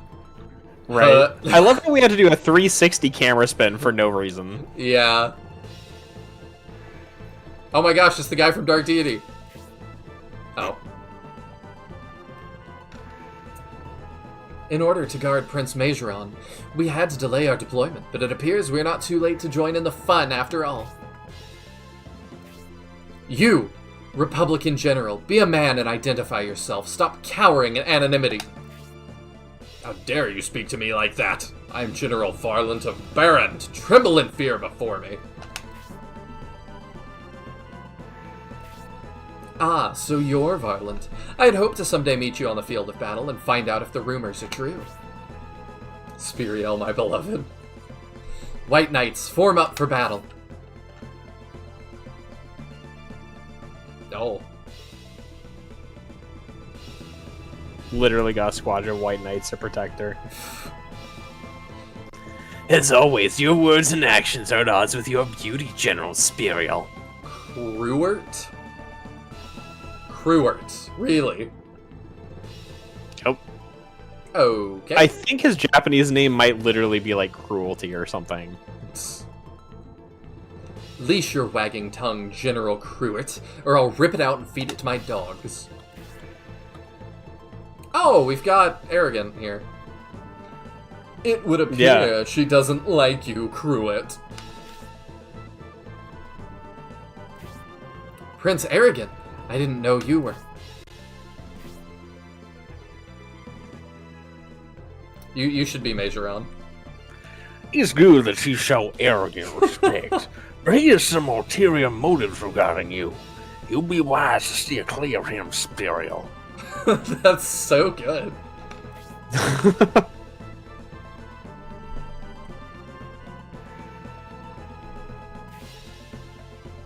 How can you speak that way about your dear little brother, Majoron?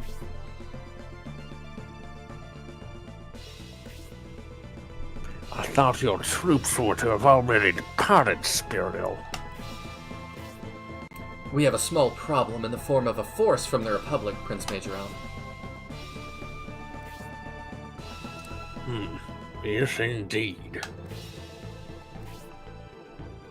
I see. Spiriel, you prefer to crush the Republic over searching for my father, eh?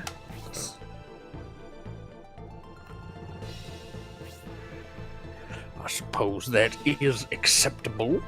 I assume they will not delay you very long.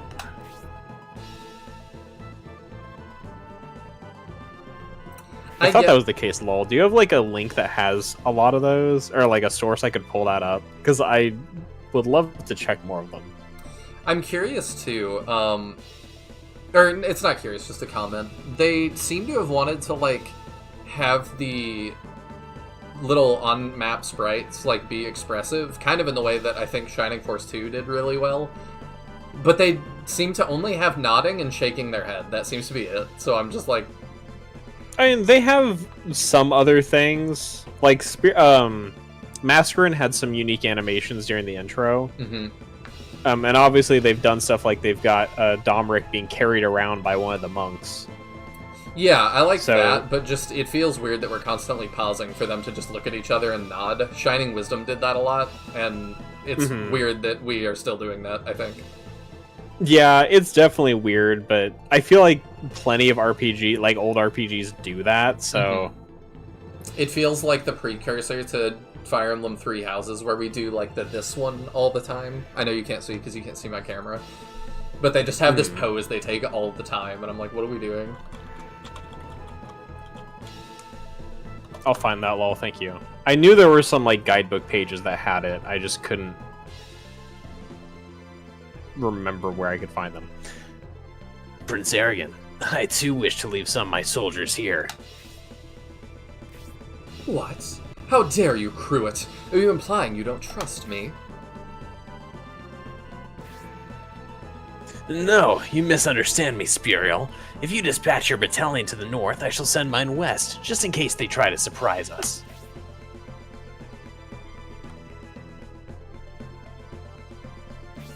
Very well. I understand. I shall leave the west to you.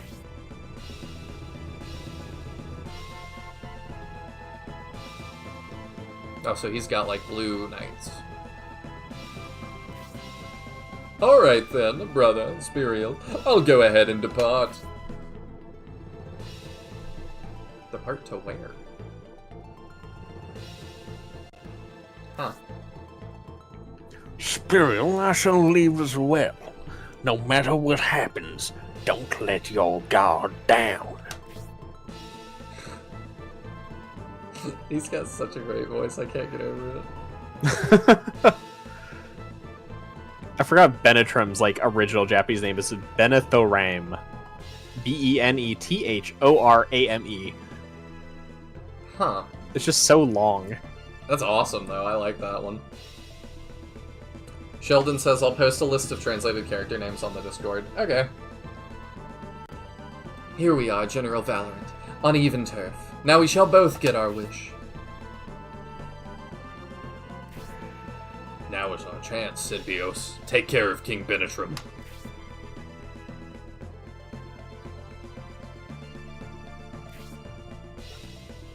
While General Varland is fighting, let us rescue Emperor Domeric. Druid soldiers must be heading this way now. We must find the Emperor before they arrive. Let's go! I really love, too, like, the supporting characters in Shining Force games, like the villains and stuff. Did you see that, Lord Symbios? Monks from that evil cult passed in front of us so arrogantly, as if we didn't even exist. I love that when you said cult is like when it flared.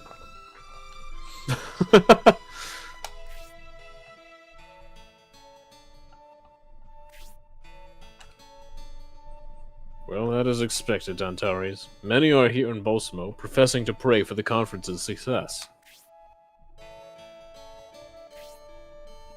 I don't think that's what they really want. I know it seems like they're all about peace and stuff, but the explosions just have me convinced otherwise. They've caused so much trouble, and they're praying for peace? Symbios, I'm relying on you. Find Emperor Domeric before they escape. Balsamo. So, just so you can checklist it, there are 4 important items here. Okay. I'm gonna run to the bathroom real fast, and I will be right back. Alright. And then we shall explore Balsamo.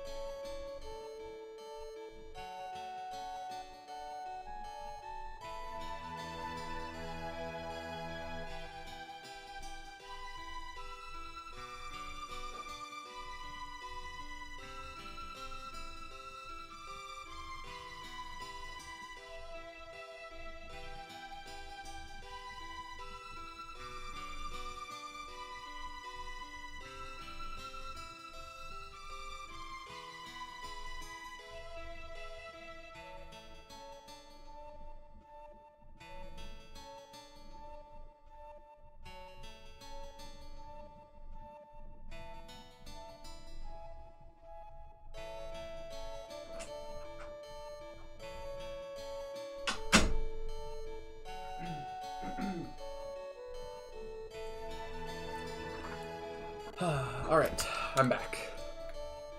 Welcome back. I was gonna say, in addition to the 4 items, there's one important optional event. Okay. So that's our checklist of stuff to make sure we get. Okay. Oh. Oh, okay, this must be the shopkeep's.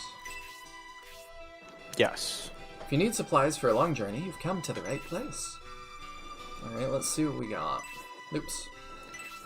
So here's another question. Okay. How much do you want to know about haggles in this game? You can tell me how it works. I guess, so it's, you basically just do that and then back out to get a chance at it. You just talk to it and then back out.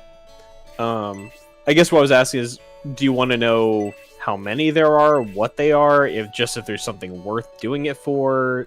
Probably just if there's something worth doing it for. So I just do this a bunch?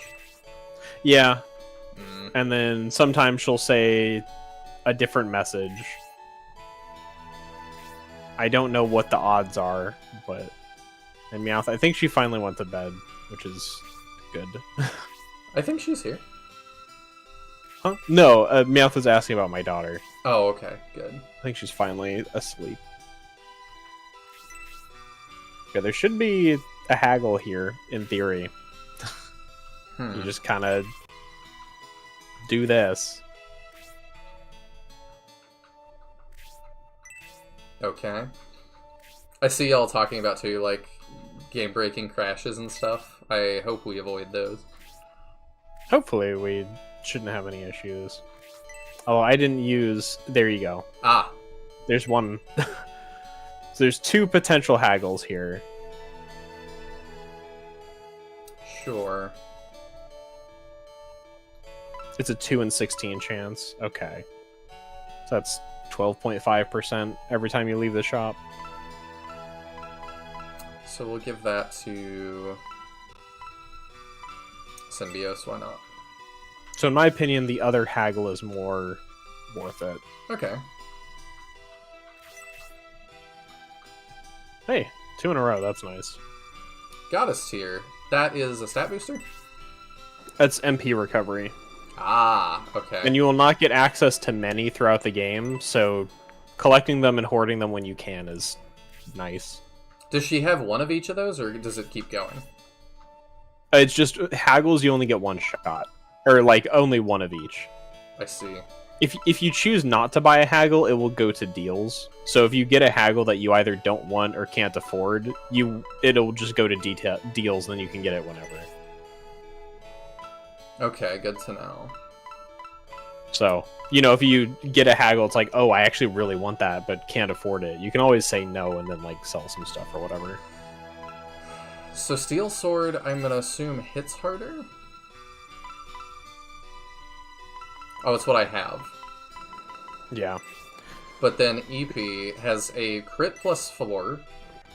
So the main thing to note about weapons in this game is, so the epee is a different weapon class than the sword is. Mm-hmm. There's 3 types of swords.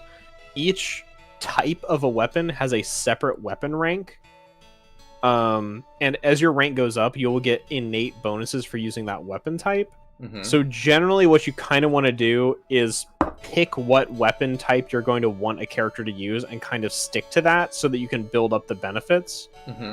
So Symbiote starts with a sword. Obviously you could switch him to the epee here, but it kind of... Generally you just want to pick a path and make sure you stick with that weapon type. Okay. Whatever that ends up being. And the dagger, I believe that dagger that was available, that's a 1 to 2 range for sword users. I see. The knife? So knives are 1 to 2 range for sword users, hatchets are 1 to 2 range for axe users, just like spears are for lance users. I see. So everybody gets a ranged option in this game. Yeah, so there's an axe, but nobody can use it, I would assume. That's slightly better for both of them.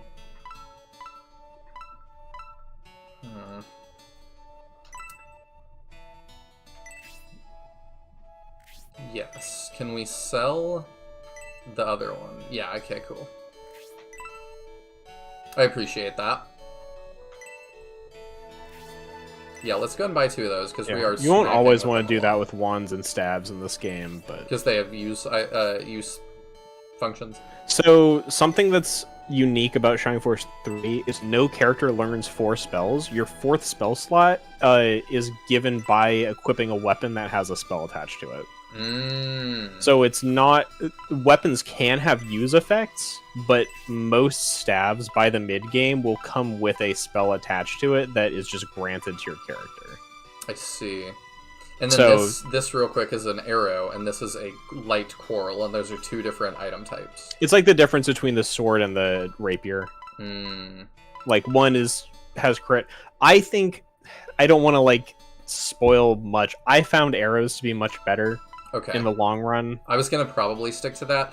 Am I gonna get a character that, like, uses all of these innately? I think so. I don't Okay. think there's anybody that...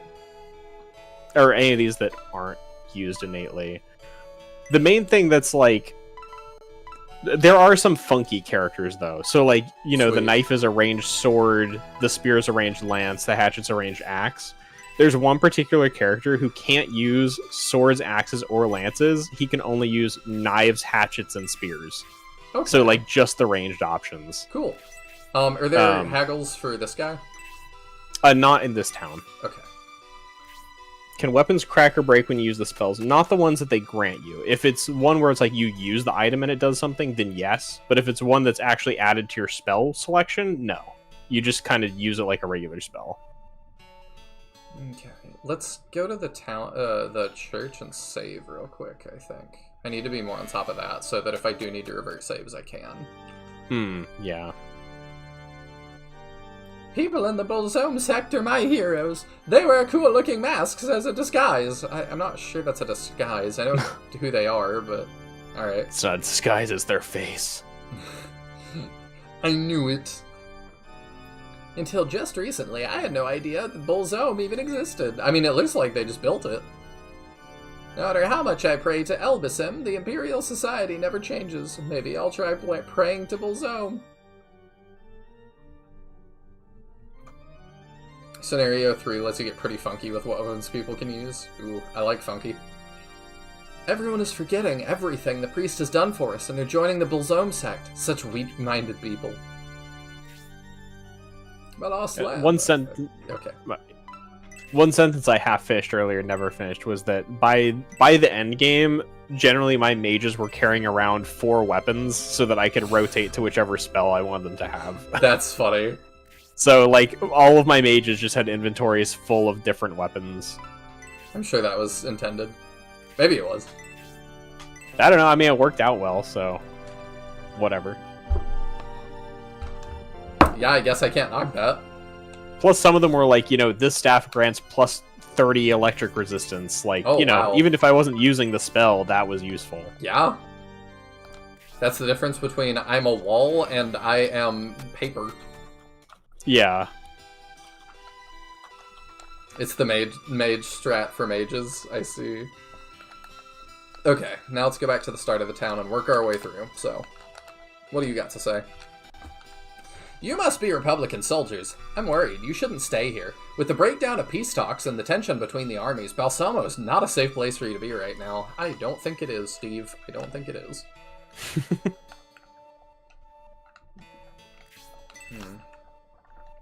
Okay, just a weird texture there.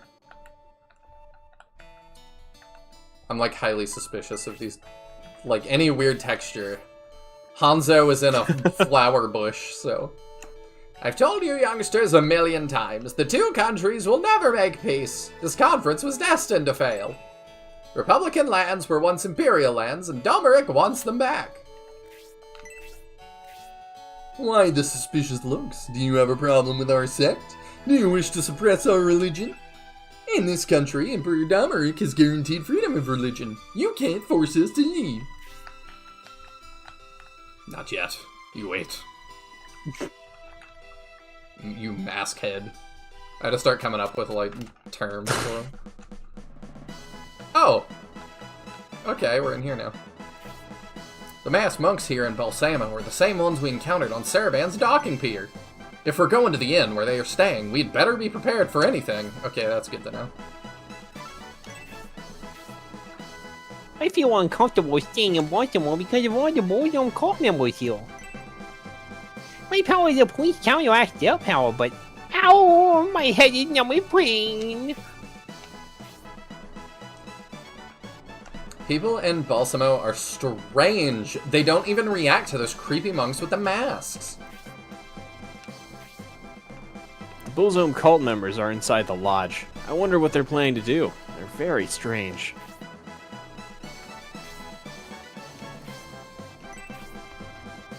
We must rescue Emperor Domri from the Bullzone sect. Otherwise, there will be no peace with the Empire. Alright, off we go.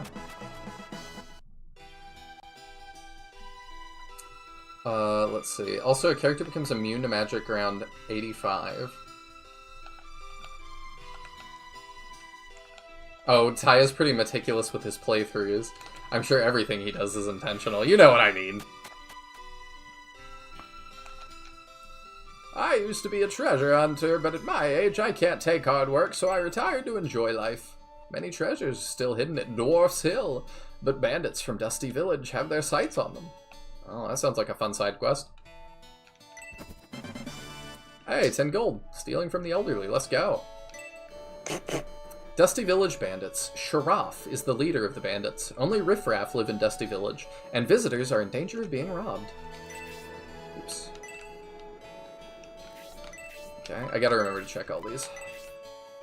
I have many fond memories from when my husband and I used to go treasure hunting. Those were the days. Sharaf, the head of Dusty Village, used to be my husband's apprentice. Back then, he was a puny wimp. Ooh, the lore. Oops, no, I'm not trying to do that.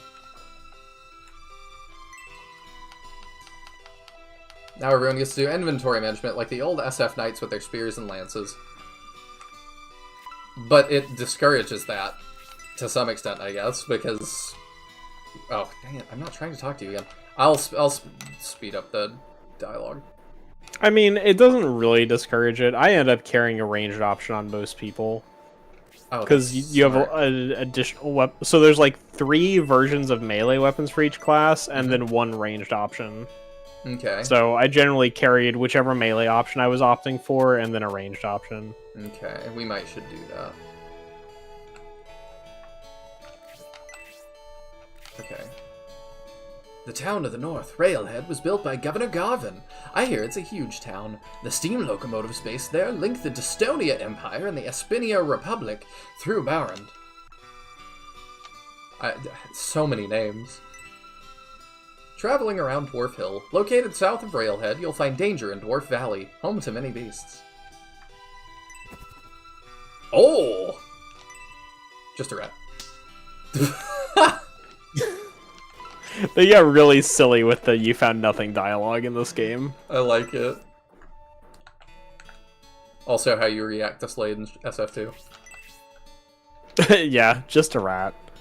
It's a once-in-a-lifetime dream to ride the train. We're saving our gold for that ride. Sadly, there's no free travel, and it's rare to be granted a permit. I hope to ride the train at least once before I die. Shut tight. Okay.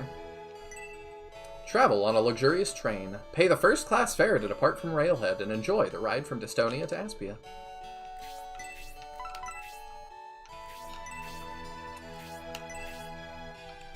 Hello, Flex Tape. Number 6 man urinates on fellow passenger for not being allowed to smoke. What? I have no idea. I was trying to piece together any way that message was relevant to the game, and I don't think it is. I suspect you're probably right. Or this is going to take quite a turn. And the closest I've got is they said fellow passenger, and we're now talking about a train, but...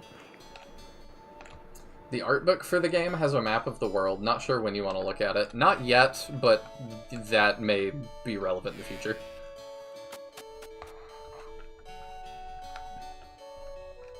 Is this the one I just... Oh yeah, this is the one I was just in, okay.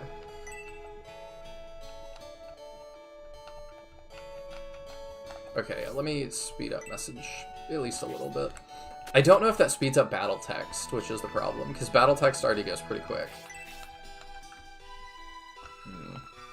Alright, so I'm assuming that going into that lodge, goodness, if I could talk, bleh, is going to be what starts the next thing.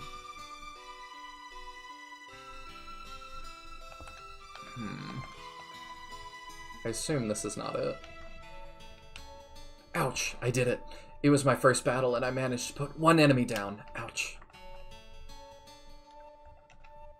You are a Republican. Come forth and identify yourself. If only I wasn't injured, I would cut you down.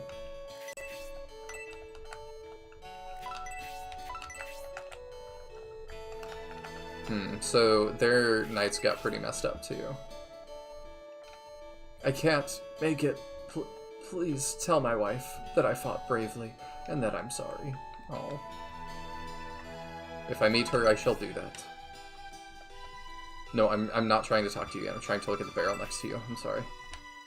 Oh, okay, maybe. Yeah, I'll tell everybody. Let me. Do you have any items? I'm gonna assume there's nothing there. Hello, Timothy Davies. Evening. I like the voice acting in this. Well, I don't know if you mean the ones that we're doing or the ones that they did, but I am appreciating both. But I don't think I've seen you here before, so welcome. We do lots of SRPG and Shining Force videos and all sorts of crazy stuff. The Bolzome sect was praying every day for a successful peace conference. Despite that, the conference failed. The Bolzome monks all wear masks and act strange. Maybe their prayers have no benefit. I think they're praying for something else.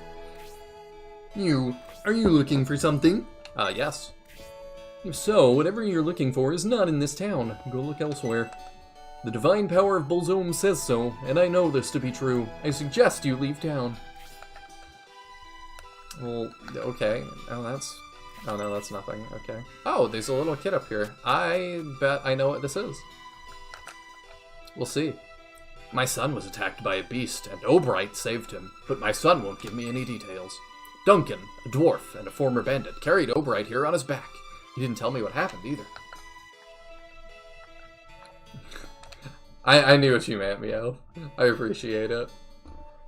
For the conference, many headquarters were constructed. Now that it has failed, it seems all our work was for nothing. You can use the deserted headquarters to the southwest, but please don't start a war. Well, if you believe the news, we may have already done that. Thank you, though. All these people that shut their shelves tight, goodness. If I ever have burglars break in, I just need to make sure all my shelves are shut tight. And put a rat in one. Yeah.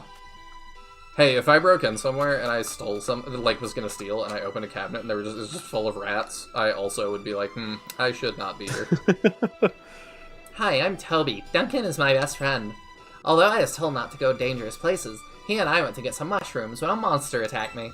But Obright, a soldier from the Republic, rescued me. Okay, is this like the secret in SF1 that I have to like... Oh, try and get Jogurt to show up? Yeah, it looks very similar, so I'm like, is this... There is something near this house to find, but... it's not Jogurt. Okay, I didn't think it'd be yogurt, I figured it would just be something.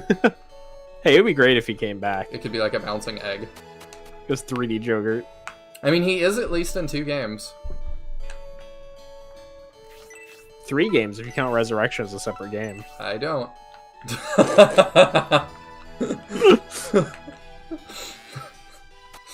I make it sound like I just despise Resurrection. I mean, I do, so... No. Soldiers, knights, swordsmen, why do they enter people's houses and make a mess by searching the house? We're always cleaning up after you. Having messed things up enough, stop it. Well, you are kind of cute. I'll let you inside the house if you promise not to make a mess. Oh, thank you. Great dialogue.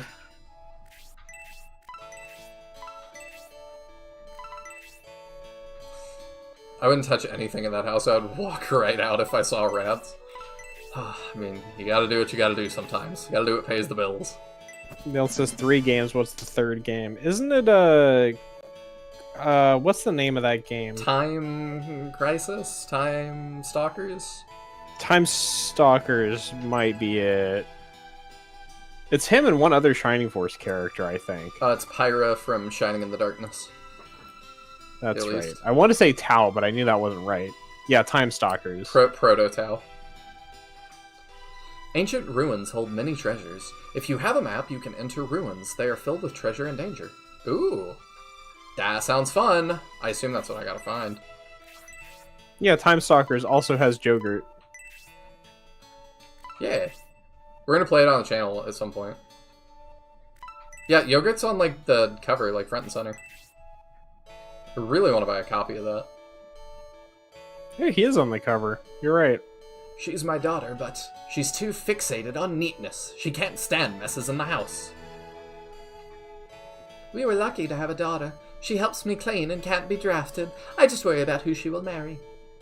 Well, if she greets everybody that she... Like, if she greets everybody that she meets the same way, then I can see why she's having trouble in that department. Parents are really gullible. Just help out a little around the house and they're happy to have a respectful child. Wait, he is what? Grabs copy. Yeah, I definitely am going to play it in the future. I just don't know if I'm going to play all the Camelot games that are in it first. I'm kind of tempted to. But do I do those on the channel? I don't know. Maybe. It's a ways off anyway. The Bullzome sector well-behaved. They don't get drunk or cause trouble. That makes our job a lot easier. But when we speak to them, they don't care much for conversation. I guess a tame life is a simple life. Is this the lodge where they all are? Yes. Okay, let's not... I would avoid going upstairs if you don't want to progress the story. Let's not do that yet. I'm just not even going to be in there. Can I go in these little teepees? No. Right? Okay. Maybe I Isn't can't. on your cover? It is at least on the Japanese cover. As the war continues, the fighting between the Imperial and Republican armies is moving northward. To the north lies Railhead, which is the main train station. If it gets damaged, that would affect us all. We prayed for peace, but sadly the conference did not go very well. This land's religion is to blame. From this day forth, denounce your faith in El Basim and pray to Bullzome. That is the only path to peace. I think it is Bullzome that stokes the tensions. Also, just this crazy pyre they have up front is awesome. Okay, I can recenter myself here. I got confused about where was north. Dusty Village is located north of Saraband and serves as the bandits' base. Now that this stupid war has begun, I guess the bandits will be acting up. That'll be dangerous here again. Okay, actually, according to the Sega wiki, Jogurt himself doesn't appear in Time Stalkers, but the Jogurt ring does, which makes you look like him. Ah. So he himself is not there. That's weird that he's on the cover and not in the game. That's kind of... Yeah, but like, you can make a character turn into him via the Jogurt ring. You know we will be playing the whole game like that. But... Of course. Well, when we from what I've been reading of the gameplay effect, probably not. Oh, does it set your stats to Yogurt stats? It stops you from leveling up while it's equipped. Oh, of course it does. Because you're Jogurt, you can't level up. Alright, I'll appeal to the Time Stalkers modding community. I hear they're extremely active. No. Well, from what I was reading, you still get like a lot of experience, you just can't level up. So then you have to do another battle without the ring on to like cash in all the experience. That's hilarious. Okay, maybe we do that for a while. Yeah, no, I think it's viable, but you'll have to unlock it. I'm afraid of those Bullzome monks. Not just because they wear masks, but there's something evil about them. No, I wasn't trying to talk to you again. This is like... What, they planted things in like 3 of these plots and not this one? I don't know about that.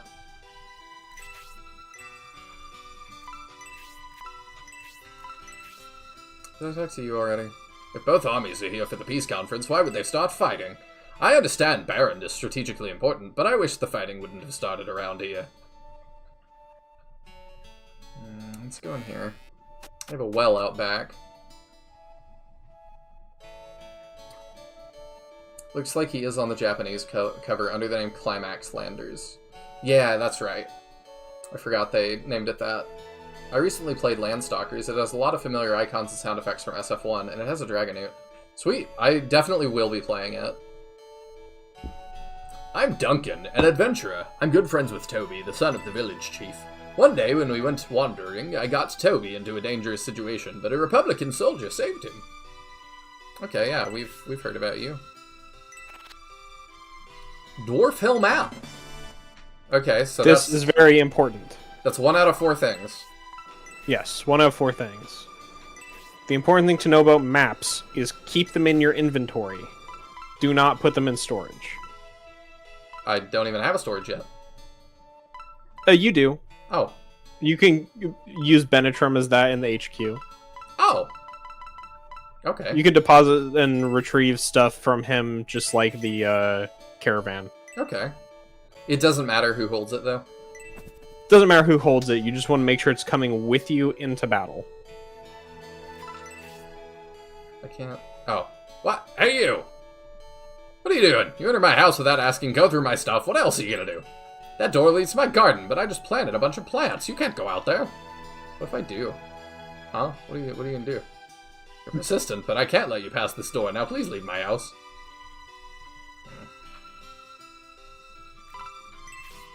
I love how this town has multiple NPCs that call you out for going through random houses. It is pretty great. I just always think of the college humor, RPG heroes are jerks. I was gonna reference that earlier, but like every time I reference it, nobody else knows it. Oh yeah, I totally know it. You gotta make the sword made of grandmothers. I do. I find their old stuff very funny. I don't know if they still are active or not. I never watched a lot of their stuff, but RPG Heroes Are Jerks is just fantastic.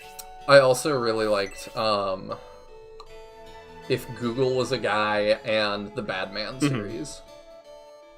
I never watched the Badman ones. So I will say you won't be able to use your mithril for a while, so I always deposited that so that I didn't have to fill my inventory with it. Yeah, we go do that.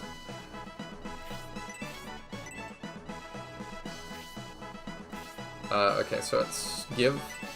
Mm-hmm. Okay, yeah, and then there's our mithril. Okay, I think that's all we need to deposit right now.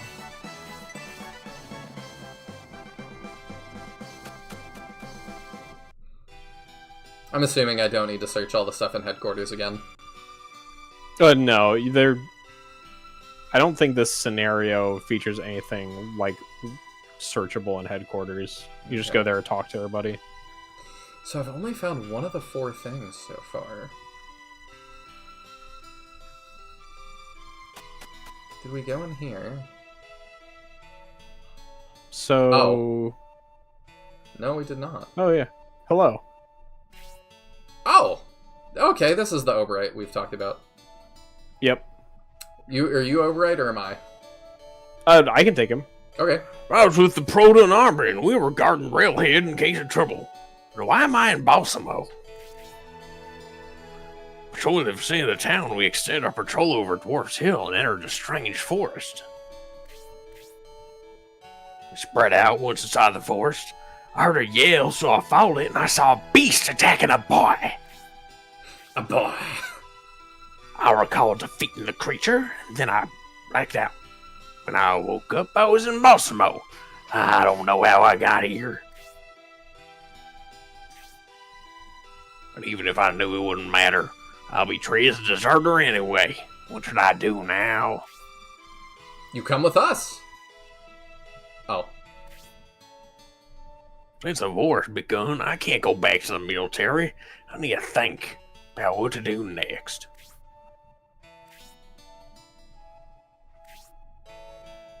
A Republican soldier is lying there. There is no response.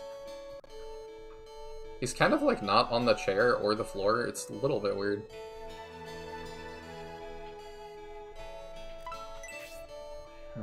So I wonder if when I leave this room, he's gonna be like, hey, wait. Oh, dang, his hitbox is wide. Yeah. Okay, I assume that's not it then. Sheldon says 2 of the 4. I don't think so. He's only got 1 of the 4. No. One of the 4 items, and that's not the optional event I was talking about. Although I guess Obright is potentially missable. I thought he was required. I was with. Oh. Oh, this is the same dialogue I said the first time he saw me down here. Why am I going over this again? Because I left and came back. Why is my beard blue? Do I dye it, or is it naturally this way? It is the same color as my eyebrows, which would indicate it's natural, but you never can be too sure. Is this anime? Am I in an anime? Say why my hair is blue. By the law of SRPGs, that makes me the protagonist.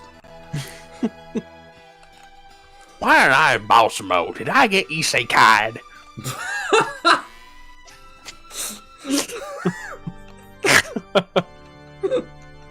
Just his country bumpkin. Isekai'd.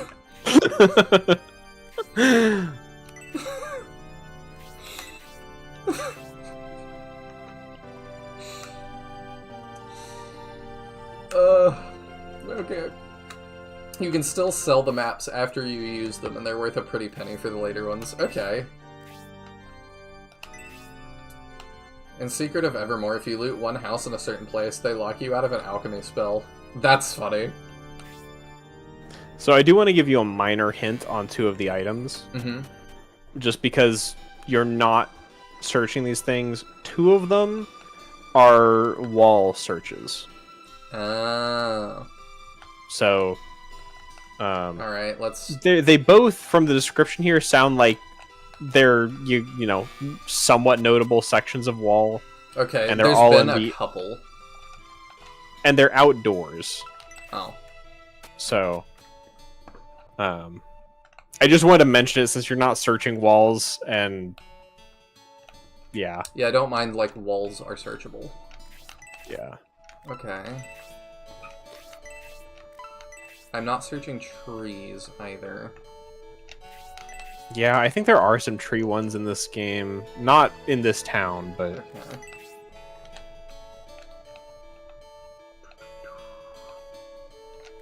Yeah, there's 2 in the walls. Everything else is, like, stuff you've been searching. The main thing I'm curious about is just, like, for the stuff that's similar to, like, Tao's bikini in SF1, like, if I didn't know about that, how long would it take me to figure it out? I'm kind of curious, so I'm kind of trying to do that with this, like... Even if it takes me a little bit, I'm just like, Because I get to put myself in that mindset of somebody from, like, 1997 or whatever. That, like, you know, this is what you had, so this is all you're going to play for a while. Especially as a Shining Force fan who bought a console probably for 1 game. I feel like you've missed the spot of 2 of them, like, gone right past them.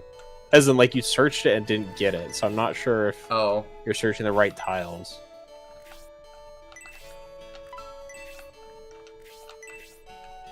Okay, let me go back a little. Because one should be somewhere along this wall, I believe. This wall here? Yeah, somewhere. Yeah, I don't mind hints like that, because it just... There it is. Wow. Yep. They're so janky. So there's one of the 2 wall ones. And the other one, I gave you another hint with earlier that there's something near Toby's house. Which this, again, might be one that you searched and it just didn't give it to you. There we go. There you go. I don't know what Bright Honey is. It's a max MP increase. Oh, okay. I think we use that. On... Which one, though? Probably Grace. She's constantly out. Healing is costly. There's another heal.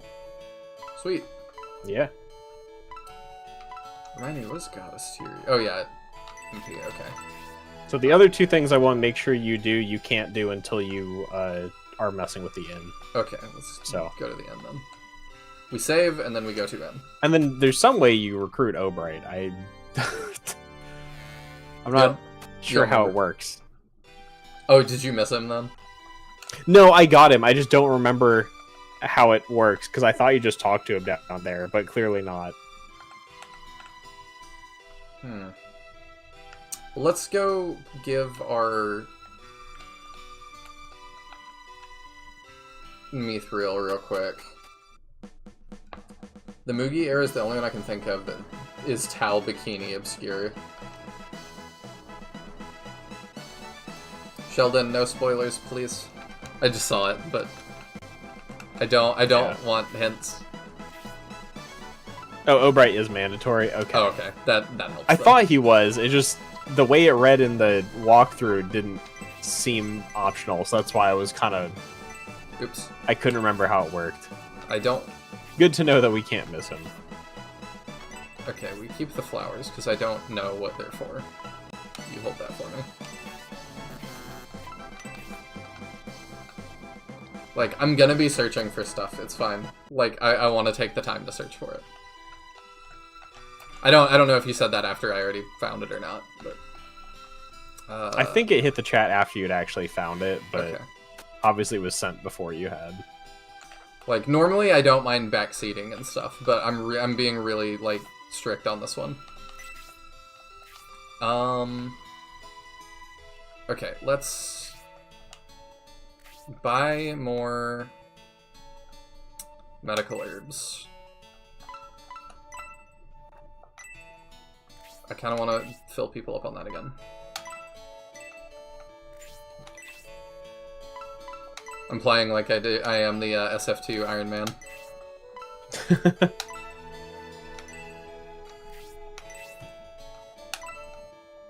I wish there was a way to buy multiple, but I get that that's not. And you did get the potion too, which I think is 30? just a straight up full heal. Oh, it might be. Okay, there we go. You can double check. It's large. It's not just 30. Okay. If it's a total full heal, I might should deposit it. Because that's... I definitely know that I hoarded my potions for like the entire game. Yeah, let's do It's that. definitely like a big enough heal that it's not necessary for you right now. Oh, definitely not. We can check what it is while we're depositing it. Because, yeah, I'm at like 10 health. It's full heal. Okay, yeah, then let's, like, not. Yeah. Yeah. That was like I saved it until the end game kind of thing. That makes sense. Yeah, this thing is 30. So that's less. Yeah, healing drops are plenty of healing for most of the game.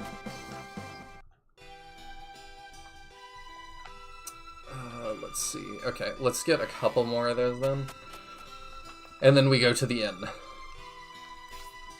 In case y'all couldn't tell too, I'm really digging this game so far. It's a good game. I'm also just so wowed at like the scope of everything that it's like I really would get lost for a long time. You would have a hard time. What Nintendo console was competing with the Saturn? I forget. Was it 64?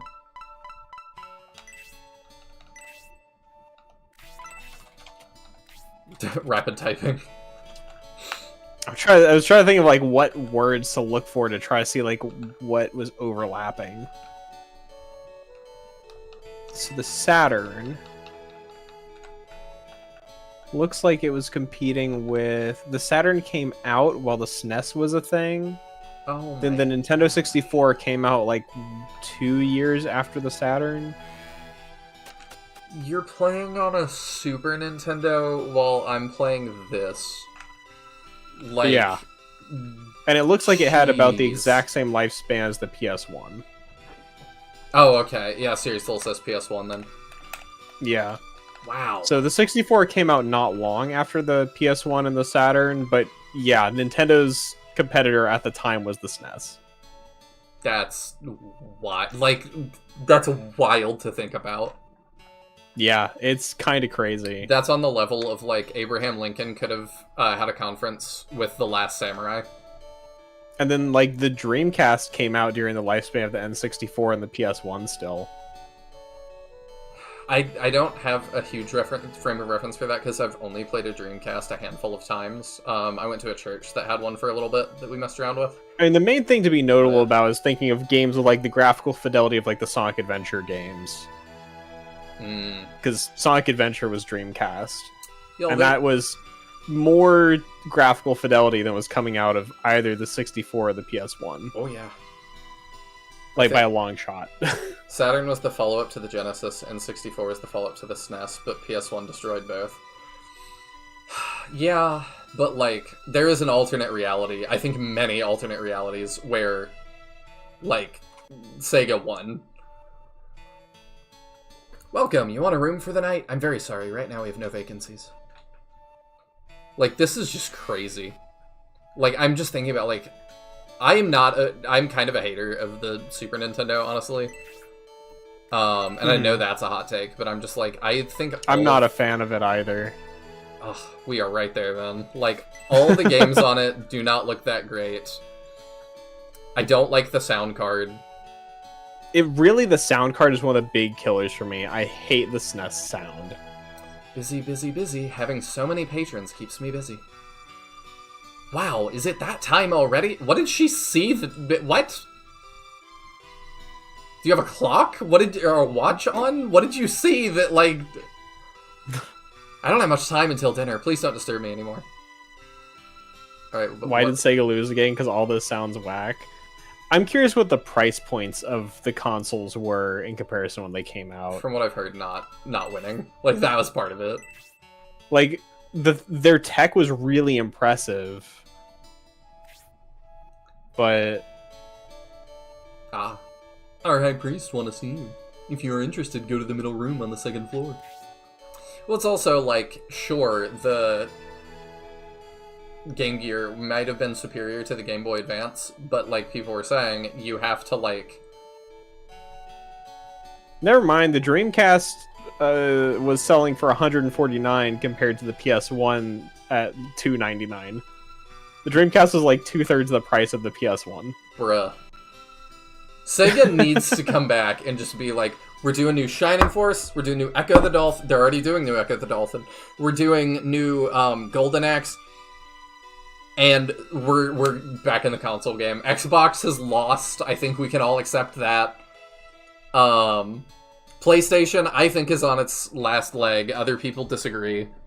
And when GTA 6 drops and is exclusive to that for like a year, they will definitely hit better. But like, can we agree enough as a culture that Xbox is out and Sega can come back? We need 3. We need the Triumvirate or whatever. Xbox has basically come to a state where no games are Xbox exclusives. They release on PC simultaneously, so it's kind of like, what's the point? Yeah. I mean, console exclusives, period, have basically died. Mm-hmm. So... PlayStation still has a handful. They've got God of War, they've got Spider-Man, which might be on Steam now, I don't know. They had for a while the Kingdom Hearts stuff. They might have some Final Fantasy stuff. Like, as long as they have a relationship with Final Fantasy, they will move to PS5s or PS6s or whatever. Yes. Yeah. Which is fine. That's a system seller for people, and I'm happy for them. But, like, Sega could come I guess the thing for me is, like, anything I see that I want to play comes out on PlayStation, I'm just like, well, I can play it in a couple of years when it comes to PC. Mm-hmm. Because it still will eventually. The only thing that's truly, like, console exclusive anymore is Nintendo stuff. Mm-hmm. So that's the only, like, company I buy consoles for. And even then, they have to have something that makes me want it. Like, I still am not really interested in the Switch 2 because nothing is selling it to me. I'm interested just because I know of what's coming. Like, they're gonna do a Fire Emblem that will sell it to me, you know? You know, when they release that Fire Emblem, then I'll consider it. Yeah, I might wait and hope they put out, like, a, you know, Fire Emblem whatever edition Switch, and then that's what I pick up. This lounge does have a bar, and you are free to use that, but the second floor is off limits. Have you talked to your friend right there? He just literally invited me to the second floor. You guys should, like, talk and get on the same page, because, wow. Alright, let's... The Bullzone sect has rented the entire lodge. We're asking all others to leave. If you don't leave, you might get hurt, buddy. Okay. Tough guy with your little mask on. You don't even have anything in your barrel. Not even worth stealing. Oh yeah, I forgot about the game key cards for Switch. I'm just not gonna buy any of those. No. I've heard it's gonna get better, potentially, as they, like, offer more TM. size. Like, well, they're offering more sizes for data. I think that I'd still just rather have the physical card. No, I'm saying that, like, they're going to offer more sizes for data for developers to, like, buy cheaper carts and put their full game on the cart. Because I think it's just 64 gig right now, because they were like, more data, better. But when you have, like, an 8-bit game or something, or you're an indie, you don't want to do that. So, because you don't need it. And I get that. So I have faith that they'll do that eventually. They just put out a survey as well, and I can link it in the Discord later. I did take it, and basically Nintendo just asks you a bunch of questions like, would you be interested in buying a code in a box in a brick and mortar store? How do you feel about that? Would you be interested in buying a full game on cartridge in box in a brick and mortar store? My favorite was it asks, would you ever consider buying a game code in a brick and mortar store that is printed on a receipt and then giving that as a gift to someone? And I was like, absolutely not. Like, I already feel like buying a box with a code in it is comical. I can't imagine just buying a receipt with a code on it. But also, like, giving that as a gift. And then it let me explain, like, it gave me a text box and was like, can you explain why you've answered the way you have? And I was like, I cannot fathom a more impersonal gift. Like, I'm giving you a box with a piece of paper in it that, like, holds the promise of a game. Like, that is just awful. I would rather you just, like, bring back the idea of e-reader cards and sell me a little trading card for the game, and I just scan that and there's my game. Like, that at least is a little more stylish than a code. Yeah. It just, I was like, I would just never do that. I also said I wouldn't do code in a box and stuff, because I was like, my reasoning for that was, if I'm at the only time I buy digital on, like, my Switch is when I cannot go out. If we're doing a game night or something, and I have friends over, and I'm like, oh, we really want to play this game that I don't have, or it's not in stock within 100 miles of me, I'm like, okay, I'll buy digital for right now, because I'm trying to do this tonight.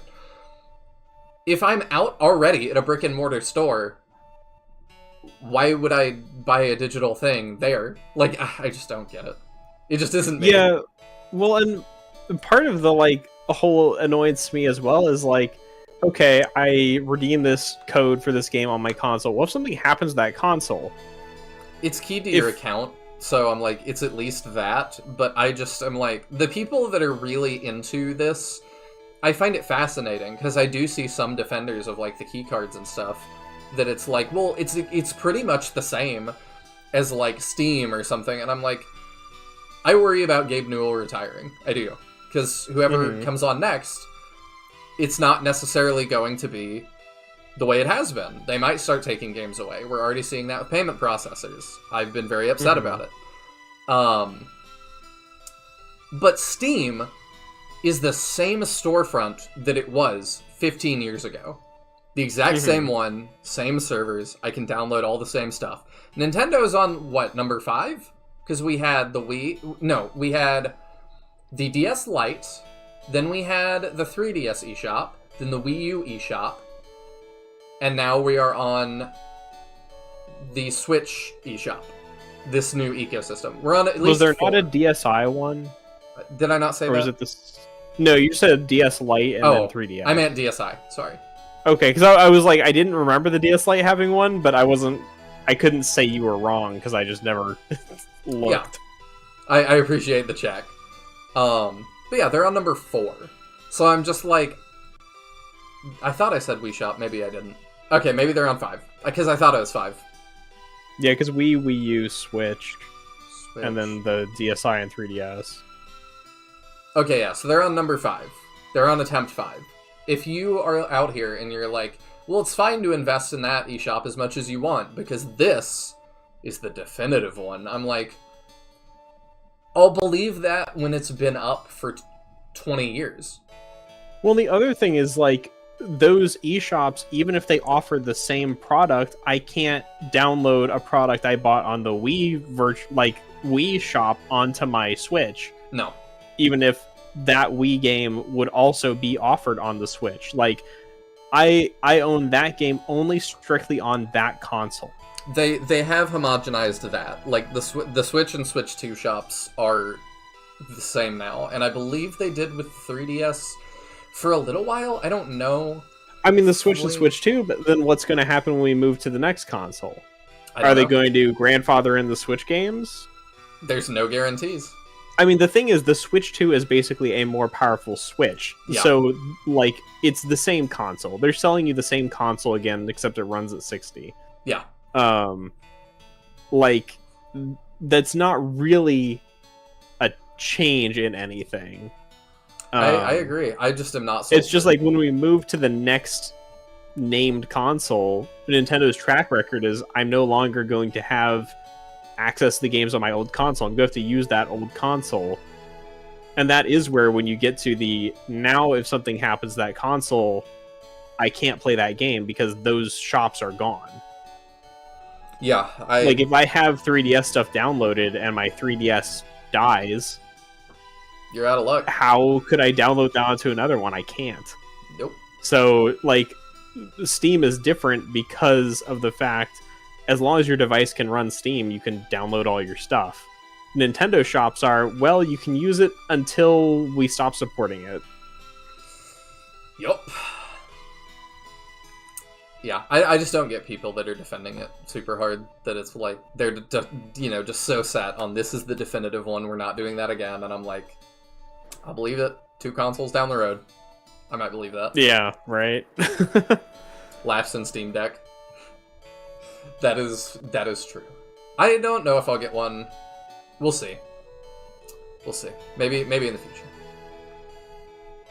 I don't have the free time to justify needing a portable game player that's a PC. I'm kind of the same way, but it's like if I had the free time to be like lounging around various places playing computer games, then sure, but after I make millions for my current lifestyle, after I make millions from streaming and music, then I will do it. Oh yeah. You are a Republican soldier. You should go to your headquarters if you know what's good for you. During times like these, can a Republican soldier really afford to to waste his time in a place like this? Yes. Wrong. They're so snooty. I didn't realize I was on a quiz show. Wrong. Now that the war has begun, you can't afford to waste any time. Got that? Now run along. My throat's not wanting to do the Kermit anymore. I'll try to get back. It's not the easiest voice to do for, like, extended periods of time, but... Oh, no, for sure. I've gotten better at it as time has gone, because I started feeling like my gag reflex acting up during, what was the first one I really did it for? I think it was, Mixed Unit Tactics. Oh, yes, it was. I forgot about that, but yes, it was. And I picked a character that had just tons of dialogue, and I'm over here like, You're Synbios, correct? Yes. Then enter the middle room. Be honored, our high priests wish to meet with you, and don't be rude. All the other rooms are off limits. You must only enter the middle room. Don't go anywhere else. Got that? Well, now this feels like a quiz show. I'm trying to talk to you, not even go in. What's wrong, Lord Synbios? You heard something? I didn't hear anything. I don't see a reason to go in that one. Oh, can I not walk left? Oh, there we go. That was really weird. I just got, like, stuck. Okay, there's the middle room with all of them. And then down here, we have... Oh, there's a chest. You have no reason to go past this point. This is only a dead end. Quit stalling and go to the middle room.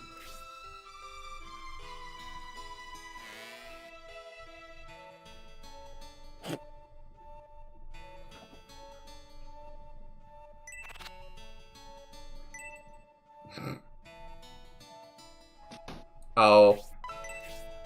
Okay, that's the last of the 4 important items. Okay. I do wish that was handled a little bit differently. Really? Drop it? Yes. Yeah, I wish it was like, do you want to replace something? But Hmm. there we go. I love my Legion Go for Steam and my Retroid for emulation. I don't even know what a Legion Go is. Oh, there's a bookshelf, too. Long live Bullzome. With the power of light weakened, the power of darkness will rule the land. Well, that's not ominous. No, not at all. I think that Lord Bullzome might have good intentions. How dare you accuse him of that? I agree. Alright, let's go in. Oh wait, I still haven't found the secret event. Should I keep looking? You can't do it until after you do this. Okay.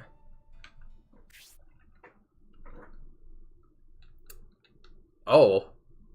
We'll have a few voices to assign here. You look like you were drawn by somebody else in, like, a different art program.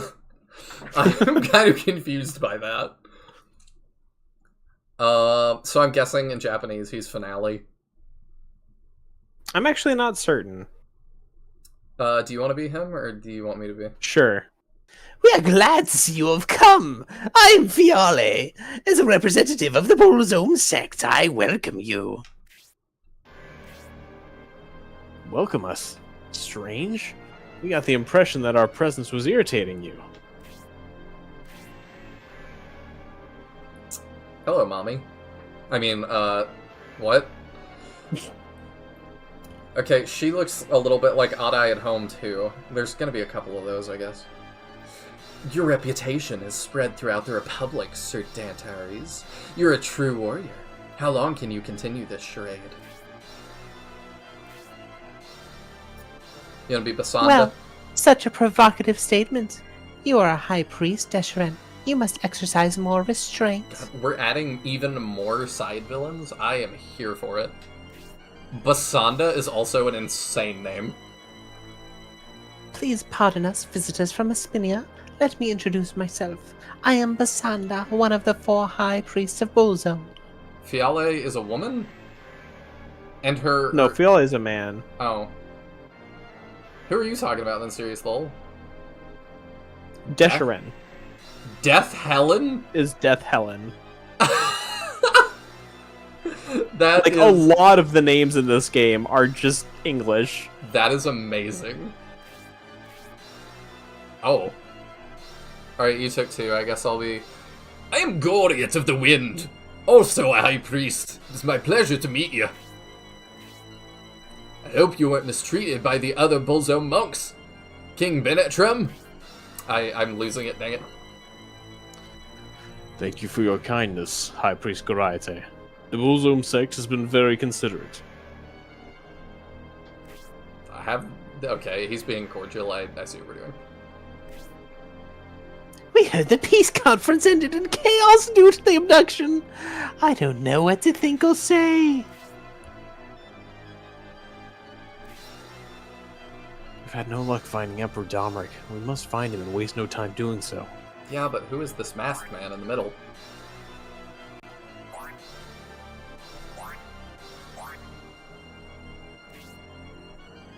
Why have you come to the lodgings of the Bullzome sect? We entrusted something to you. We would like to have it back now. That's why we're here, High Priest Fiale. Entrusted to us?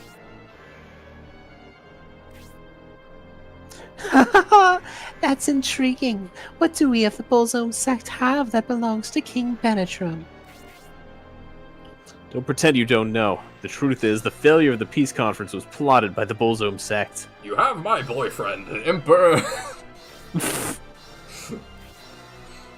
A plot? Us? That's a bold statement, but we have no idea what you're talking about. I think he's lying. I suspect he's lying. We have no recollection of anything lent to us by the Republic. Sorry, but you must forego your quest. I'm not good at the Irish accent, but I'm trying.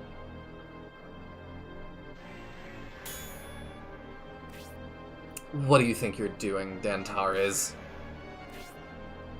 Oh, nothing. He looked a bit uncomfortable, so I thought I'd help him by removing his mask. That's none of your business.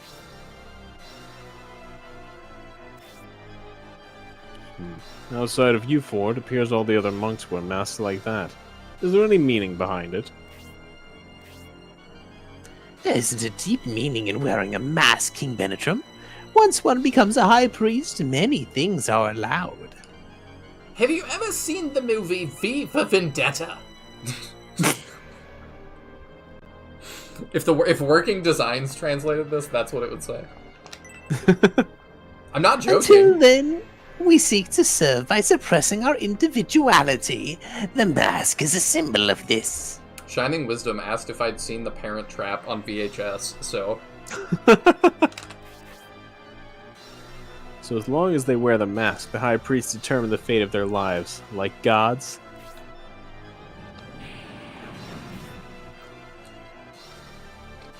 Fiale, we've spoken for too long. Now would be a good time to ask them to leave. This is my mistake, King Benetram. If I'd known it was going to be like this, I'd have brought the rest of our force. Yeah, you really messed up this one, huh? Oh, none of you saw it coming, I know.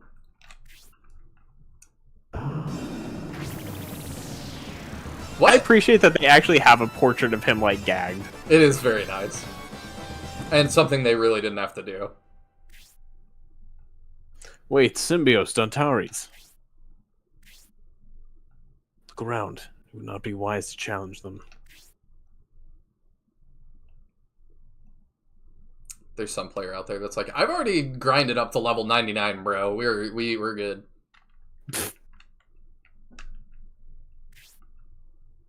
Every Bullzone monk will attack us simultaneously if we provoke them. It would be better for us to leave now.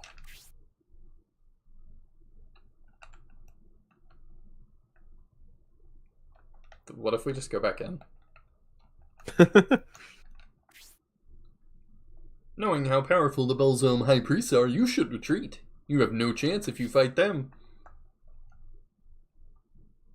A strong force protects this door. Oh, I can't.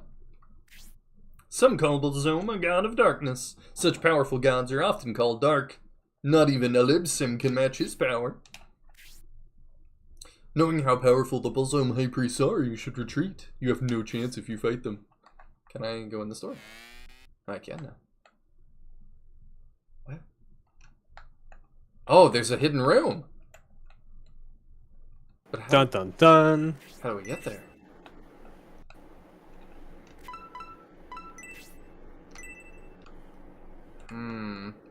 Okay, I've got ideas. Do you? Idea.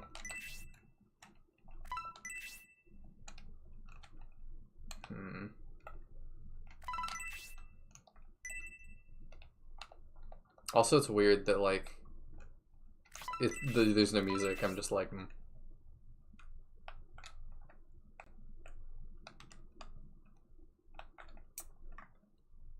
Let's see.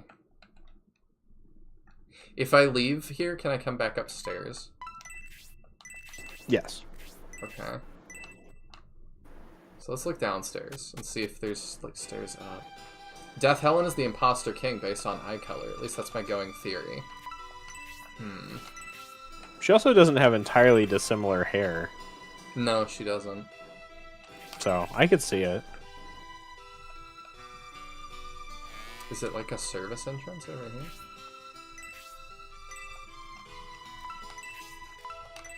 No?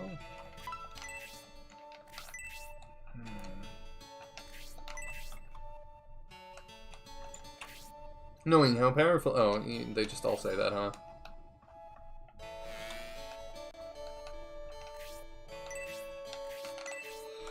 I can't get past you. I don't see a way past here. Unless it's just a wall. No, but probably it's marked in some way.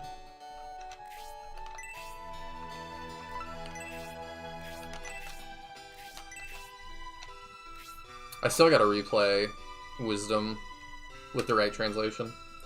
Do you know what would have happened if it was their wish that we slay you? You're lucky to get out of here alive. Let's see.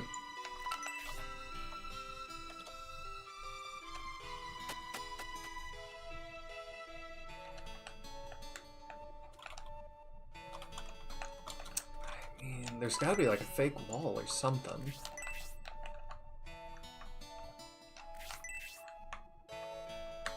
Play the PAL version for sure. Yeah, I need to. I need to just totally redo it. I feel like I know what happens in that game, but not quite... Oh. They're not there anymore? But I can't get in. What am I hearing? Ugh, ugh, ugh.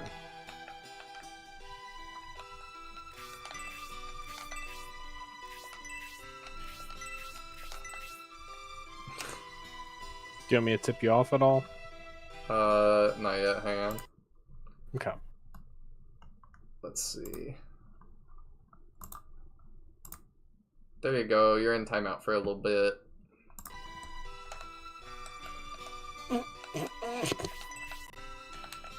$86,000 seconds, savage. I just said till tomorrow. Apparently that's 86,000 seconds. YouTube can't do anything the way that you would expect.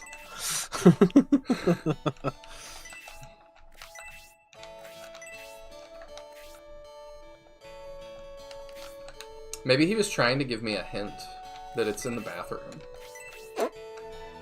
I haven't seen a bathroom in this inn, have you? I haven't seen a bathroom since we got here. Maybe they just don't. They probably didn't in the time period. I sought it out on purpose, so that's the version I own. I think that's the one I own? I'm not sure.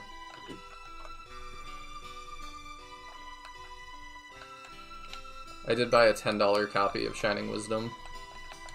I was buying it from somebody else. Or, I was buying something else.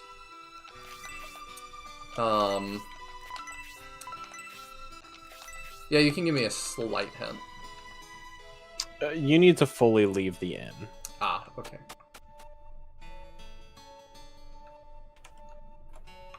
Alright, I don't think there's anything else to do here right now.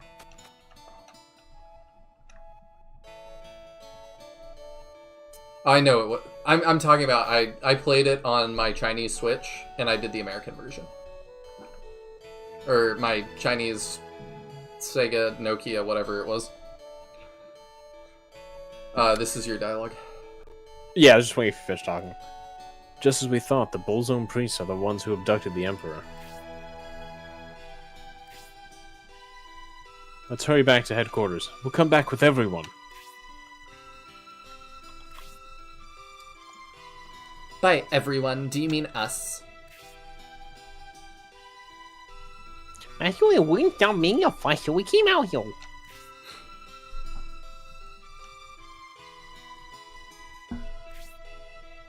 Alright, now it's time for battle. We will rescue Emperor Domeric.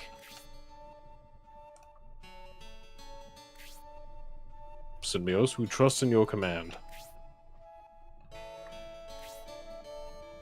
Everyone, follow Symbiote's lead. You know, it really, like, diminishes your point when you say, "We trust in your command," and then shake your head no immediately.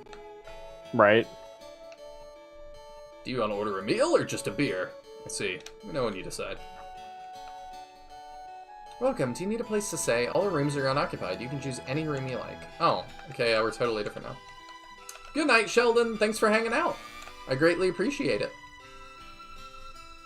Why in the world did I prepare so much food? We won't be able to eat it all. Just put it in the fridge, next to your watch. Okay, now we can search this. Something's there.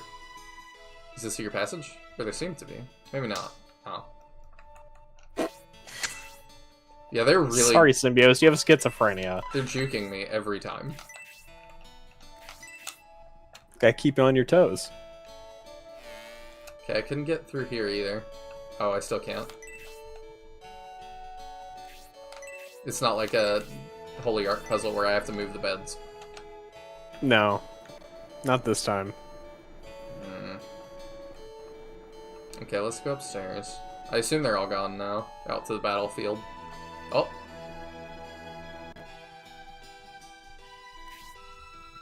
What is going on? There were so many Bullzone monks here. How could they all vanish so quickly? Symbiose, let's go inspect the second floor. Ah.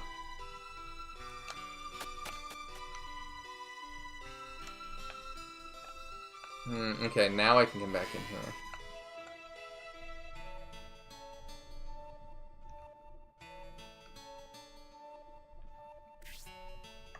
Just as we thought, no one is here. I wonder where they all went. The Bullzone sect tricked us. Yeah, they really did. Really, it's all Dantari's fault, you know. They took advantage of our situation and set us up. Hello, Nicholas. Welcome in. Set us up? I'm afraid I don't understand. We've taken the fall for everything.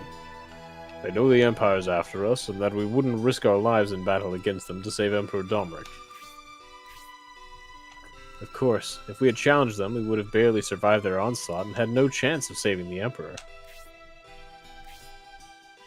Instead, we retreated, giving them time to escape. We did exactly what they wanted us to do. But what was their objective?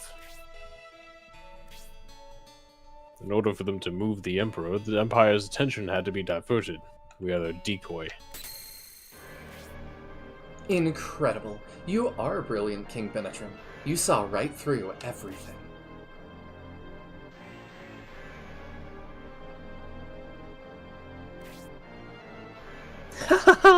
No use searching for us. Our main forces are already on the move. We have no reason to stay here. You would chase after us. Give it up. Soon the Imperial army will arrive.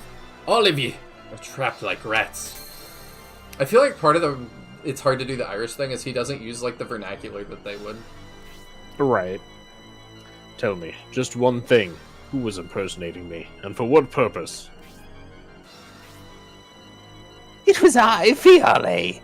It was part of our plot to ruin the peace conference between the Republic and the Empire. Ah, it wasn't the one that I forget who was saying. Deshran. Oh, okay. What? I don't even know what you're saying. Huh? Desherin? Which one is that? That's her. That Oh, one. That's Desherin. She's still Death Helen to me. Because that made so much more of an impact than Desherin. Gotcha. Yes, same person. Thank you. With the conference's failure, the abduction, and you as our decoy, everything is going just as planned. While we take the Emperor by sea, I hope you'll put up a good fight, my little decoys. I'm sure we'll meet again, if you live. Yeah, Benetrim's a good advisor. I agree, Nick. What are we to do, King Benetrim? If the priest's words are true, our lives are in grave danger. There's no reason for them to lie now, but we are not out of options. There has to be something we can do. We can't devise a strategy until we know what's going on outside the city. Let's find a place where we can see over the wall. Oh, we are going to use that. Bolsovo is enclosed by a high wall, but don't worry, Symbiose and Dantares. There must be a secret exit somewhere. Oh, I know there is. It's right here. No? Okay, so now you should be able to find your way back to that room. Okay, but I have to leave. Well. Somewhere on this floor is the way to get to that room. I'll give you that much. Okay.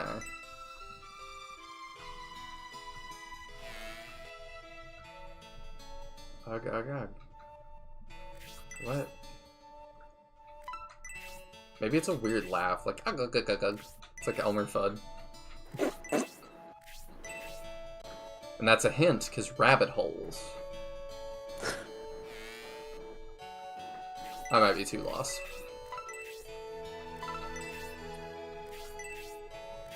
I will say this. What? This one's kind of scummy.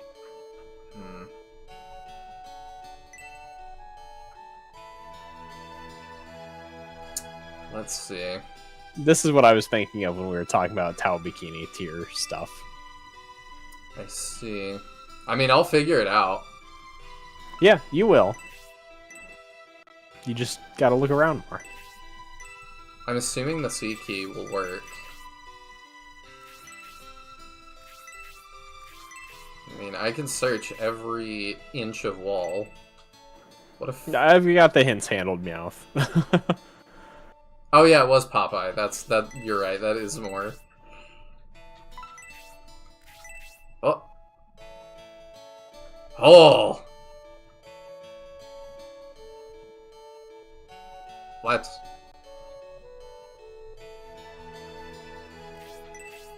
Oh, no, okay.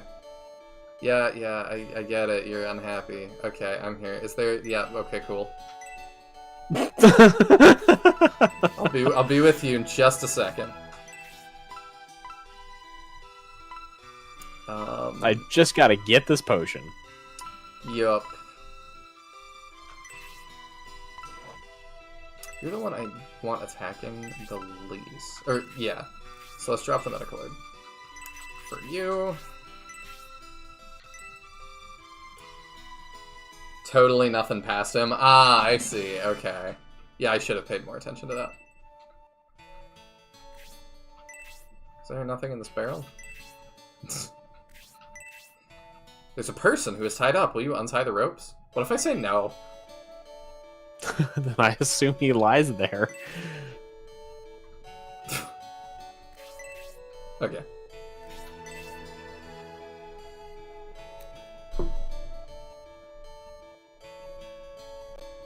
Hello. I remember you. You're Symbios of the Republic. You look like a Phantasy Star character. Why would you decide to free me now? You were the ones who captured me because I knew of the conspiracy between Bozo and Benetram, weren't you? Ah, there's a fake me now. Does Benetram's plan scare you? Is that why you've decided to free me? I saw you. You used the peace conference as your chance to abduct the Emperor. I can't condone such an act. I would thank you for helping me, but next time we meet, we will be enemies. The Republican army will be destroyed.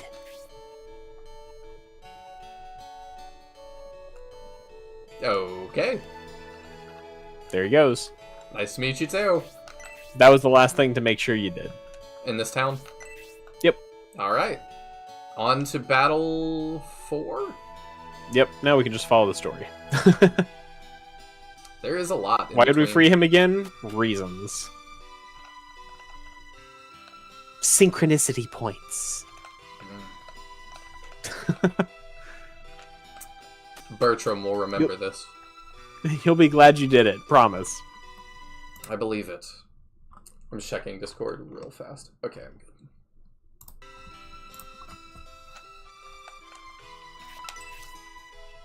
I hear Prince Arrogant issued an order to defeat the Republican army before they destroy the town of Railhead. Oh. Oh, and now we have, like, new dialogue from everybody.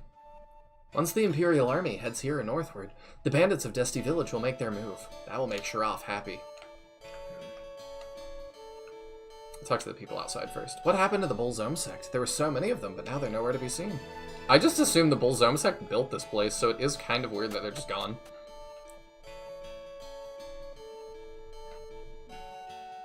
Well, there's a conspicuous absence. Synchronicity is a great song by Wagaki Band. I love Wagaki Band. I'm mostly familiar with the Vocaloid series, Synchronicity.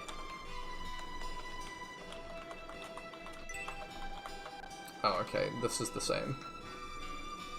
Do you still not want me in the garden? Is there any way for me to get into his garden? That sounds like a euphemism. How did you know? I knew you had the hots for this dwarf man.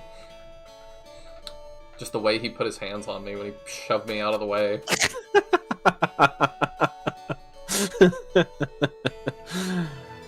Is there no way for me to go trample with flowers? No. Oh. I live to be a terror. Not in the to way these you're people. looking for. I hear the Imperial Army closed off the town. Probably come to catch you. Oh, came to catch you. You'll most likely be tortured. Thank you, sir.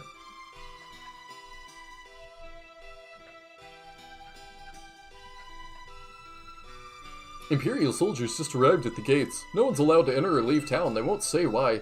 I bet a huge army will come to capture Republicans like you. So I told you to leave town. Well, no. No one tells me what to do. I make all my own bad choices. My fever won't go down. My wound must be getting worse. Doctor, please get me a doctor. I wish I could. Republican soldiers roaming freely? What's the Imperial Army doing? If they don't act, the Republicans will get away. I don't want to die. I never wanted to be a hero. Can I, like...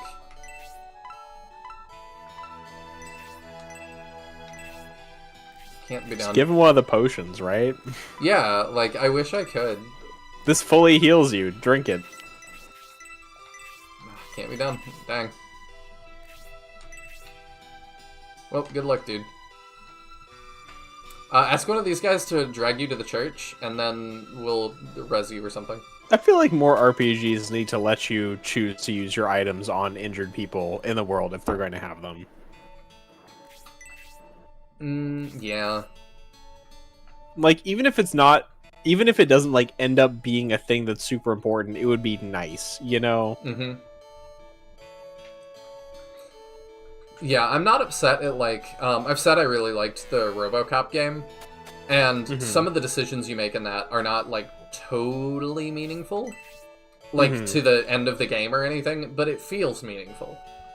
Well, it's one of those things where I feel like, you know, in real life, sometimes you do nice things for people not because it's meaningful, but just to do it, you know? And sometimes it would be nice to have that more often in games. Especially when it's like, this person is injured.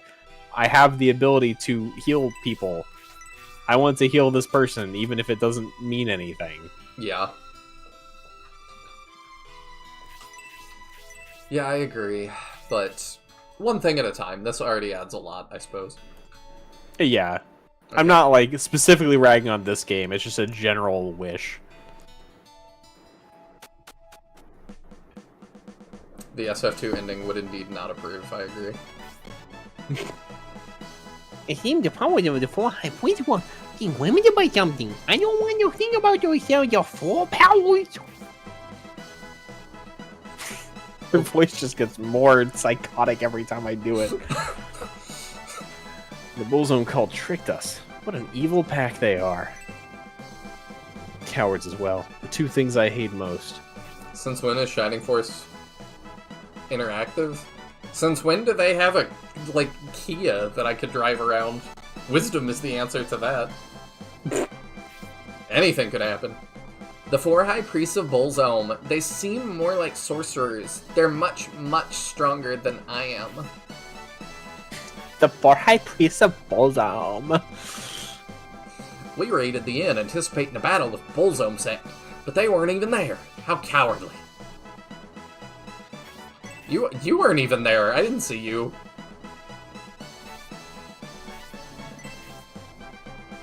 I wanted so badly to avert a war, but my judgment became impaired and we fell into a trap. I should have seen it coming. Yep, you should have. Alright. That's the entire point of RoboCop, to be fair. People that just see Super Cop shoots a bandits in groin miss the point. I don't know, I think that was also part of the point, honestly. Like, I think that's I agree. actually the verbatim name of the knockoff movie I watched. I have not finished it yet. I actually do have a YouTube video up on my phone right now about knockoff RoboCop movies. Apparently there's like... Super Cop shoots bandits in the groin? That's my favorite. They actually do have names like that. I imagine so. Like, knockoff movies often have those just wacko titles. That, and, like, they get into, like, vampires a bunch, and it's, like, the Chinese hopping vampires. Oh, classic. So it's like all sorts of weird stuff. That and the monkey suit. Oh yeah. Yeah, wisdom is special. Alright, are we good to go out here, I guess? You can't go out there. Oh. The last thing we were told right. narratively Yeah, is we need to find a remember place now. that we can see over the wall. You must be the remnants of the Republican army. Ah, your fate awaits you. The general will extend a very warm welcome. You don't think you can pass through here, do you? Republican scum, I won't allow it. Your deaths will serve as our early celebration of the Emperor's inevitable conquest of the Republic. Alright, we save, and then we go to Toby's house. Because I assume that's what it is. To be fair...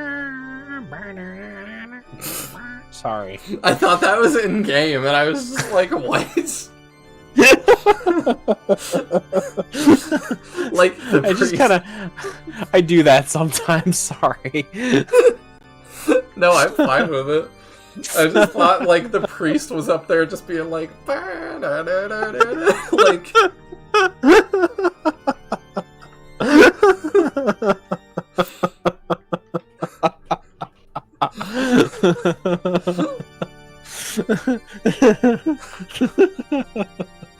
It happens, I'm sure. The NPC... That's the next Colin Cheemer video. It's the sequel to, like, RPG Heroes Are Jerks. It's NPCs get bored.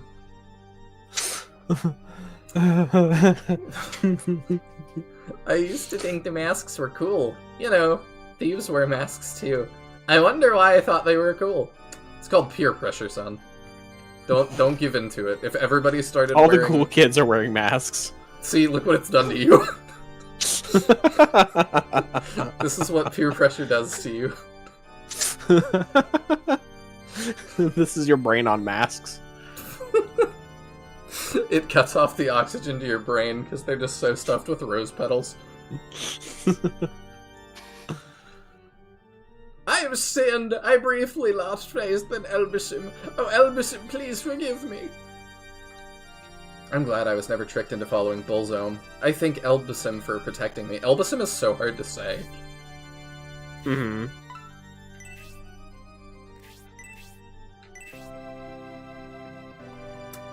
Wisdom is weird and special, and for some reason I don't hate it. I don't either. I don't hate any of the Shining games. Not even Shining Force 2? No.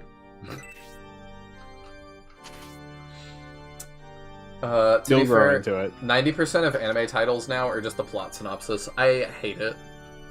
Yeah. It's dumb. I got isekai'd into a dryer. Now I have an elf girlfriend. Whoa. I love how, like, based on the isekai titles I've seen, I don't know whether I got isekai'd into a dryer means he became the dryer, or he is just inside of a dryer now. Yeah, like the one that's like, what is it, Toilet Bound Hanako-chan or whatever? I don't know, maybe? I've not watched it or read it. I think it's just about a girl who's stuck on the toilet forever. What? I have to look this up in an incognito window. Wisdom gets rid of the silly speed building and you have a solid Zelda clone. Yeah, I agree. Say that to 2021 you. I still was enjoying it. Like, Kaizen and Sarah show up, so, like, it is, like, the most direct sequel to SF2, which is crazy. But I did like it.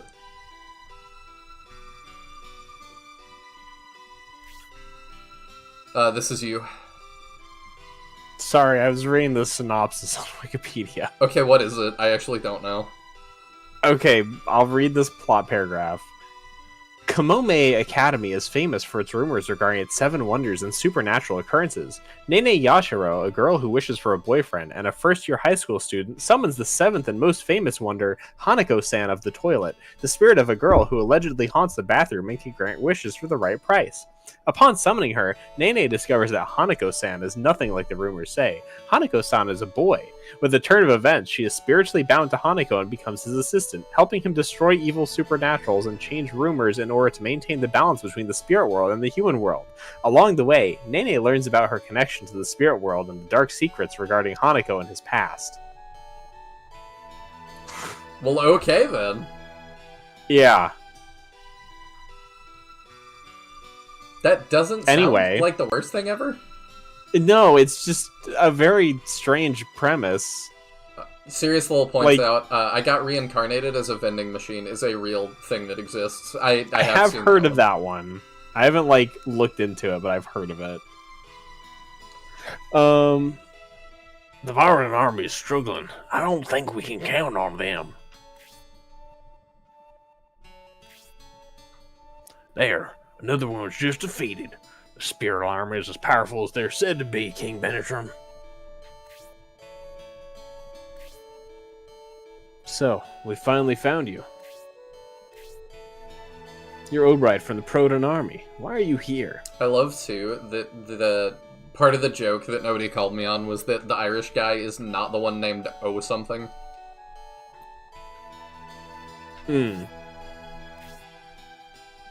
As my senses cleared, Toby told me of the town's closure and your plight. I rushed here hoping to spot you. Well, seems we have spotted you. Halberton Stable. I knew once you heard of the closure. I knew once you heard of the closure, you'd try to assess the situation. No better place to do that than here. This must mean you have decided to help us escape through Duncan's secret passage to Dwarf's Hill. I commend your decision, Obright. I didn't think anyone else knew about the secret passage to Dwarf's Hill. You're called the wisest general for a reason, King Benetram. How does King Benetram figure these things out? I'm amazed.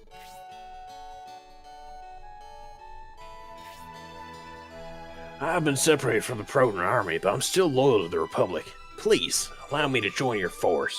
Nick, they should make an anime where the isekai truck is the hero. That is $1 million idea, and you should get on it before somebody else does it. I think it'd be really funny for it to be a series where, the protagonist is tasked with hitting the hero with his truck, and the entire series is the mishaps of him being unsuccessful, being able to hit this kid he needs to send to another world. I really like the idea of that. I think it'd be really funny. But it could also make it exhausting. It would have to be somebody that was good at writing. Yes. Symbiosis dialogue will now forever be pop culture reference to me. Or make it something kind of episodic and not super story driven, like Way of the House Husband or something. True. I did watch all of that as well. I haven't watched it much, but I've read it, and it's fantastic. I think it reads better than it watches, personally. I see. I've watched, an episode or two, but... Yeah, it is kind of a jank one, because its episodes are also, not standard length. They're really short. Yeah, well, I mean, the original series is, short episodic, a handful of pages things, so... Oh, I see. It doesn't adapt well into an anime, really, because it's not what most anime are, but it's really fun to read. I know there's also a live action, so that's an option. I've not seen that at all. I have not either. Meowth says, "Alright, wow, I didn't realize how late it was. I have a busy day with appointments and errands coming up. Want to stick around, but sadly can't. Have fun with the rest of this, Chris. Night, guys. Night, Meowth. Thank you so much for hanging out. I will continue to defend SF2 in your absence."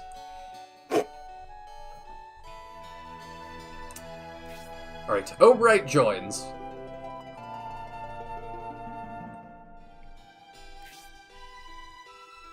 Let's head to Duncan's house. Toby should be there already. Oh, I thought we were gonna get to, look off the, gaze into the distance or something. No, And, see a cool war cutscene. Alas. Okay, yeah, I should actually check real quick. So now we have Obright the Warrior. How do you compare? You've got 15 HP, okay, 16 attack, 10 defense. He's decent. I ended up switching him off of axes to maces when I played, but... He's our tankiest guy. We don't have access to maces yet. Okay. So... I personally feel like maces are just a better weapon type than axes, but... That's me. And part of it involves systems that you haven't interacted with yet, so I'm not spoiling how they work. But I'll talk about weapon type decisions once we see some of it. Okay. I don't know about that Bolzome sect. People say it's a dubious religion. I wouldn't put my faith in it. Okay. Oh, okay. This is... I just didn't talk to everybody. So we need to go back to this guy's house, I think. Oh, it's down the well. What took you so long, Obright? And what is... Who... These people are from the Republic? I did a lot of thinking, Toby. I can't go there alone. That's why I spoke to these people. What do we do, Duncan? We don't want anyone to know about the passageway. You want that? Isn't that bad? Listen carefully, Toby. They're being hunted by the Empire. If they don't escape, they're dead. The secret tunnel I've been digging for years opens at the well ahead. No one else knows about it. Also, I've got a secret tunnel in my backyard. If we're sticking with weird... I don't even know what we're talking about anymore.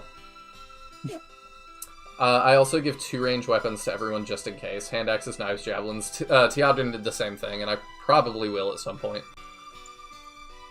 However, I owe Obright for saving Toby, and you all seem like good people. You hated me. You know, I'm glad the passageway I built for fun is being used to save lives, especially if it saves the king's life. Duncan, thank you for your help. I'll find out who's behind this war, and I promise to return your favor. This is the best king we've had in Shining Force, and it's not close. Please, proceed carefully. I hope you remain safe. Elbasim, speed to you. I mean, King of Whirl isn't too bad. He's No. eccentric, but... But we haven't seen, like, a king lead like this. Yes, that's definitely true. I was afraid Obright would be considered a deserter. He'll be okay now. Take care.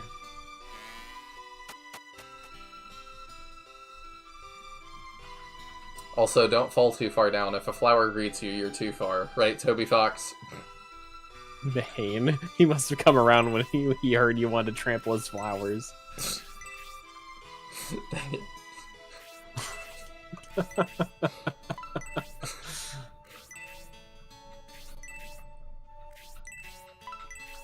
Bantrim is in your top 5 characters in Shining Force in general. That's high praise. It is.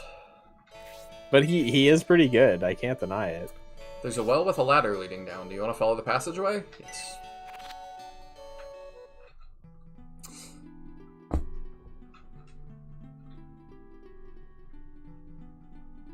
I still have not played Undertale, or any Toby Fox game. I still gotta do that at some point.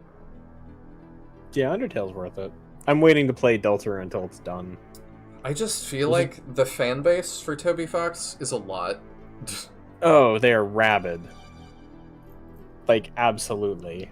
It's but just, the games themselves are very worth it. It's just a lot of, like, everyone else needs to look at this game.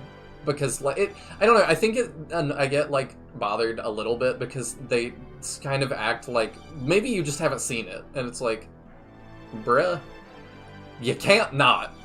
Like... Yeah, like, at this point, you can't avoid it. No. You've heard of it. It's like somebody being like, I play this kind of niche game, it's an indie darling, maybe you haven't heard of it, Minecraft? It's like... Yes. Oh. This is Dwarf Valley. This is where Toby was attacked. The savage land few dare to enter. There's no telling what danger awaits. Be careful, Symbios. I'll do that, unlike you have been this whole campaign. No, I'm just kidding. Oh! Hello. Skaven? Okay, we just have Ratmen again. Worms, okay. I'm gonna assume that's a rat man, like, what's his face? Even though they don't use the same word, it's Slade.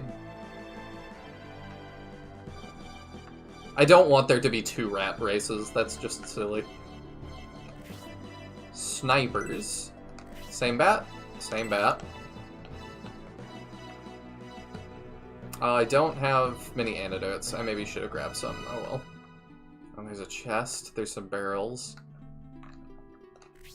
You're also a rat man.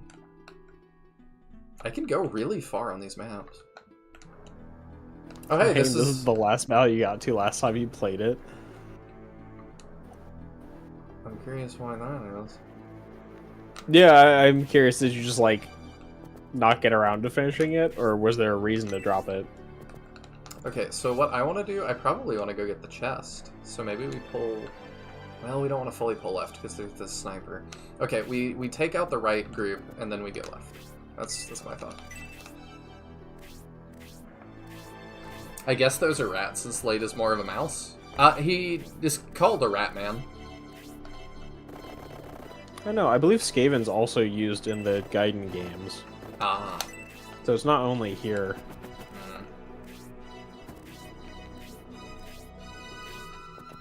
I mean, it could be the difference, like we were discussing earlier, whether, like, Dragonute and Dragon Man are 2 distinct races.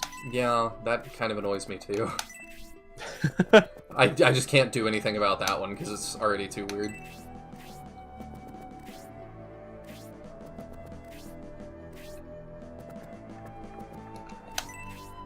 It was back when Saturn emulation was still really shonky, and my emulator itself foobarred, so I never went back to it. That's valid. Yeah, that makes sense. Which of you hits harder? You got 13. You got 12. Okay. Decision made. All but were special effective. Oh well. Ooh. You can take hits. Despite being an archer, that's a little bit spooky. Ah, there's the poison that I knew was coming. Well, we have enough healing items that maybe we can just out-heal it. Alright, let's put you here, maybe? And try and get rid of the bat before everybody gets poisoned. Ah, we almost one-shot. Oh, hey! Level 4. HP 2, MP 1, Attack 1, Defense 1. Agility 1. I was curious, too, or just thinking, like, Nick saying Benetrim is in my top 5 SF characters. I'm like, I don't even know if I could do a top 5. That's, like, a tough thing to even, like, think about for me. Yeah. Oh, Obright looks great. Mm-hmm. I didn't expect him to look quite that good. There's also, like, the battle models don't look bad here, but there's also a market improvement in those when you go to Scenario 2 as well. Interesting. So I think it's really cool seeing that, like, they built this engine, but not only were they making the further scenarios, they were continuing to, like, improve it while they made them.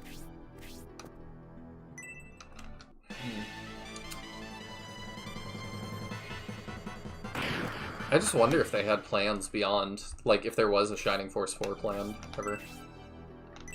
Don't know. It's hard to say. Oh, I can get around. Let's do that. Can't quite reach him by 1 tile, so I think we sit here. Let's keep fighting that guy.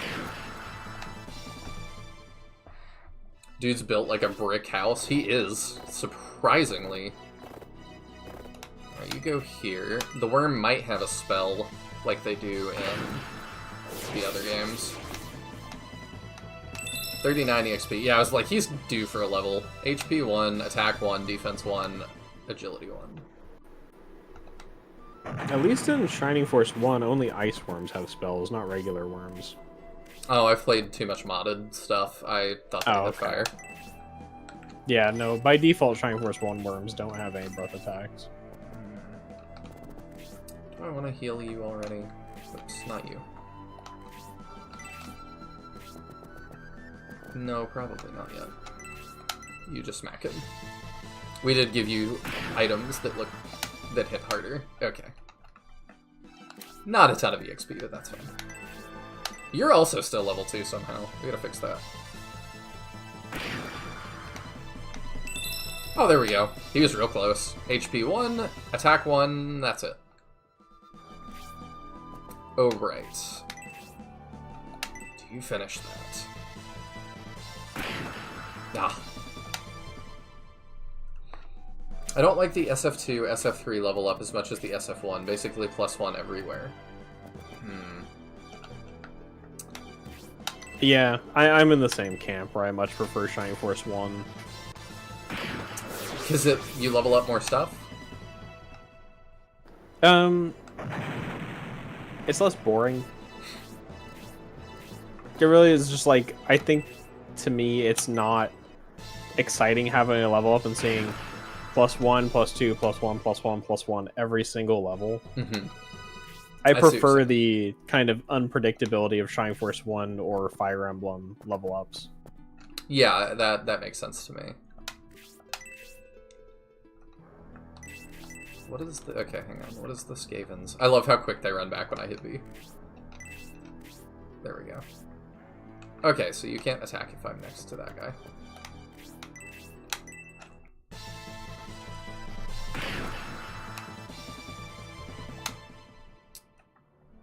Friendship with Dontaris becomes partner. I thought that already would have been the case, but apparently not.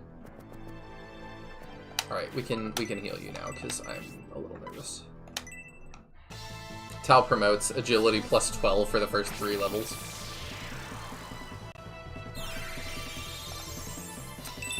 Ah, Grace is 4. Learns Antidote spell.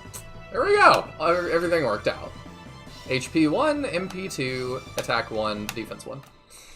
Yeah, I also think SF1, like, just... The stat gains feel very important. Like, 1 stat point up, more than most SRPGs, I think, is directly tied to feeling like you have more power. We'll get rid of one of those, just in case.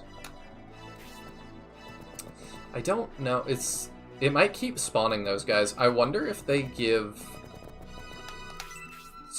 like, EXP still, or if they have cutoff.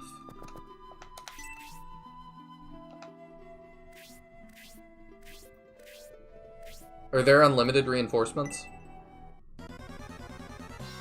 I can see what the guide says. I don't know off the top of my head. Okay. Guide doesn't really say. Antidote spell. Where's my detox? Boo. Yeah, you're right. I should be saying that.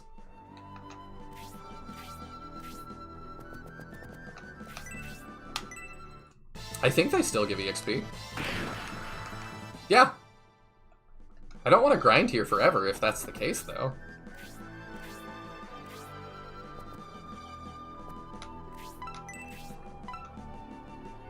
Cures poison and paralyze. L2 cures most effects.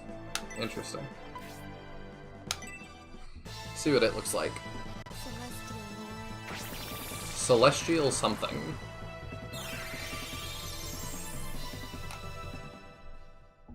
This is a reach the end map? Okay, so what you're saying is kind of.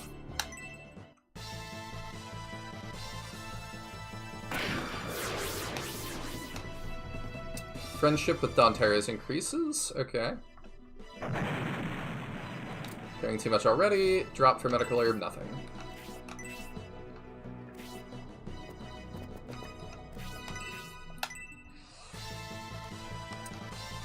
So we'll kill this, and then we'll try and do a strategic retreat. I also need to know if I can block respawn points like I do in Shining Force 1, or if that's not an option. I believe it does work that way. Okay. Yeah, let's use one of your medical herbs. I mean, a grind for XP map? Yeah, I'm not gonna do that too much. We are gonna go get the chest to the left, though, for sure. Okay, so the next time Synbios can move, we can start moving back. We're getting a lot of EXP from these guys, though, at least.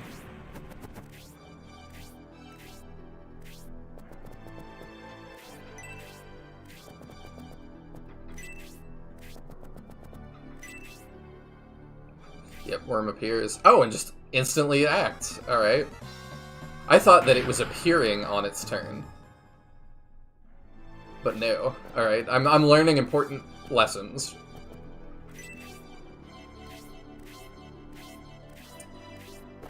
So there's no reason for me to go up there, though? It's a little silly.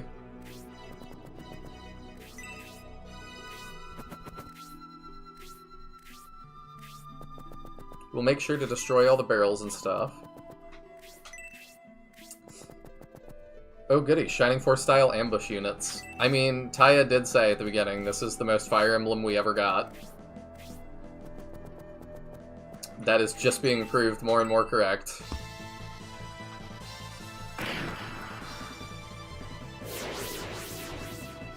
Antidote Herb. Cool.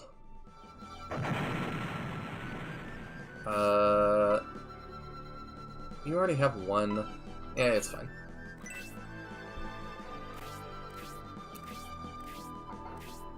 You can actually hold another one.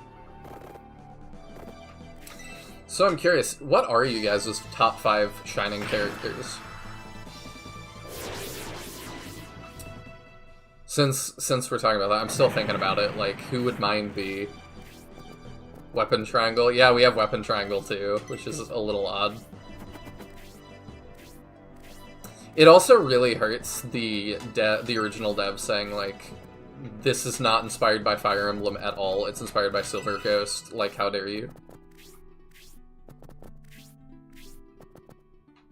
You know what I mean? Yeah, definitely. Just this right there is more Fire Emblem than everything else. Yeah. Number 1 for me is Galm. Wow. Okay. I know he comes back in this, but I don't know anything else about that. That's all I know. But that's really interesting. Galm is also in my top 3? Wow. Okay. Interesting.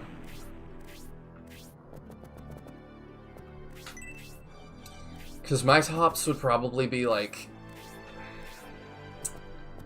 Max and Yogurt, for sure.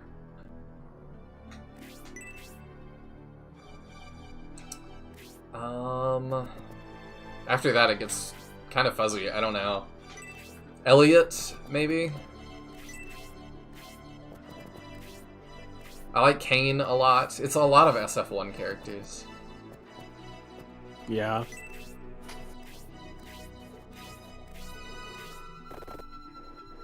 I don't want him just flying ahead. Oh, I should bait in the archer, though. Oh, maybe they're not infinitely spawning either, because the Rat Man didn't respawn yet.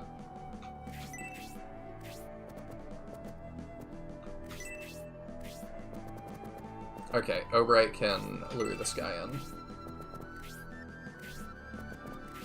He does so little and yet manages to make such an impression. I was sure you'd say Yogurt. How can I not? He is the greatest. Am I seeing that right? No. Okay. No, I'm not. Good to know. Elliot's probably my 5th pick. Elliot's just too good. He's too cool of a character. Mine are limited to SF1, really. Aleph, Xylo, Gort, Teo, and Henri. At least as far as force members. If we're talking enemies too, Elliot beats out Gort and Henri gets knocked off.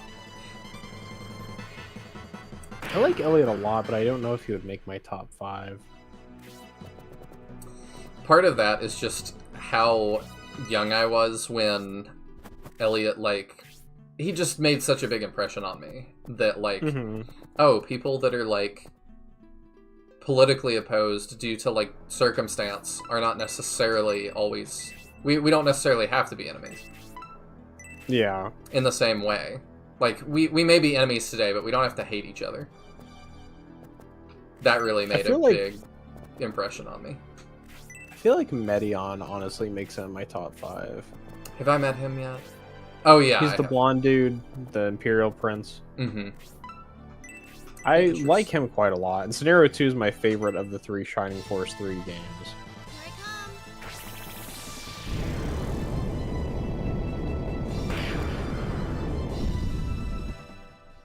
I personally like Bulbazak, weirdly enough. Then you have Gunts, and purely because of how busted she is, Karna. Yeah, I can see Karna. Spirial is my second. Interesting. I don't want you taking all the EXP. You just go sit over here.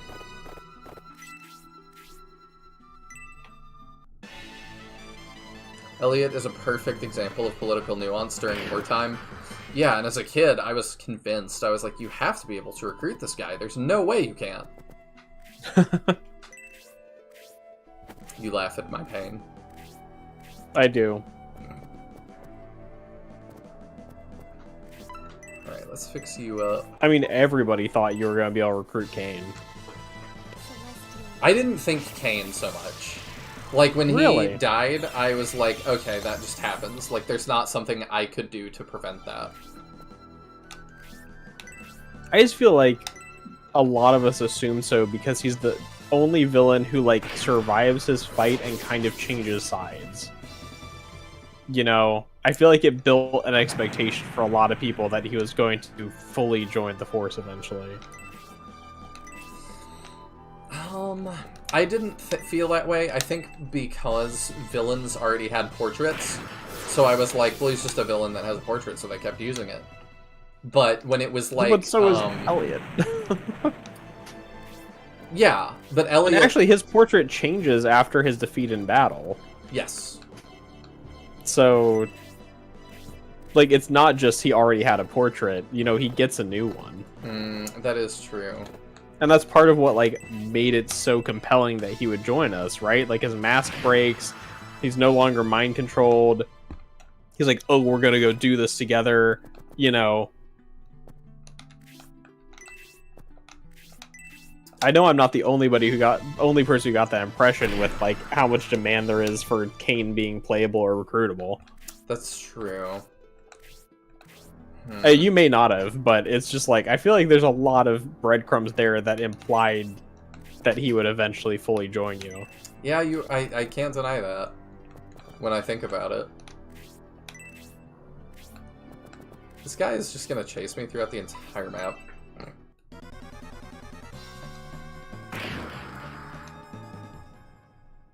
To be fair, you meet Elliot before the boss fight, with him making his heartfelt plea. He didn't start off killing both your king and mentor. But he was mind-controlled.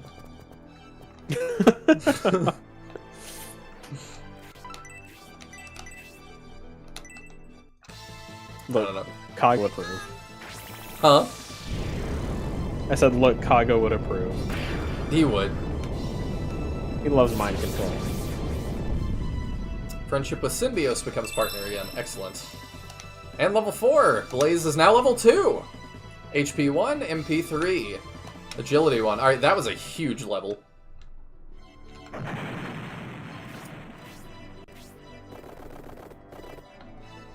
Alright, yep, I'm sending you off to go do the thing.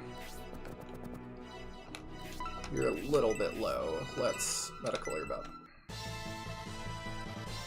Too many sword users. Also, YouTube keeps eating my messages today. Ah, rip. I don't feel like too many sword users is valid in a game like Shining Force 1 when you look at how many lance users there are. Yeah.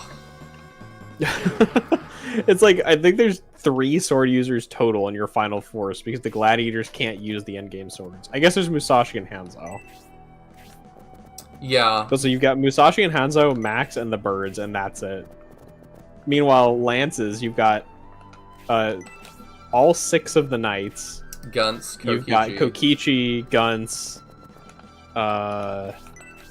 That might be it, but that's still 8.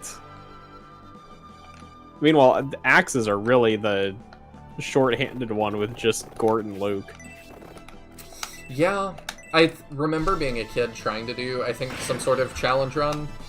Or I think I wanted to just use all the characters I hadn't used, and I realized pretty quick that I was like, oh, I'm just not going to use axes, huh? Yeah. Because I'd already done both Luke and Gort, so it was like, oh, well, that's it. That's all of them.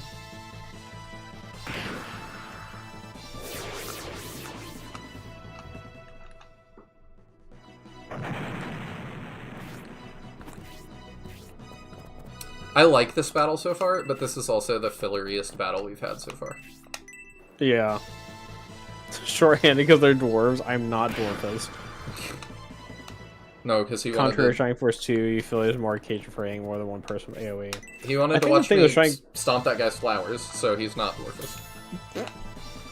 Sorry. I think the problem with Shining Force 2 is that the elemental magic is much weaker than Shining Force 1, and summon magic is very strong. So generally, you don't want to be hitting more than one enemy with your AoEs, because you're generally fielding summoners, because wizards are not great. Yeah. It doesn't feel great when I, like, ask, you know, you guys that it's like, well, do I want to use, you know, what if I did promote Case into Wizard, like in the Iron Man? Everybody's like, you just shouldn't. There's zero reason you should do that. Yeah, it's just bad. Okay, you drop an antidote herb for now. And we have a new Protect Bracer. I'll let somebody else get that EXP.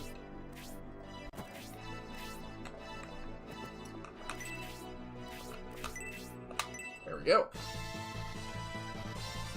It is a very filler battle. Yeah. I don't mind it. Like, I'm still having fun, but SRPG's always gotta have some. That makes it even more reason to make him a wizard. Well, like, oh, this has Paralyze. I didn't know that. Ew. I love the paralyzed dance. It looks pretty kooky. But also being paralyzed is awful, so... What does it do? Is it, like, stunned? It's like Pokemon, where there's a chance not to act. Okay. Yeah, I can't reach him with anybody, which is not good. So we really need this to hit.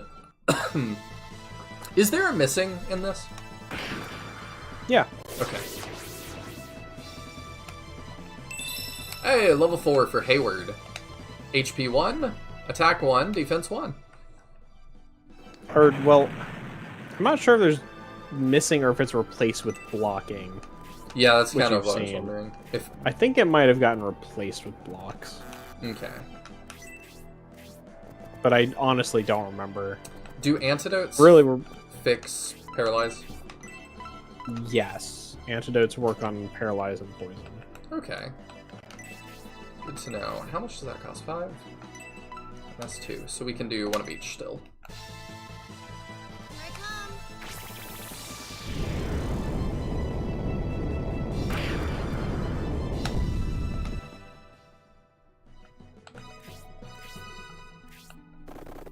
Charge ahead. Nice chill music here. I know those are Taya's favorite battle tracks. Right. Yeah, yes, enemy worm blocked last turn. I know there's blocked. I just want... Learn Sonic Wave special attack? I didn't even... Oh, did I get a level up on my sword? On your weapon level, yes. Ah. I see. So, specials, you'll unlock, like, you'll see under item, I think? Sword level 1, special Sonic Wave. Okay. Good to know. So the way that works is if you crit, it will perform one of your specials. I see. And it's just better. And you'll unlock more better ones. So they can have more damage or additional effects. Like the big reason I like Obright Ewing maces is maces get the special power crash, which when you get a power crash, it automatically inflicts slow on the target, reducing their defense.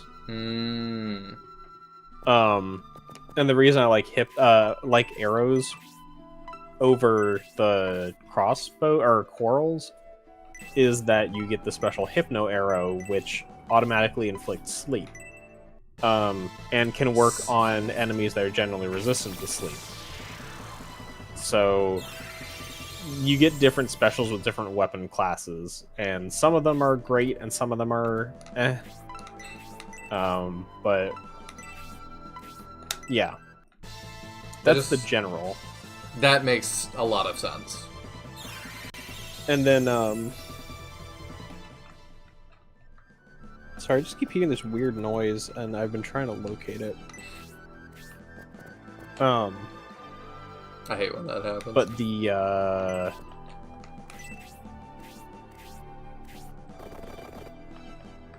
totally derailed your train of thought. some weapons towards the end of the game also bring their own specials.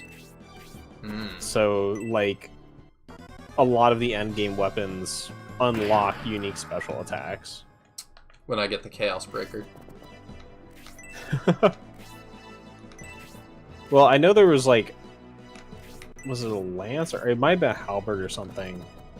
One of the, like, late game night weapons unlocks, I think it's called, like, Death Gate or something, which just instantly kills on a crit. Ooh, okay. Like the stuff like that. What's it called? I don't remember. They have that in SF1. Yeah, I know there's a similar effect on one of the rapiers called Das End. Das End. Yeah. Sorry, I'm hearing this noise a lot. I'm gonna take a second and see if I can track it down. Okay. Most Mithril weapons have their own attack, making almost all of them viable. I'm surprised that guy didn't move. That's pretty generous.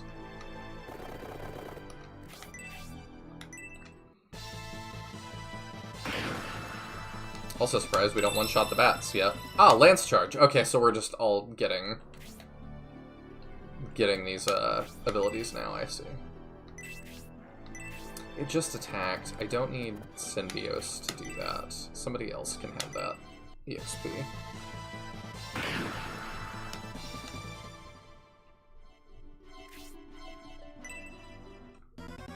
If you poison me now, dang it! Well, yeah, it gives our healer something to do, I guess. There's several insta-kills attack, or bleh. There's several insta-kill attacks, actually. Okay.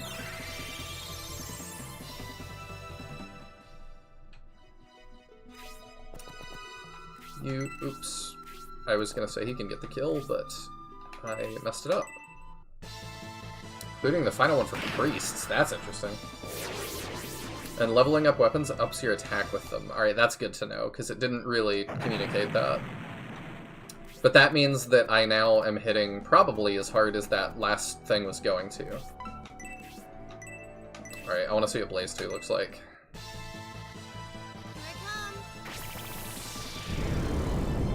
Oh, it lit. Oh, interesting. So I wonder if I AoE it, if they'll all be there. I didn't consider how this was gonna look.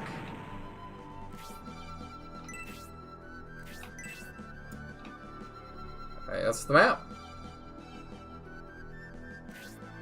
We seem to have passed through the valley. General Cruitt's soldiers must be quite irritated by now. Still, this is Imperial territory, and we're such a small force. The time we gained is very precious. They say treasure is hidden in Dwarf Hill just ahead. Beyond that is the town of Railhead. Hurry, General Prodon awaits.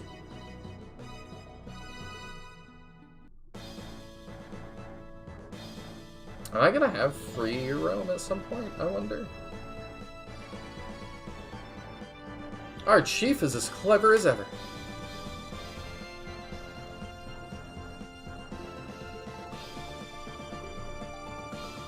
I was worried a peace treaty would be bad for business, but luckily things changed and war broke out. Who could have predicted this? But the chief knew it was going to happen. He must have contacts everywhere. Bandits? I don't know. With the security forces busy with the Republican armies, we're free to steal like there's no tomorrow. It is. Still, even though we are part of the Sharaf clan, we're stuck on this stupid watch. I wish we could join a more active unit. Bandits are on guard just ahead, but we can't afford to waste much time on them. What do you think we should do, King? Sharaf, the bandit leader, knows about the conference debacle. There's something suspicious here. King Benetram, we're losing precious time sitting here. Once we meet with General Proton, I must think all this through again. Let's move out. Split them right down the middle. Is this just another battle? Oh, it is. Interesting. One battle into the next. We don't do that until, like, the final battle of Shining Force 1.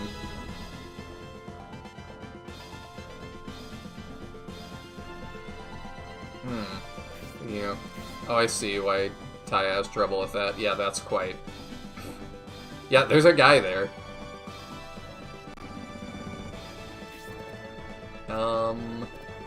Alright, well, I don't see anything... Oh, that looks... Oh, that's a secret door right there.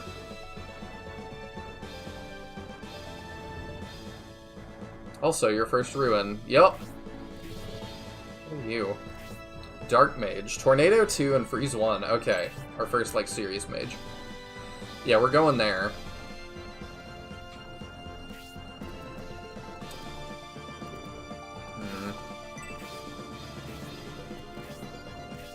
How interesting.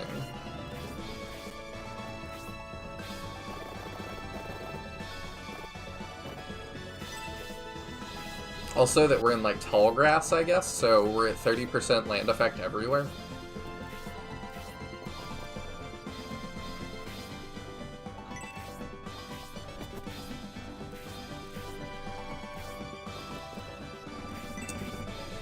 This game is really not at all what I was expecting so far.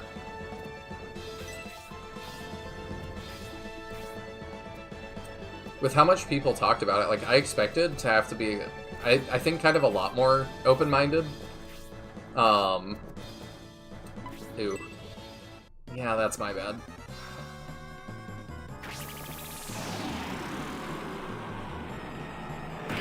Now I get to see how this looks, at least.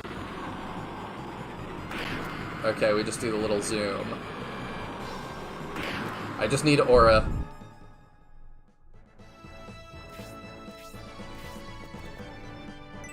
Oh, dang. Do we take 5 from you? Ugh. Yeah. Crap.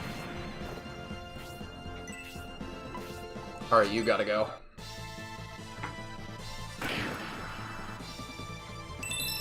Level 4! HP 1, Attack 1, Defense 1, Agility 1. Okay. I'm very curious what this ruin thing is.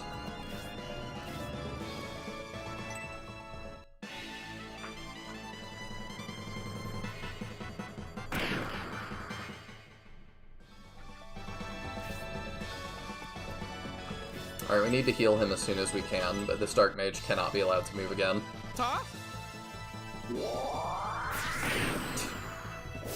What was that? Ta? Level 5, HP 1, Attack 2, Defense 1, Agility 1.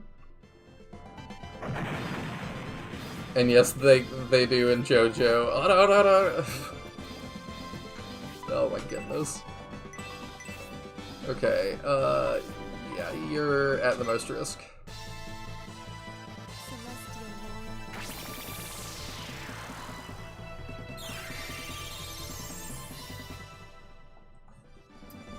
Yeah, I feel like that was supposed to be inspired by Link, but it just didn't sound very good. It didn't sound bad, it just was, like, so quick that it was like... Did you say something?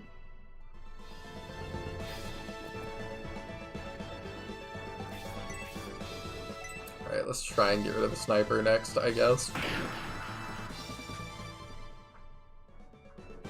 It sucks we lost our mage. The thing is that Symbiosis Ta in Japanese as well, but it sounds infinitely better there. This is one of the few times I'm gonna say, though, like, the voice acting is so bad, like, it kind of has some charm to it. Prepare to die. That was pretty good.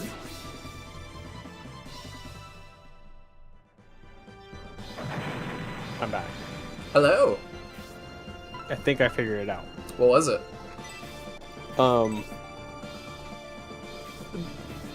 to my right is a wall that is next to the roof of the lower level of the house, and I think there's an animal on that roof.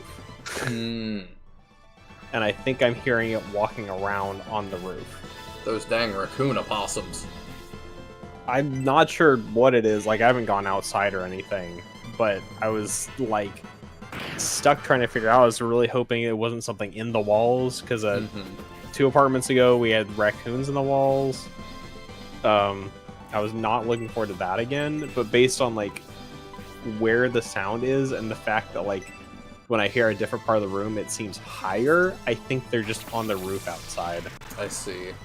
So I might see if I can find some way to discourage that, but I lost the mage while you were gone. that sounds about right. Yeah. I'm struggling to keep her alive just a little bit. We got She is hit by pretty the fragile. tornado too, Hmm. which I fully saw. Like, I have no excuses. I just was dumb. Wow, that Ta was on the same level as Shauna from Legend of Dragoon with her basic attacks. I'm not familiar with that one. Is it a Dreamcast game? HP 2, attack 1, defense 1, agility 1. I might be just thinking of Panzer Dragoon.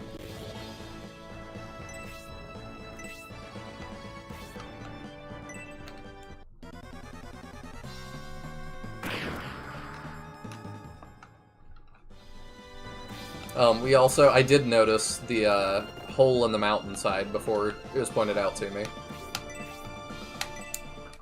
I don't know what it is, but... Hello, on the John! I'm not sure if I've seen you in before, so welcome in! Wait, which hole in the mountainside? The graphics for this game are really good, not gonna lie. I agree, I actually really like them. Oh, that one. Yeah, that's where we're headed. Gotcha.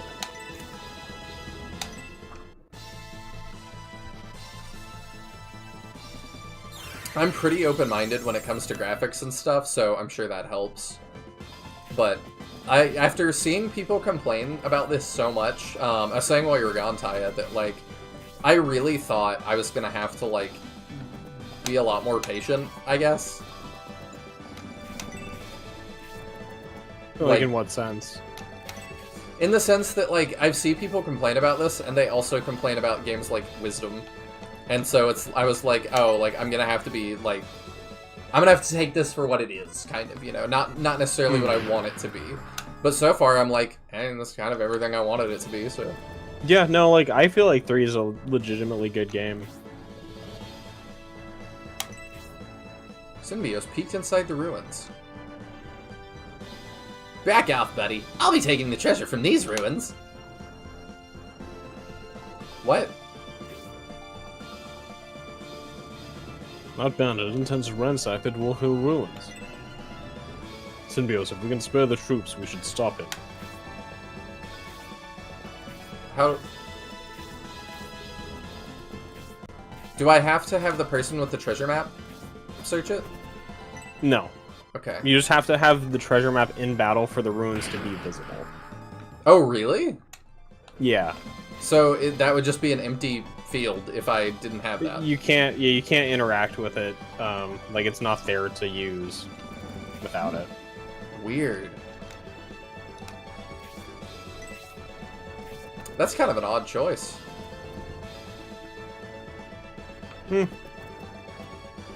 If you don't know where to look for the treasure, you can't find it, I guess.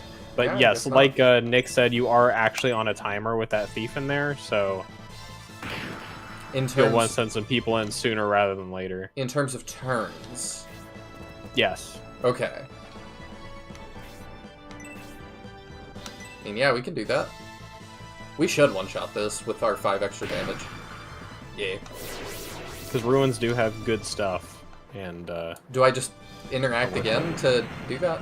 you put somebody on the tile where the door Oh. is. So Symbios can go in the next time he has turn. Your protagonist cannot enter ruins. Oh, so I just need to move him when it's not his turn. No, put Dantari's one space further north. Like, stand on Symbios and then Oh. go into the ruins. Yeah, and then select map move. What? You can send as many units as you want into there. But obviously, since your protagonist can't enter, make sure he's in a safe state. Oh. Symbios is the... Okay, yeah, you must stay on the main battlefield. Your allies can stop that bandit. Interesting. It's a neat mechanic. Yeah. I've never seen something like this. I really like the dual battlefields.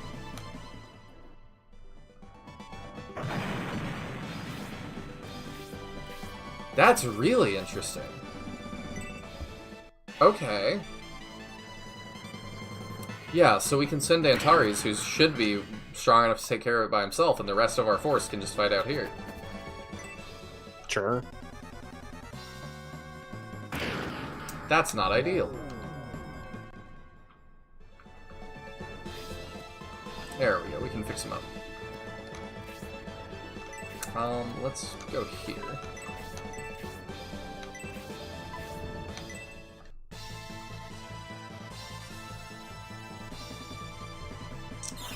I don't know how I'm going to feel about this. I think I like this as an idea.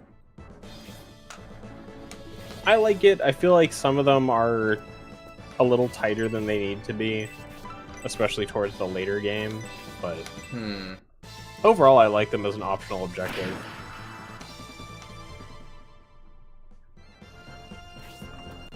Does it always start the timer, like when you inspect it? Yes. Okay. So you can, like, the big caveat is ready. if you open a ruin and then you like leave the map and come back, the thieves will enter on turn 1. Oh, okay. So like once you've inspected it, it is open automatically next time. Okay. So it's like if you're not ready to do it the first time, it may do sometimes it. be better not to do it. Yeah, that makes sense. Can I cast... Do I have to cast on somebody, or can I cast in the middle of people now? You still have to target people. Okay. We're not quite to Flame Dragon levels yet. Making sure.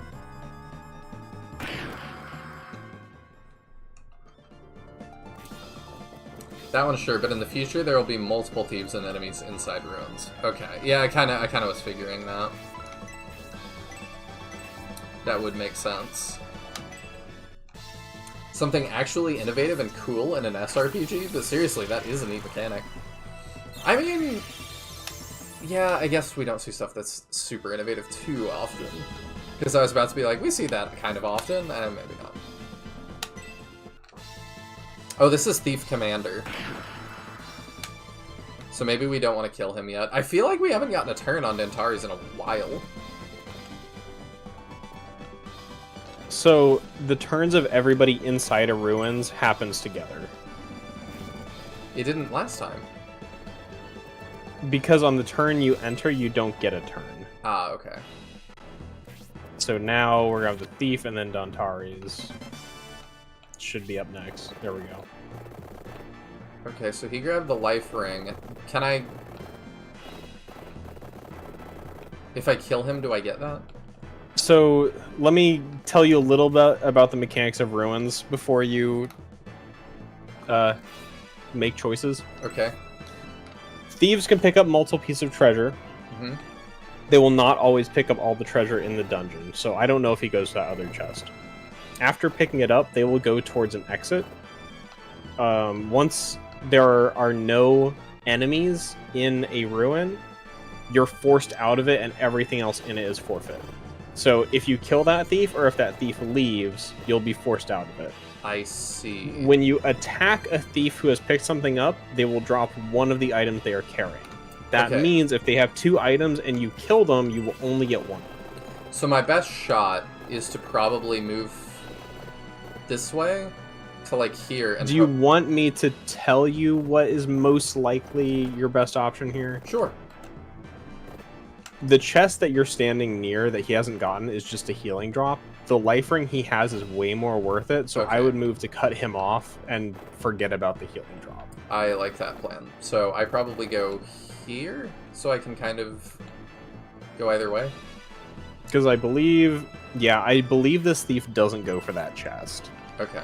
So we're better off trying to cut him off before we reach that door to your right. You think he'll go for that one or the one he came in? I don't think they ever exit out the same door they came. Okay, good to know. I don't know that for a fact, but I don't think that happens.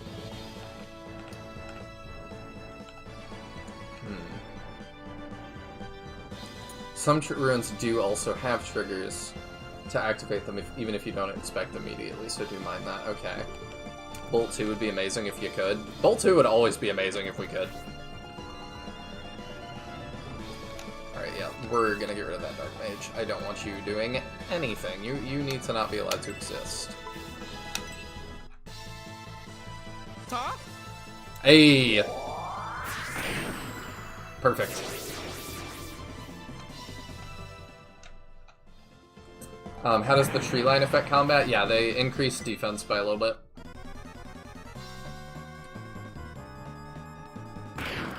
Life ring is good. We shall get it. I just gotta not kill this guy. But we also, because he's a sniper, we could just surround him. To give ourselves more time.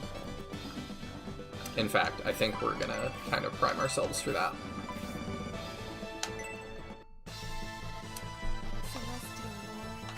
But yeah, if you've not tuned into Shining Force before on the John, it is my favorite series ever. But I've never played Shining Force 3, because it's kind of hard to get a hold of, and there's lots of reasons. Wanted to make a big production out of it, you know. But I'm super excited still. This has been great so far. Yeah, you just sit here. Alright, what are we doing? Okay, so we go here, and then we can cut him off just fine.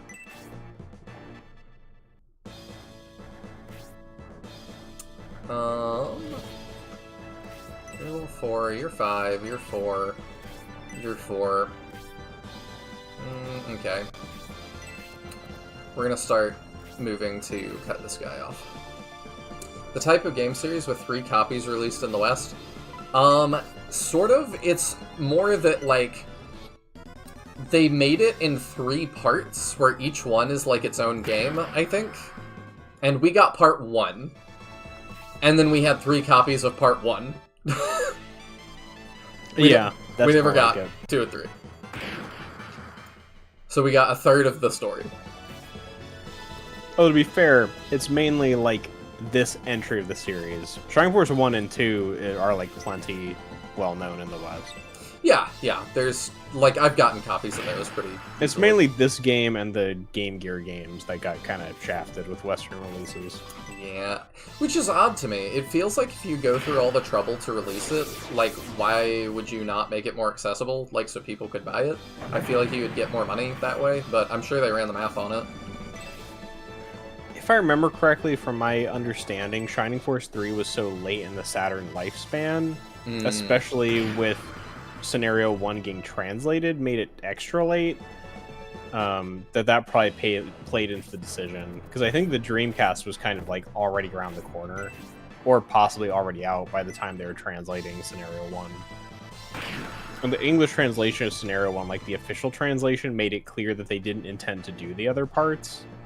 So it's not like they did the one and then decided not to. It was like, at least during the translation process, they decided this is the only one we're doing. Okay. Also... Because they modified the ending to make it more final. Oh, did they? Yeah, in the official English translation of Scenario 1, the ending plays out more like it's the actual end, where in the ending we'll end up seeing it very clearly sets up for the next game. That's fascinating. I might need to get a save state to check that out. Yeah, I have not seen the official ending myself. I just know about it, so I'd be very curious to see the official translation. Yeah, we'll do that. I say translation. You're cutting out a little bit. Also, get well, Mahan. Sorry about that. I hope you feel better next week. What were you saying? I was just saying, I say translation, but really it's more of a rewriting, I guess.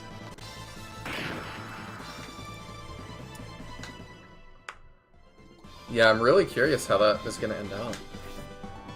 So should I wait to kill the thief? We didn't end up needing to.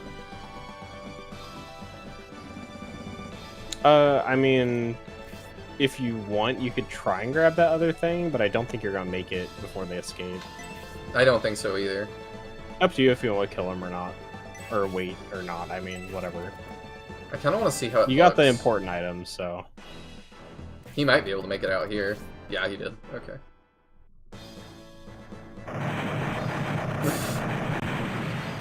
Okay! Yeah. So that's where it's like, the ruins are a timer. Little dramatic there.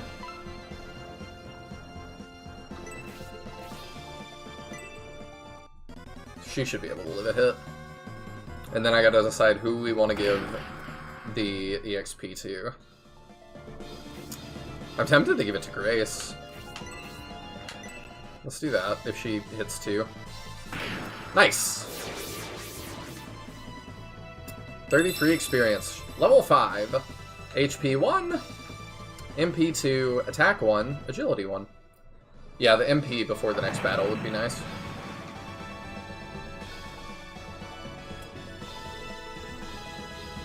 I get it. You guys are part of the Republican Army, so you must be Benetrum. I heard the Symbiote force disappeared, but didn't expect to show up here.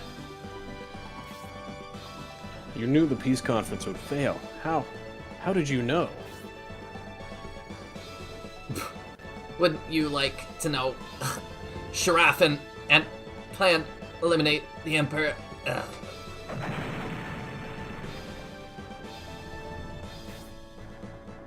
Damn, we came that close to finally knowing who's pulling the strings.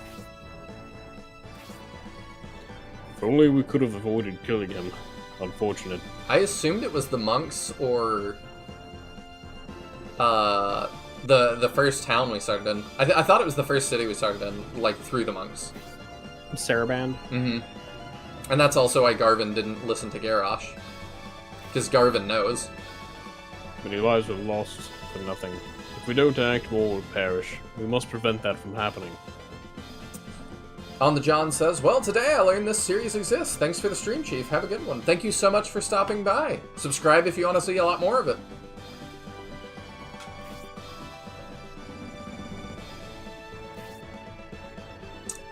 I think that, I don't know. I was just gonna say what I said again. Never mind. Well, Symbios, let's head for Railhead. You coming?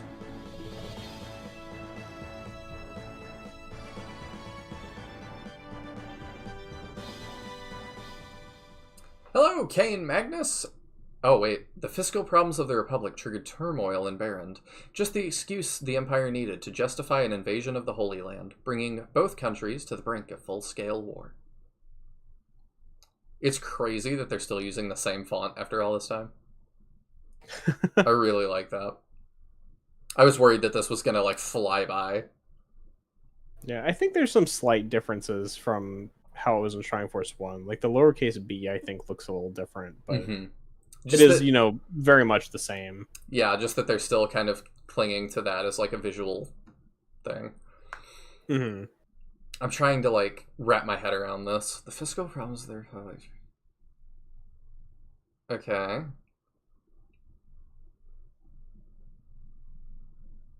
And the Holy Land is the Republic? No, there is a place called Elbasem, I believe. Named after the deity they worship? Yes. Okay. If I remember correctly. I don't remember whether that is the exact name, but it's not like the Republic itself is not the Holy Land. There is a specific location. I see. Yeah, this is a lot to take in. And then Barrand, is this the continent we're on? I'm a little loose on Barrand. Okay. A peace conference was called in an attempt to avert the coming war, but the abduction of the Emperor by Bolzome fanatics raised tensions even further. Oh, okay.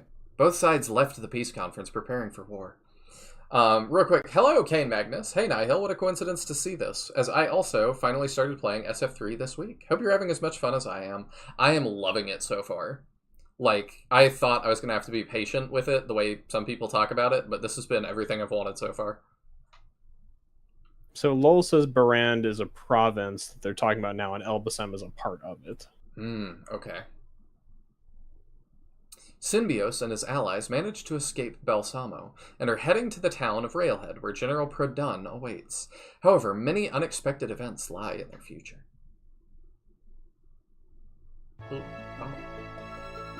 End of chapter 1. Yeah. I'm looking at the Shining Force 3 map now, and I can... It would have made more sense to me, real quick, just to flip that and the recap.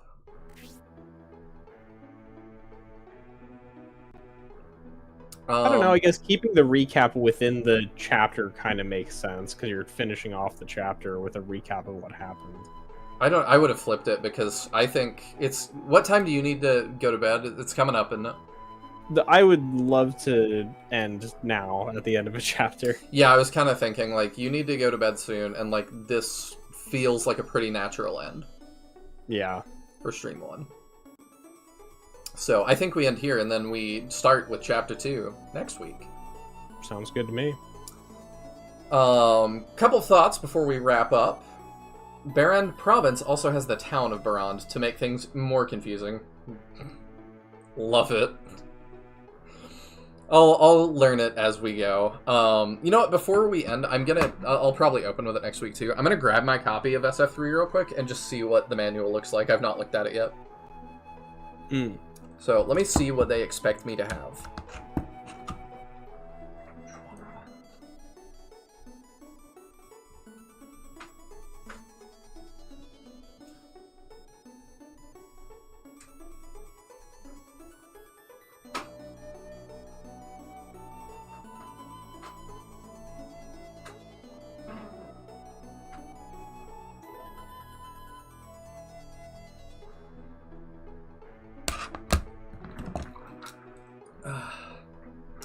Note for next stream, resurrect Mascarin and equip your rings. I will try to remember to do both of those things.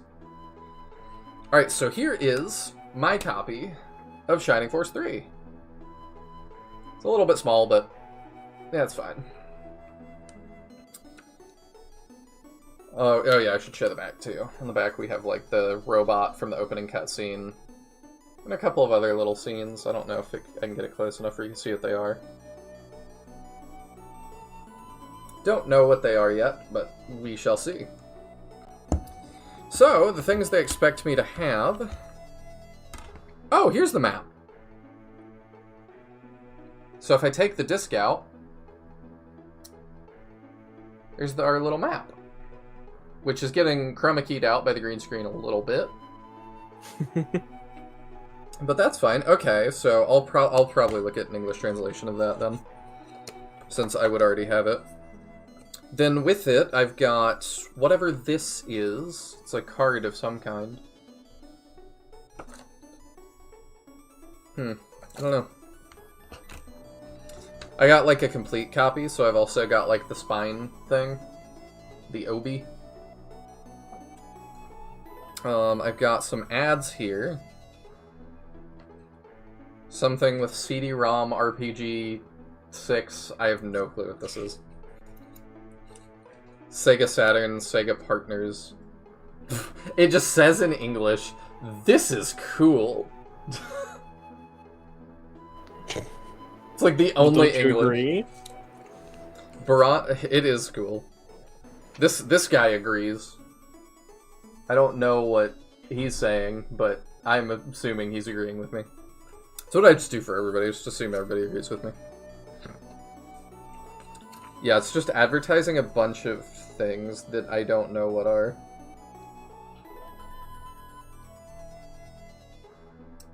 Yeah, it's just a bunch of old games. I can show what that looks like. That's gonna be super small if you're watching on a phone, so I'm sorry about that. But yeah, it's got like prices in here and stuff. Okay. One of the trailers for SF3 has "This is cool" in it. I love that.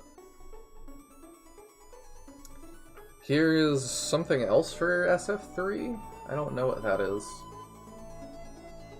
Surely it's not an ad for the game I'm holding. I don't know what that is. It's all in Japanese. I have Sega official books, it says. So I assume that's the guidebook. Ad. 950 yen. I bet it's a lot more than that now. And then we have the manual. So let me peek in it real quick and just see if there's anything interesting. Here's what the table of contents looks like.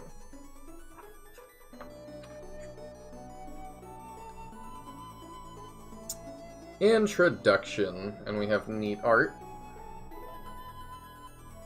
I'm sure this is all scanned somewhere, so I'm not too worried about showing it off. Game starts, configurations. Oh, there's a whole map of Saraband in here. That's cool. Also getting chroma keyed out, but you know.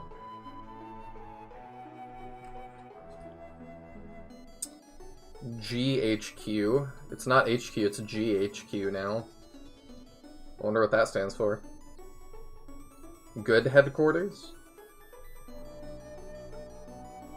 I'm just trying to see if there's anything else in here that's interesting. There's a tactics section. I can't read any of it. Command at Battle 2, other systems. Okay, so a lot of the stuff that y'all are catching me up on, I could have read in here. Weapon and skill. There's a list of all the weapons and stuff. Probably not all of them, but we got some of them. Oh, I don't want to look ahead at characters and stuff, but I did see a little bit that there's characters we haven't met, but I'm not going to look at that. Magic item list. Mithril. Okay, there's a Mithril thing too. Maybe it just says look for it. Not sure. And then on the back, for some reason, we just have the moon.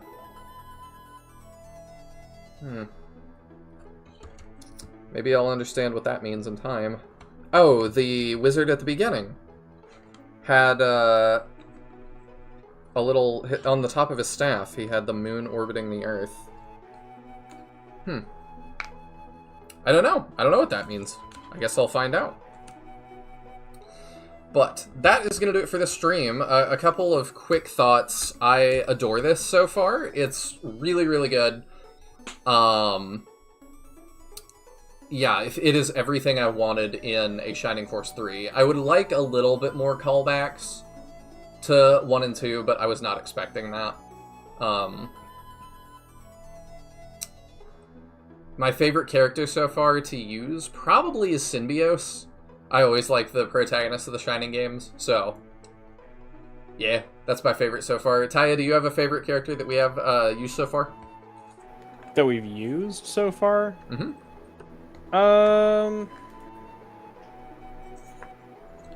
Hard to say. I mean, I liked both Grace and Mascarin okay. Remind me who they are. Grace is your healer and Mascarin is your mage. Ah, yes, thank you. It's late. I'm struggling. I will get better at the names by next week. Yeah, our mage just is really difficult to keep alive. She is extremely squishy. Yeah, she's very glass cannon-y, but her spells are quite useful. So. I can't wait to see the cannon. I hate that she died right at the beginning of that battle, so I couldn't do the Blaze 2, but yeah, it'll be fine. She's just not gonna have any friends, but that's fine. But yeah, Mascarin for sure in the starting 6. I see. No love for Symbios. I get it. I just feel like having played the other scenarios, like compared to the other two protagonists, he's very bland. Yeah. But, like, so is Max, but I love Max. So, that's going to do it for tonight. Thank you all so much for tuning in. See you next week for Chapter 2. I look forward to it more than I could possibly express. Good night, everybody. Where's the end screen? There it is.